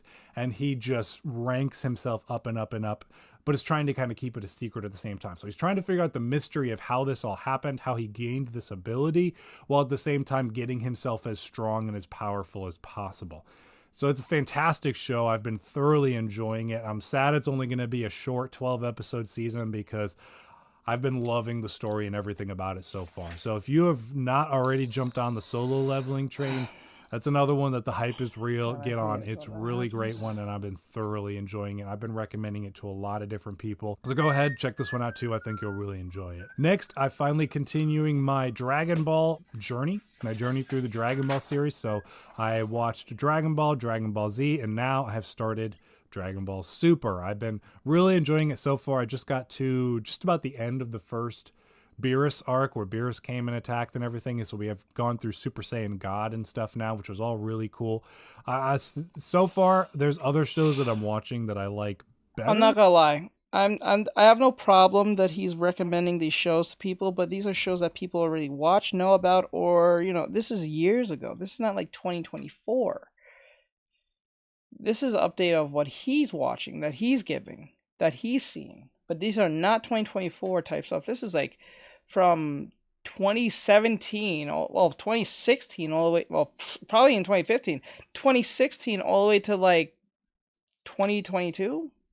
Than Dragon Ball Super, but I'm still really enjoying it. It's fun to get back with the characters again, get to see more of a modern animation style, as Dragon Ball and Dragon Ball Z were all back in the 80s. So now we're in like the 2010s. So we got a modern animation style. So it's cool to see all the characters coming back again. I know there's going to be a lot of different villains, kind of greatest hits villains from the original series coming back again. So that's going to be really cool to see too. So I'm just excited to continue to see this story progress.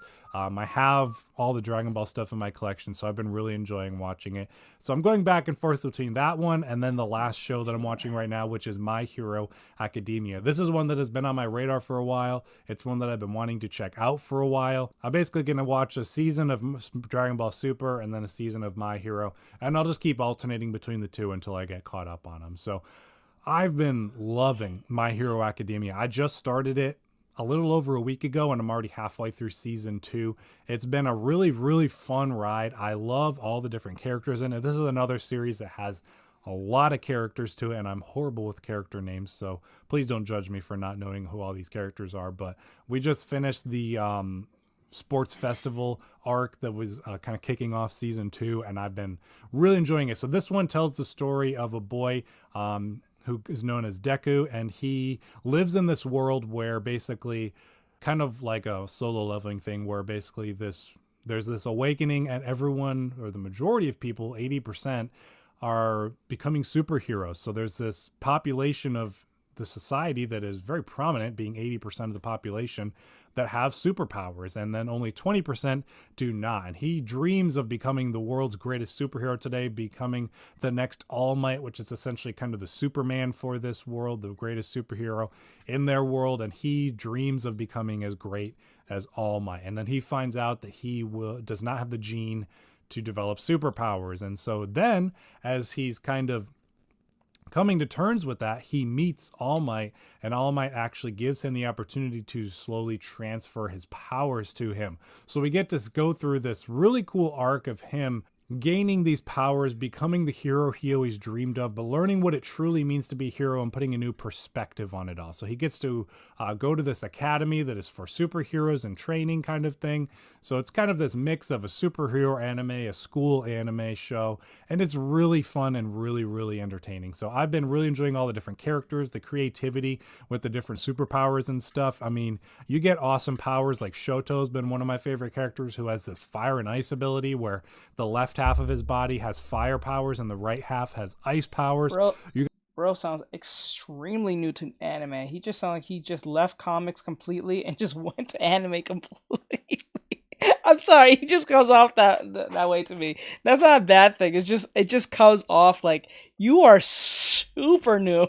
Like you're just not someone who watch anime. You sound new. You're watching Dragon Ball, My Hero, and all the other shows. Like it just sounds like you are new. Like you never gave it a chance till like now, and you look like you're in your 30s. Jesus Christ. You got another guy who has this like brainwashing ability. Deku's rival has this explosion ability. He can create explosions. So like you got awesome powers like that, and then you got weird ones like naval laser, where a guy can shoot a laser out of his belly button. So it's just got a really fun wide range of things. I guess it's really fun quirkiness to it, but then it also has like a serious side too, and it balances all of that really well. So like I said, I'm halfway through season 2 right now. I'm thoroughly enjoying it. Probably one of my favorite shows I'm watching right now, and can't wait to continue to see where it goes as they're getting ready to kick off season 7 sometime this year. So that's everything for my anime That's update. what gives me this idea that he's jumping in again in a few super months new. to give you another update of where I'll be at that point, of some stuff I finished, probably the stuff I'm watching now, and some other new stuff that I'm checking out. So I hope you've enjoyed it. Let me know in the comments down below what you've been watching recently as far as anime goes. Okay. I'm gonna stop him there. I don't mean to really cut him off, but like I'm kind of sad that this was not like something with new stuff. This is old stuff that's new to him. So give us Austin St. Pierre a follow, guys, if you enjoyed his recommendations. For those who are brand new to anime, I was not expecting that. I was expecting like new anime that is coming this year. He just talked about anime that was coming out, or that came out, that he was recommending from his experience. So sadly, that was my fault. But I'll still make this into a video anyway for newcomers anyway. So makes no sense to not make it into a video. Okay, so let's see here. My honest opinion about best manga artists. Ooh, that's an interesting one. That's 30 minutes. Stand elements.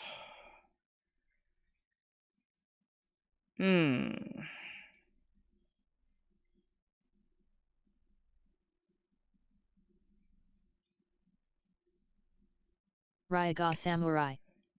Hey Teach, have you ever heard of this underground anime called One Piece?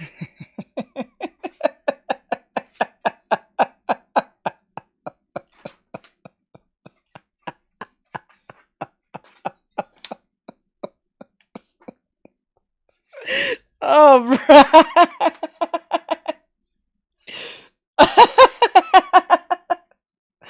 Oh, right. Oh. Okay, that made me laugh. You got me there, bud. Oh my god. Oh.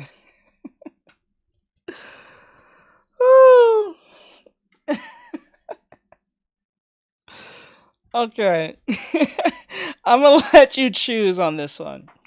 So I'm gonna let Bride choose on this one. So there's one video here. It says my honest opinion about the best manga artist. So it's a tier list one. The second one is, so this is anime rewards by Grickle, that Australian guy. And the third and final one will be of 10 manga recommendations part 3 for Levi Hitchcock. So you pick, Bri. I'll let you pick this time, bud.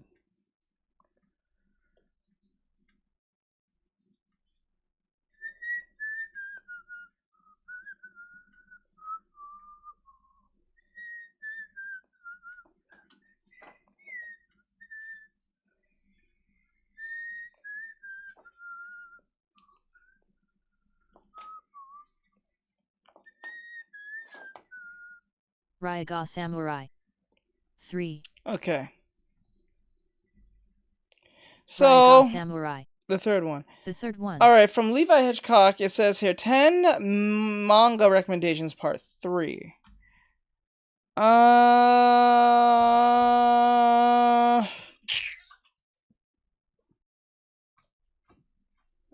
Okay, you know what? This will I'll do.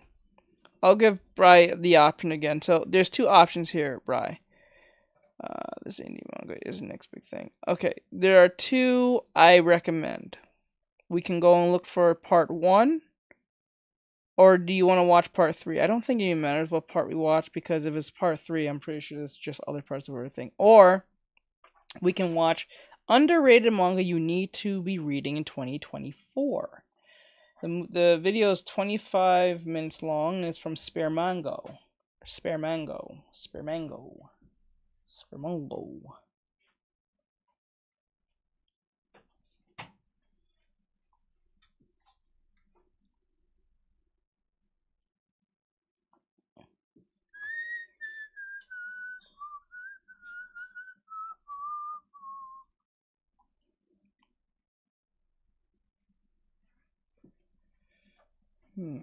Ryaga Samurai.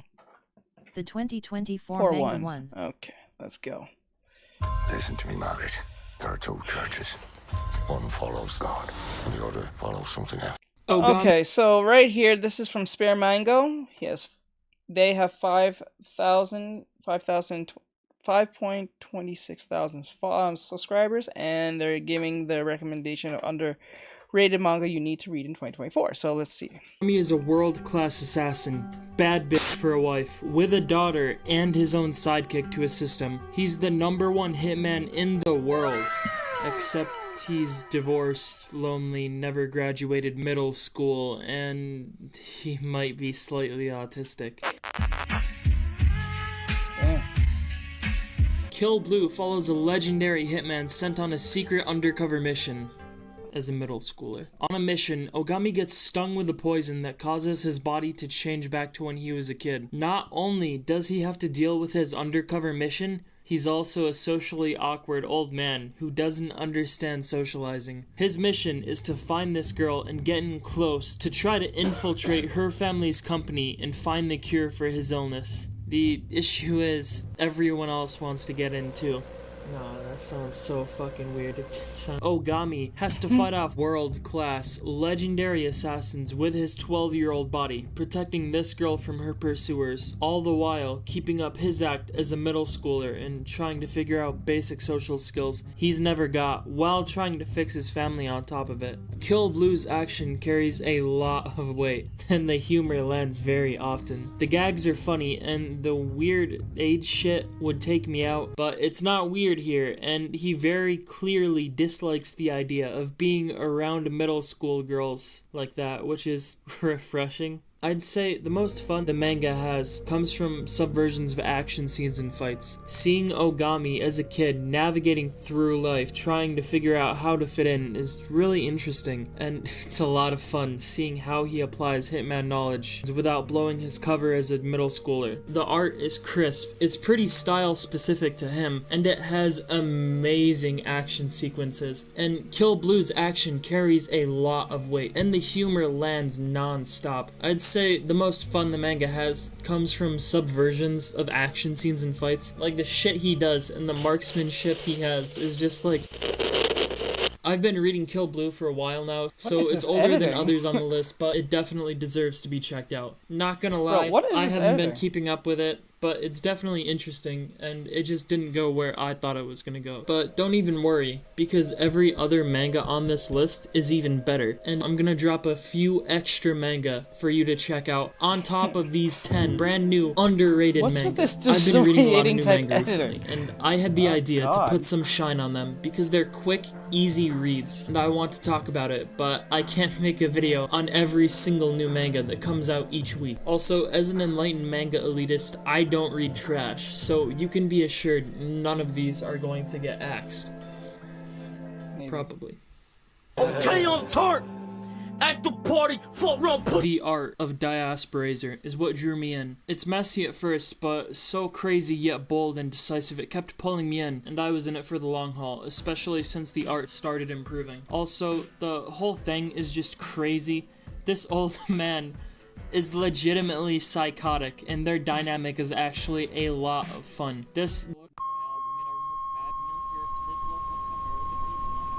Oh wait, fuck. Oops, fuck. I hesitated to pick up Diasporazer because the art and paneling was a bit muddy at first, but it kept just barely pulling me along until I eventually got invested. Absurd is the best word for this manga. Cosmic sorcerers are magic-wielding aliens conquering the stars, and this man is a warrior that's dedicated himself to slaying each and every single one that comes to Earth, and this dumb kid is just a hitchhiker. Tazakuni is traveling through town and overhears some kids planning to rob this old man. So this kid decides he needs to intervene and save the old man before they can attack him. But the old man refuses to run away from his own home and convinces Tazakuni to stick around. Typical boomer shit. The problems will just solve themselves, everything is fine. So he convinces Tazakuni to stick around, and also maybe that psychotic old maniac happens to be the strongest warrior in the entire universe. Clearly, Anderson has defended the Earth from galactic wizards for decades. He has nothing to fear. So this is their story. With Tazakuni as his sidekick, he's not afraid to take on some punk kids, except they're not just kids, are they? A cosmic sorcerer has shown up on Earth and given these kids cosmic armor in exchange for attacking the old man. An old man out of his prime, they ambush him and catch him off guard, and once they have him where they want him, they burn down his whole house. Things are looking rough. It's the old man with a shotgun against two cosmic sorcerers, and he has to protect this stupid ass kid who decided to jump in and make everything worse. And all he has to back him up is Nikazuda. who happens to be the strongest cosmic sorcerer in the entire universe. He effortlessly destroys these two cosmic armored thugs. Where does that leave him and Clearly Anderson? And what's he doing pretending to be a weak kid backpacking around Earth, specifically South Africa? The art of Diasporazer is what drew me in. It's messy at first, so crazy yet bold and decisive. It kept pulling me back even when I didn't want to. Also, the whole thing is just crazy. This old man is legitimately psychotic, and their dynamic is actually a lot of fun. This galactic conquistador has to hold this earthling back from running wild. The action is so fun and vibrant, and you can't tell what's going to happen next, especially in a fight. Also, shit is so absurdist and graphic. Chapter 2, and this guy literally blows this kid's fucking face apart because he put a portal underneath his skin so that he... Yeah, we got, what, 10 minutes left? Could teleport in when they were least expecting it. Just seeing the different characters bounce off of each other until it devolves into brainless fights is so satisfying. We got 10 minutes left. I Hope You're Happy, Lemon is a romance drama comedy. Normally, I would vomit right here. Leave me alone!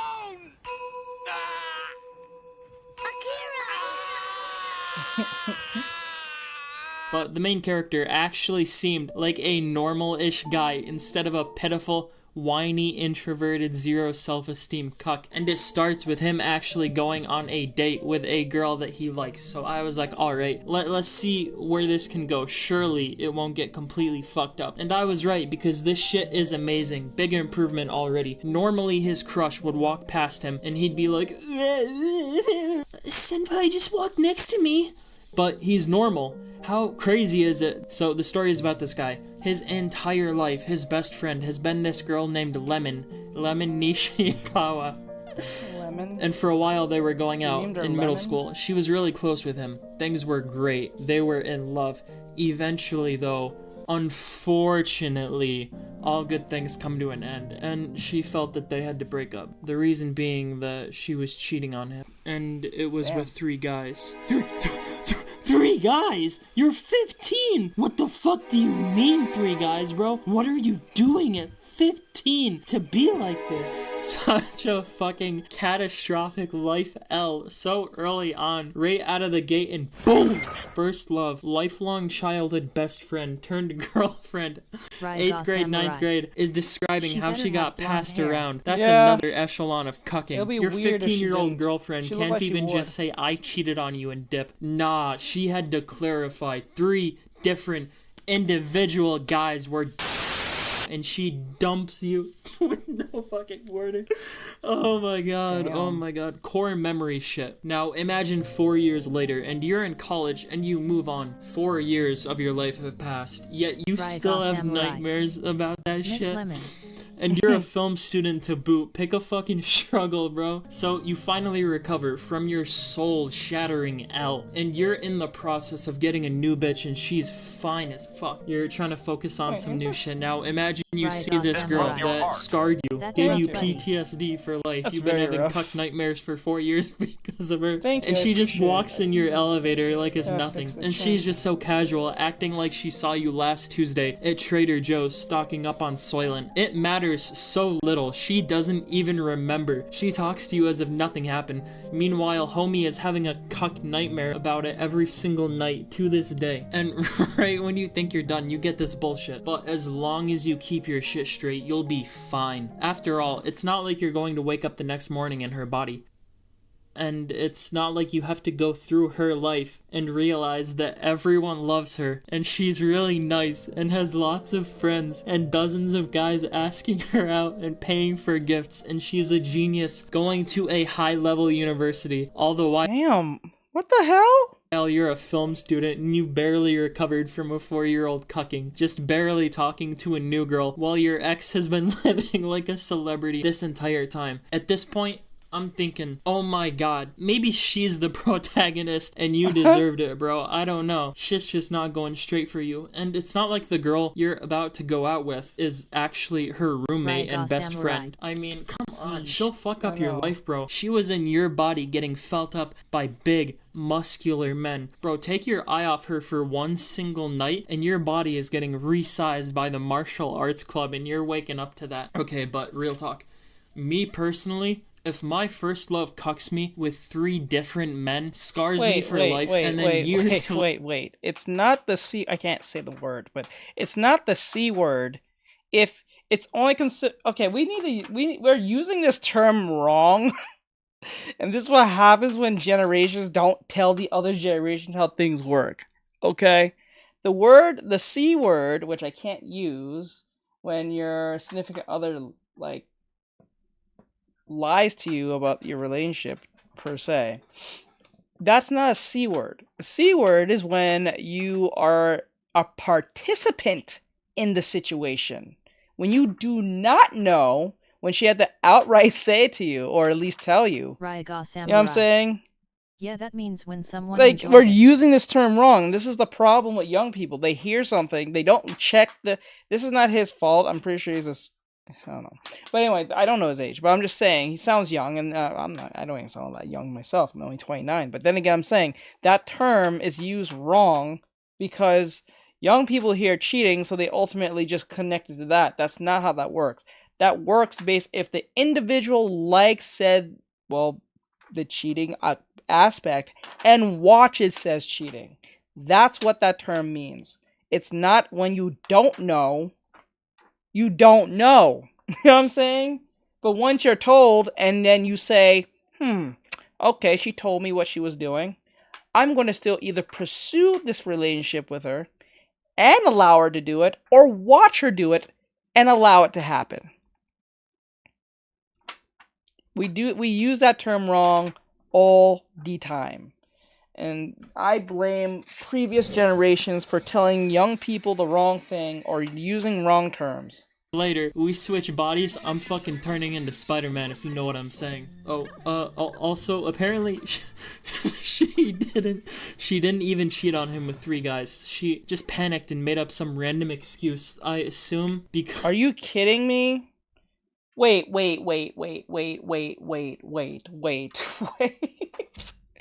What? Bro, what is happening? She lied?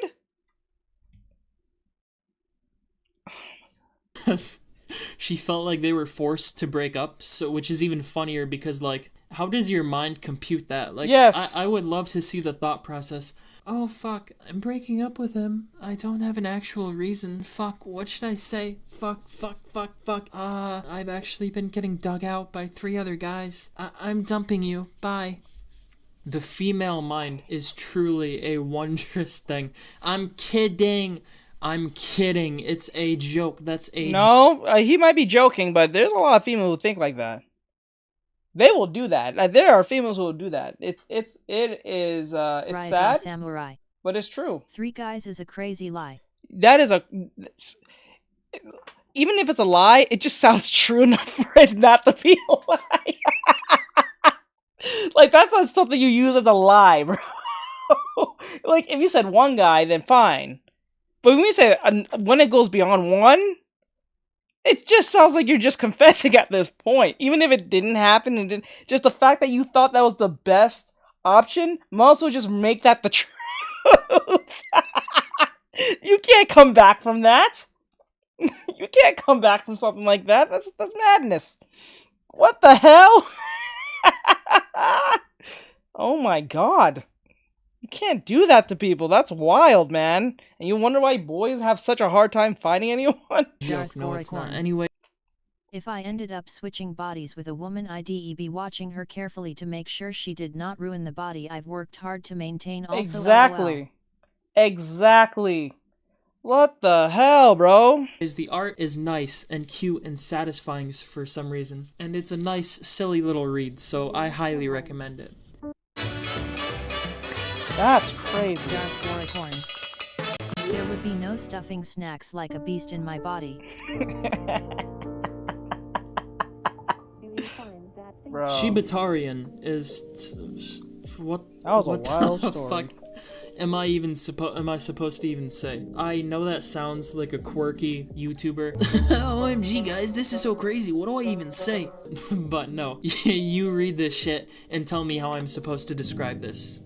Okay, so a boy is buried up to his neck under a cherry tree. He was practicing his role as a tree for the school play when some punks came by and buried him up to his neck. Eventually, though, a lonely boy finds him, and he sets the boy free. Sato is a delinquent. He plays sports, and people like him, but he's pessimistic and pushes others away. He looks down on them, and he can't connect with them. But over time, it's different with this boy. His infinite optimism shines through, and it makes socializing so much easier. Sato just wishes everyone could be like Shibata. But when Sato first met Shibata, he didn't even want to hang out. Shibata invited him to his house, a huge mansion so big they never even had to see Shibata's parents. They had a massive library of movies, and they watched them until sunrise. Shibata wants to keep hanging out with Sato, but Sato's hesitant. Sato has a rough life at home though. His parents neglect him, and he doesn't fit in, so he eventually opens up, and Shibata becomes his best friend. Every day they watch movies together. It's their one escape from outside worlds, a place they feel accepted, where they can breathe and live through the medium of art and relax. Creepier than the last time. Yeah, he does. As Yeah, time you're not passes, wrong, though, bro. a school cultural festival is around the said corner, what I was thinking. and the two of them decide to make their own movie for the festival. It sounds like I just laid out the plot, right? Nah, that's barely even the background of the background of the background. So Shibata and Sato decide to make a film. Shibata writes the plot, but it's never good enough for Sato. Shibata rewrites draft after draft after draft, but it's still just not good enough for Sato. Sato doesn't like Shibata's endings, but Shibata insists it has to have a happy ending. He spends weeks staying up late to write it. Sato spends weeks staying up late to edit it. Eventually, though, the time comes, and the two get the film done with their classmate Watari as the main actress. They bring it to the cultural festival and get ready to play it, only to get rejected. The soccer team is playing their match on the screen. Sato freaks out and almost starts a fight, saying that their video was supposed to be next. And in response to that solid and fair point, my man is like, kid, who are you? Who the fuck is Shibata anyways? Y'all are irrelevant, no one cares, no one wants to watch your guys' boring, shitty movie. Go somewhere. Sato and Shibata desperately want to show it to the class, but in the end it's pointless because the class votes on it and they decide to watch the soccer team's highlight video instead. Sato is crushed. Shibata still wants to try though. If they can just ask the teacher the next day, if they could just use a different room, if they could have another chance, they could show everyone the movie that they worked so hard on. But Sato doesn't even want to anymore.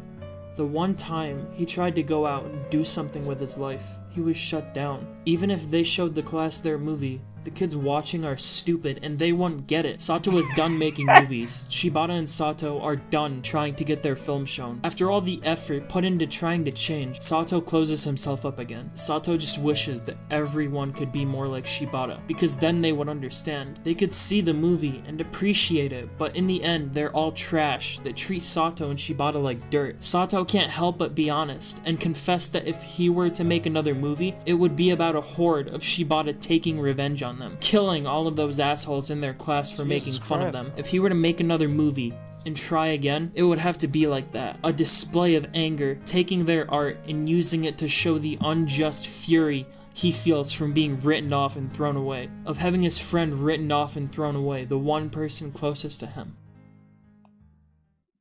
But that's Sato. That's not Shibata.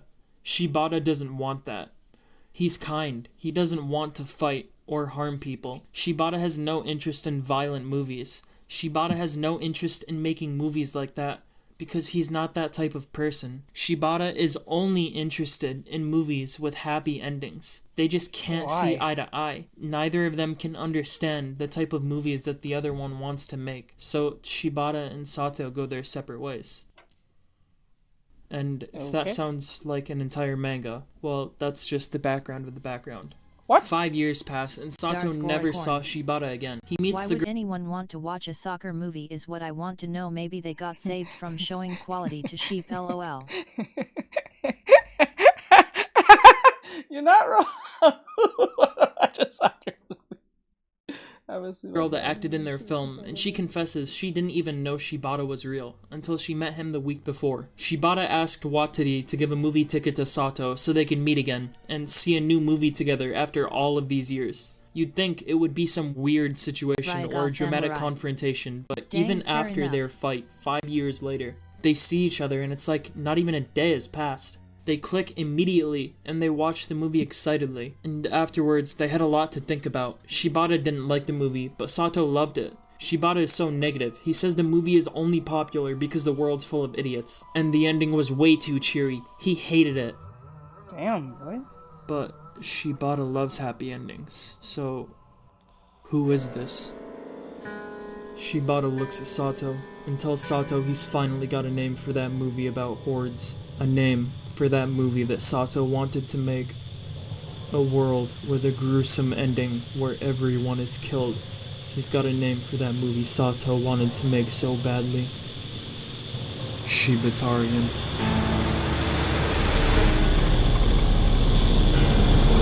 Red Cat Ramen is about a red cat that makes ramen. I did not expect to love this manga so much, but just holy shit.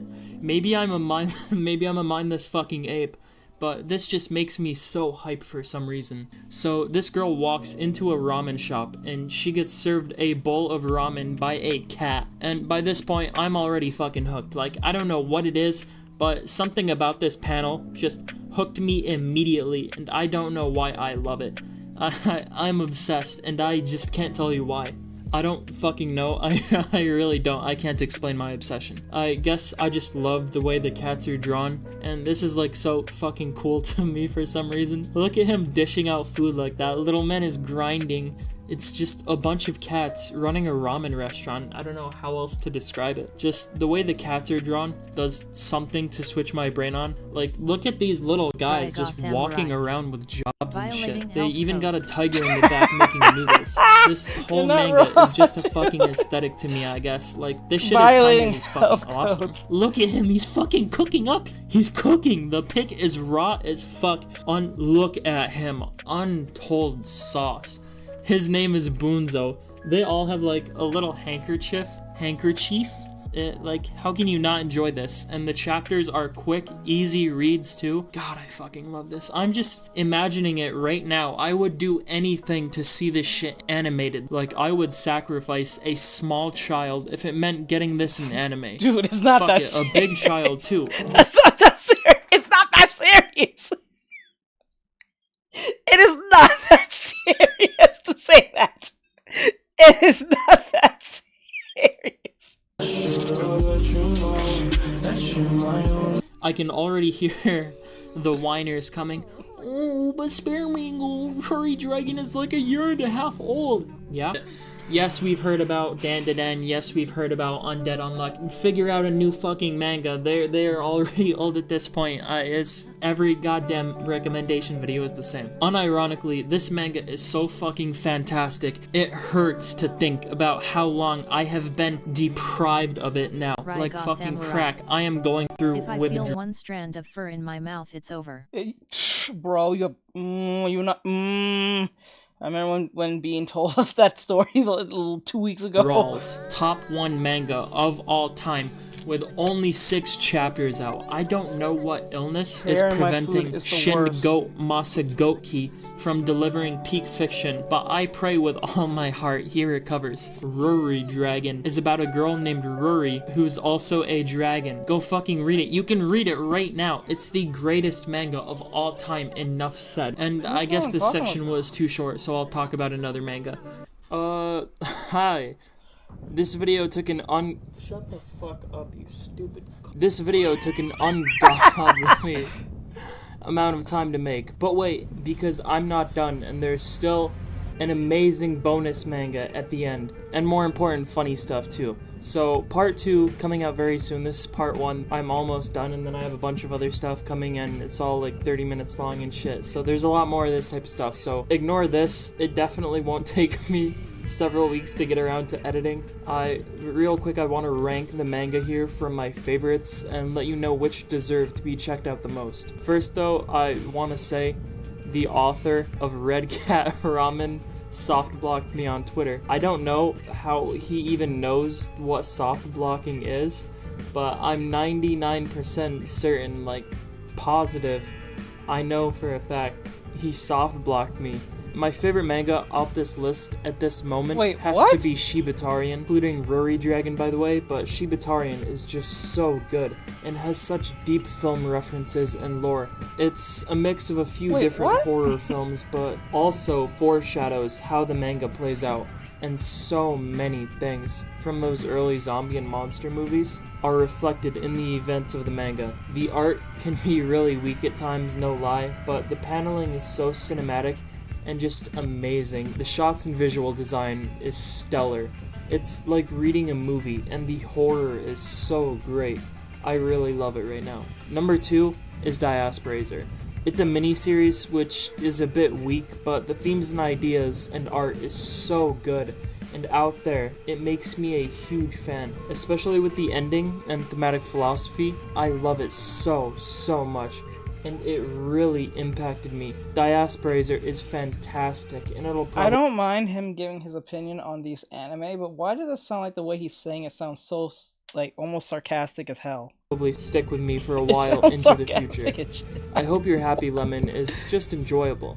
I really like the art. It's pretty funny. Lemon is bad as fuck. It's just fun seeing the goofy shit, and as of now, it's keeping my interest really well. Red Cat Ramen, number 4, is just a simple manga. I like it a lot, but haven't gotten nearly into it like some of the others, and it's also 90 chapters in, so it's not newer like some of these others. I just saw in the site updates all the time, and eventually I give it a try, and I really liked it. Kill Blue is cool, but just really sadly not stand out enough. And it's nice, but it's 40 chapters deep and just not doing nearly enough as it should be. It's still a fun read, but the central plot progression is pretty quickly abandoned, which is sad. The action and movement is top notch though, so if it's your type of thing, it's definitely worth it. Lastly, as a bonus manga for me cutting this video short, I was gonna talk about this manga, but it looks so nice and so fucking clean, and I already like it so much just from a glance, so I'm just gonna have to give it its own segment as a bonus in the next video. So here's SKK Girls, and I know some of y'all are sick freaks, but please just be normal in the comments. Fuck.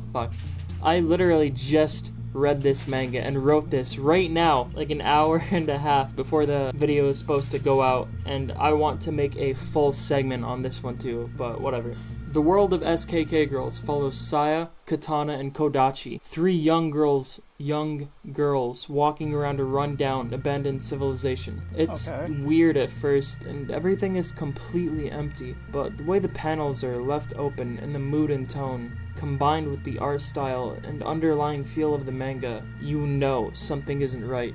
There's already so much mystery set up in chapter 1, but the real standout here is the art and shot composition. Some of this has elements of Western comic line art stylizations incorporated wonderfully into a dark and scratchy industrial manga style, with interesting panels and some really off-the-wall work with perspective, particularly fisheye lens shots. I love that so early on, this manga is already seamlessly integrating cutesy moe girly cartoonish line art with dark, astonishingly detailed sets of abandoned and rundown buildings. Yet the rougher parts are so polished and deliberate it feels real to the rest of the world that has clean, more structured line art. And just off of chapter 1, I would easily put this at 3 for now, and there's only 2 chapters out.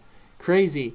I gave you 7 manga, and the ones in part 2 are even better, so do us both a favor and subscribe and violate that like button, because we are just getting started. Drop me some other recommendations though, because I always love being put on to some great series. This type, I'm sorry. I know that he's trying to be different, and I get it.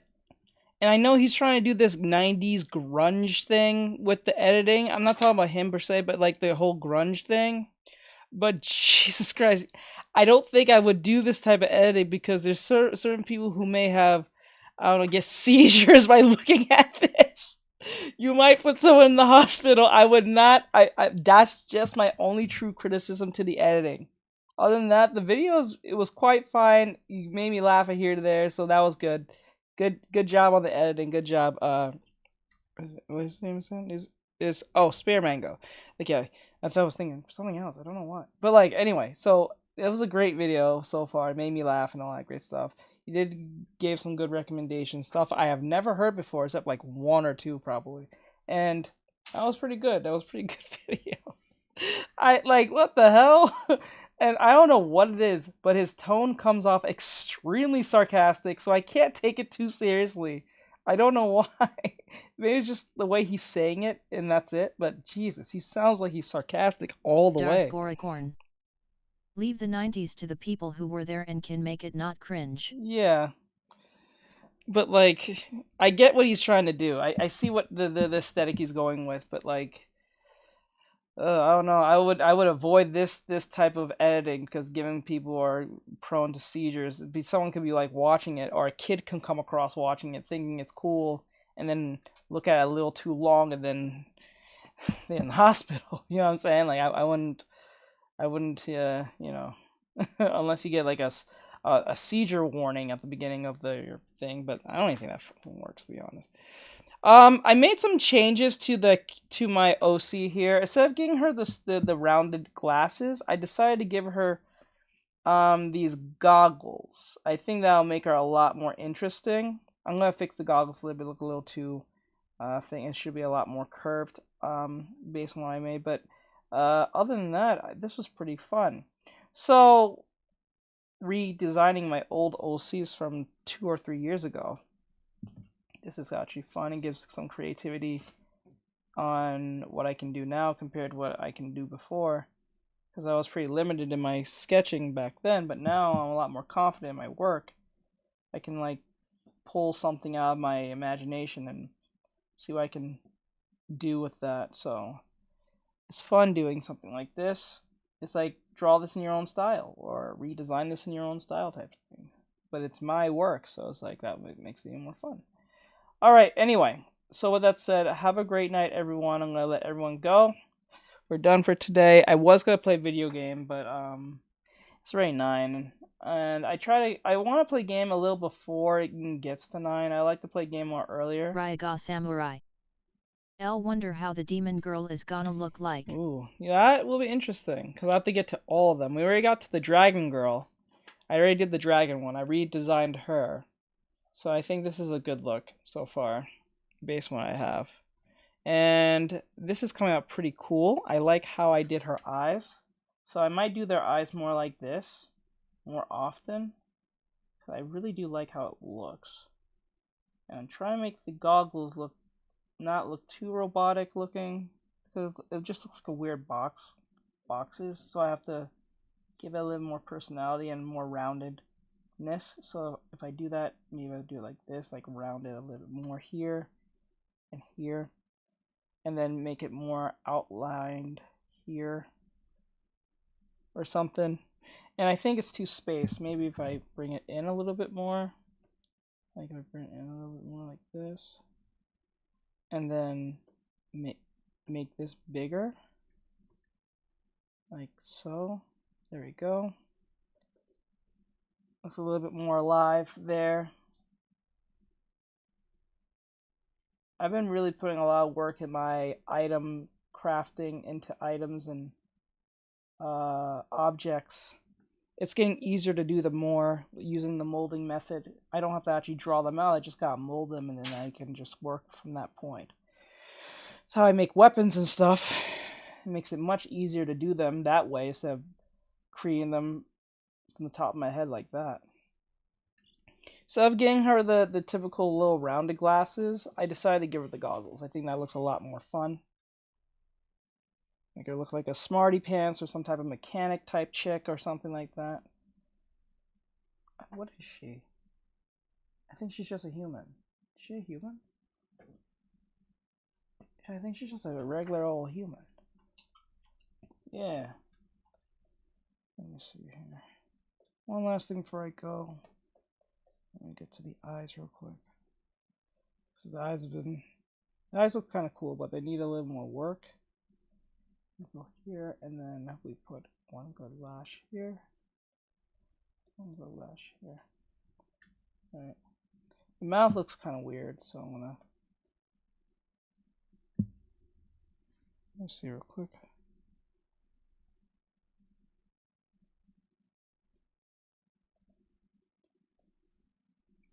Okay, let's get closer on that. Hold on.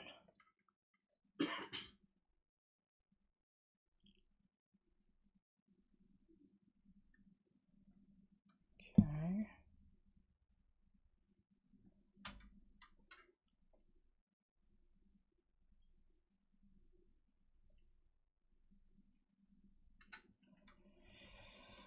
You know, someone did ask me, would you make your own manga? I probably might one day. No, I won't even call it manga, just call it webtoon.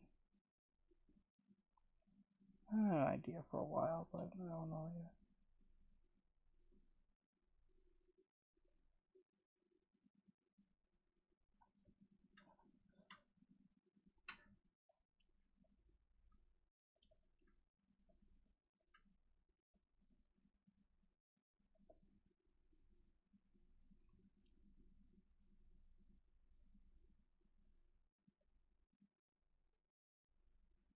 Darth Goricorn.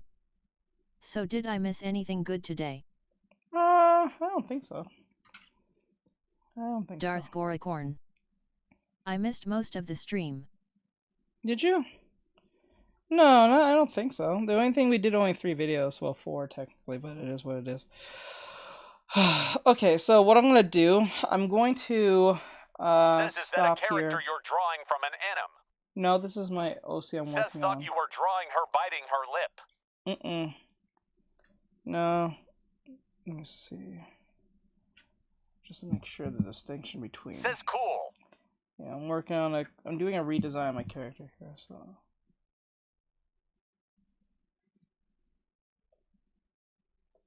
Hold on there. So you can see the difference if the mouth is open or not. There we go. So you can at least see the difference there, right there.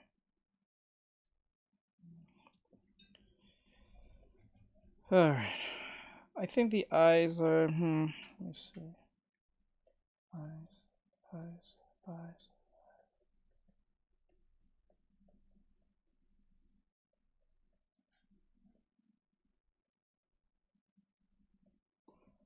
I don't know if I should bring it down or not. Let me see.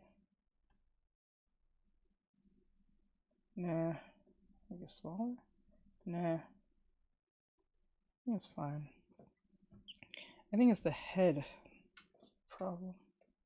So what I need to do is erase the areas that are showing like the roundness of the head. Perhaps.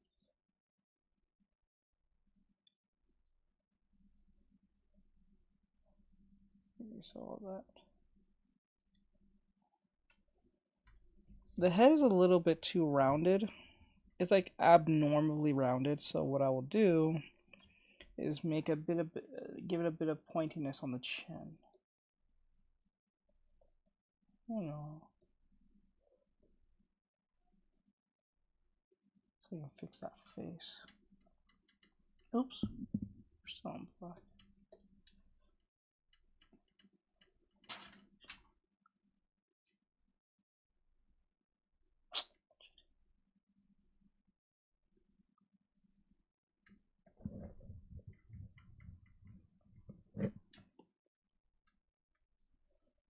Okay.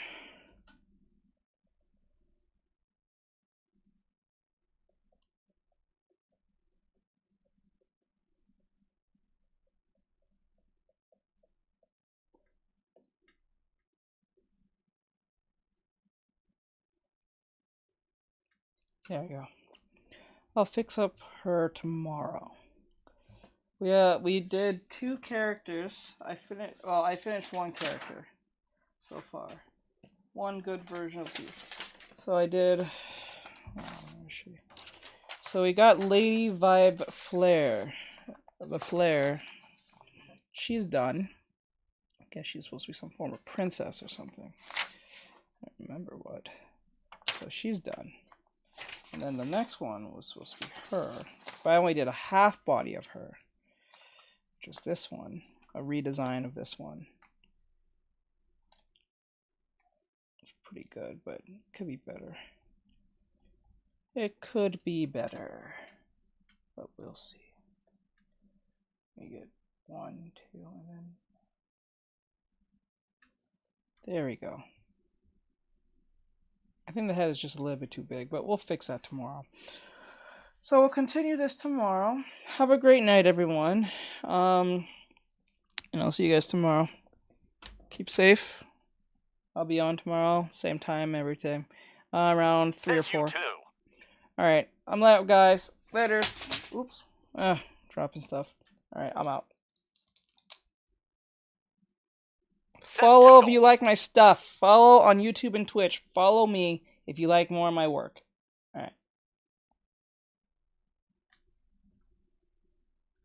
Ryaga Samurai. Good night, everyone. Night, bro.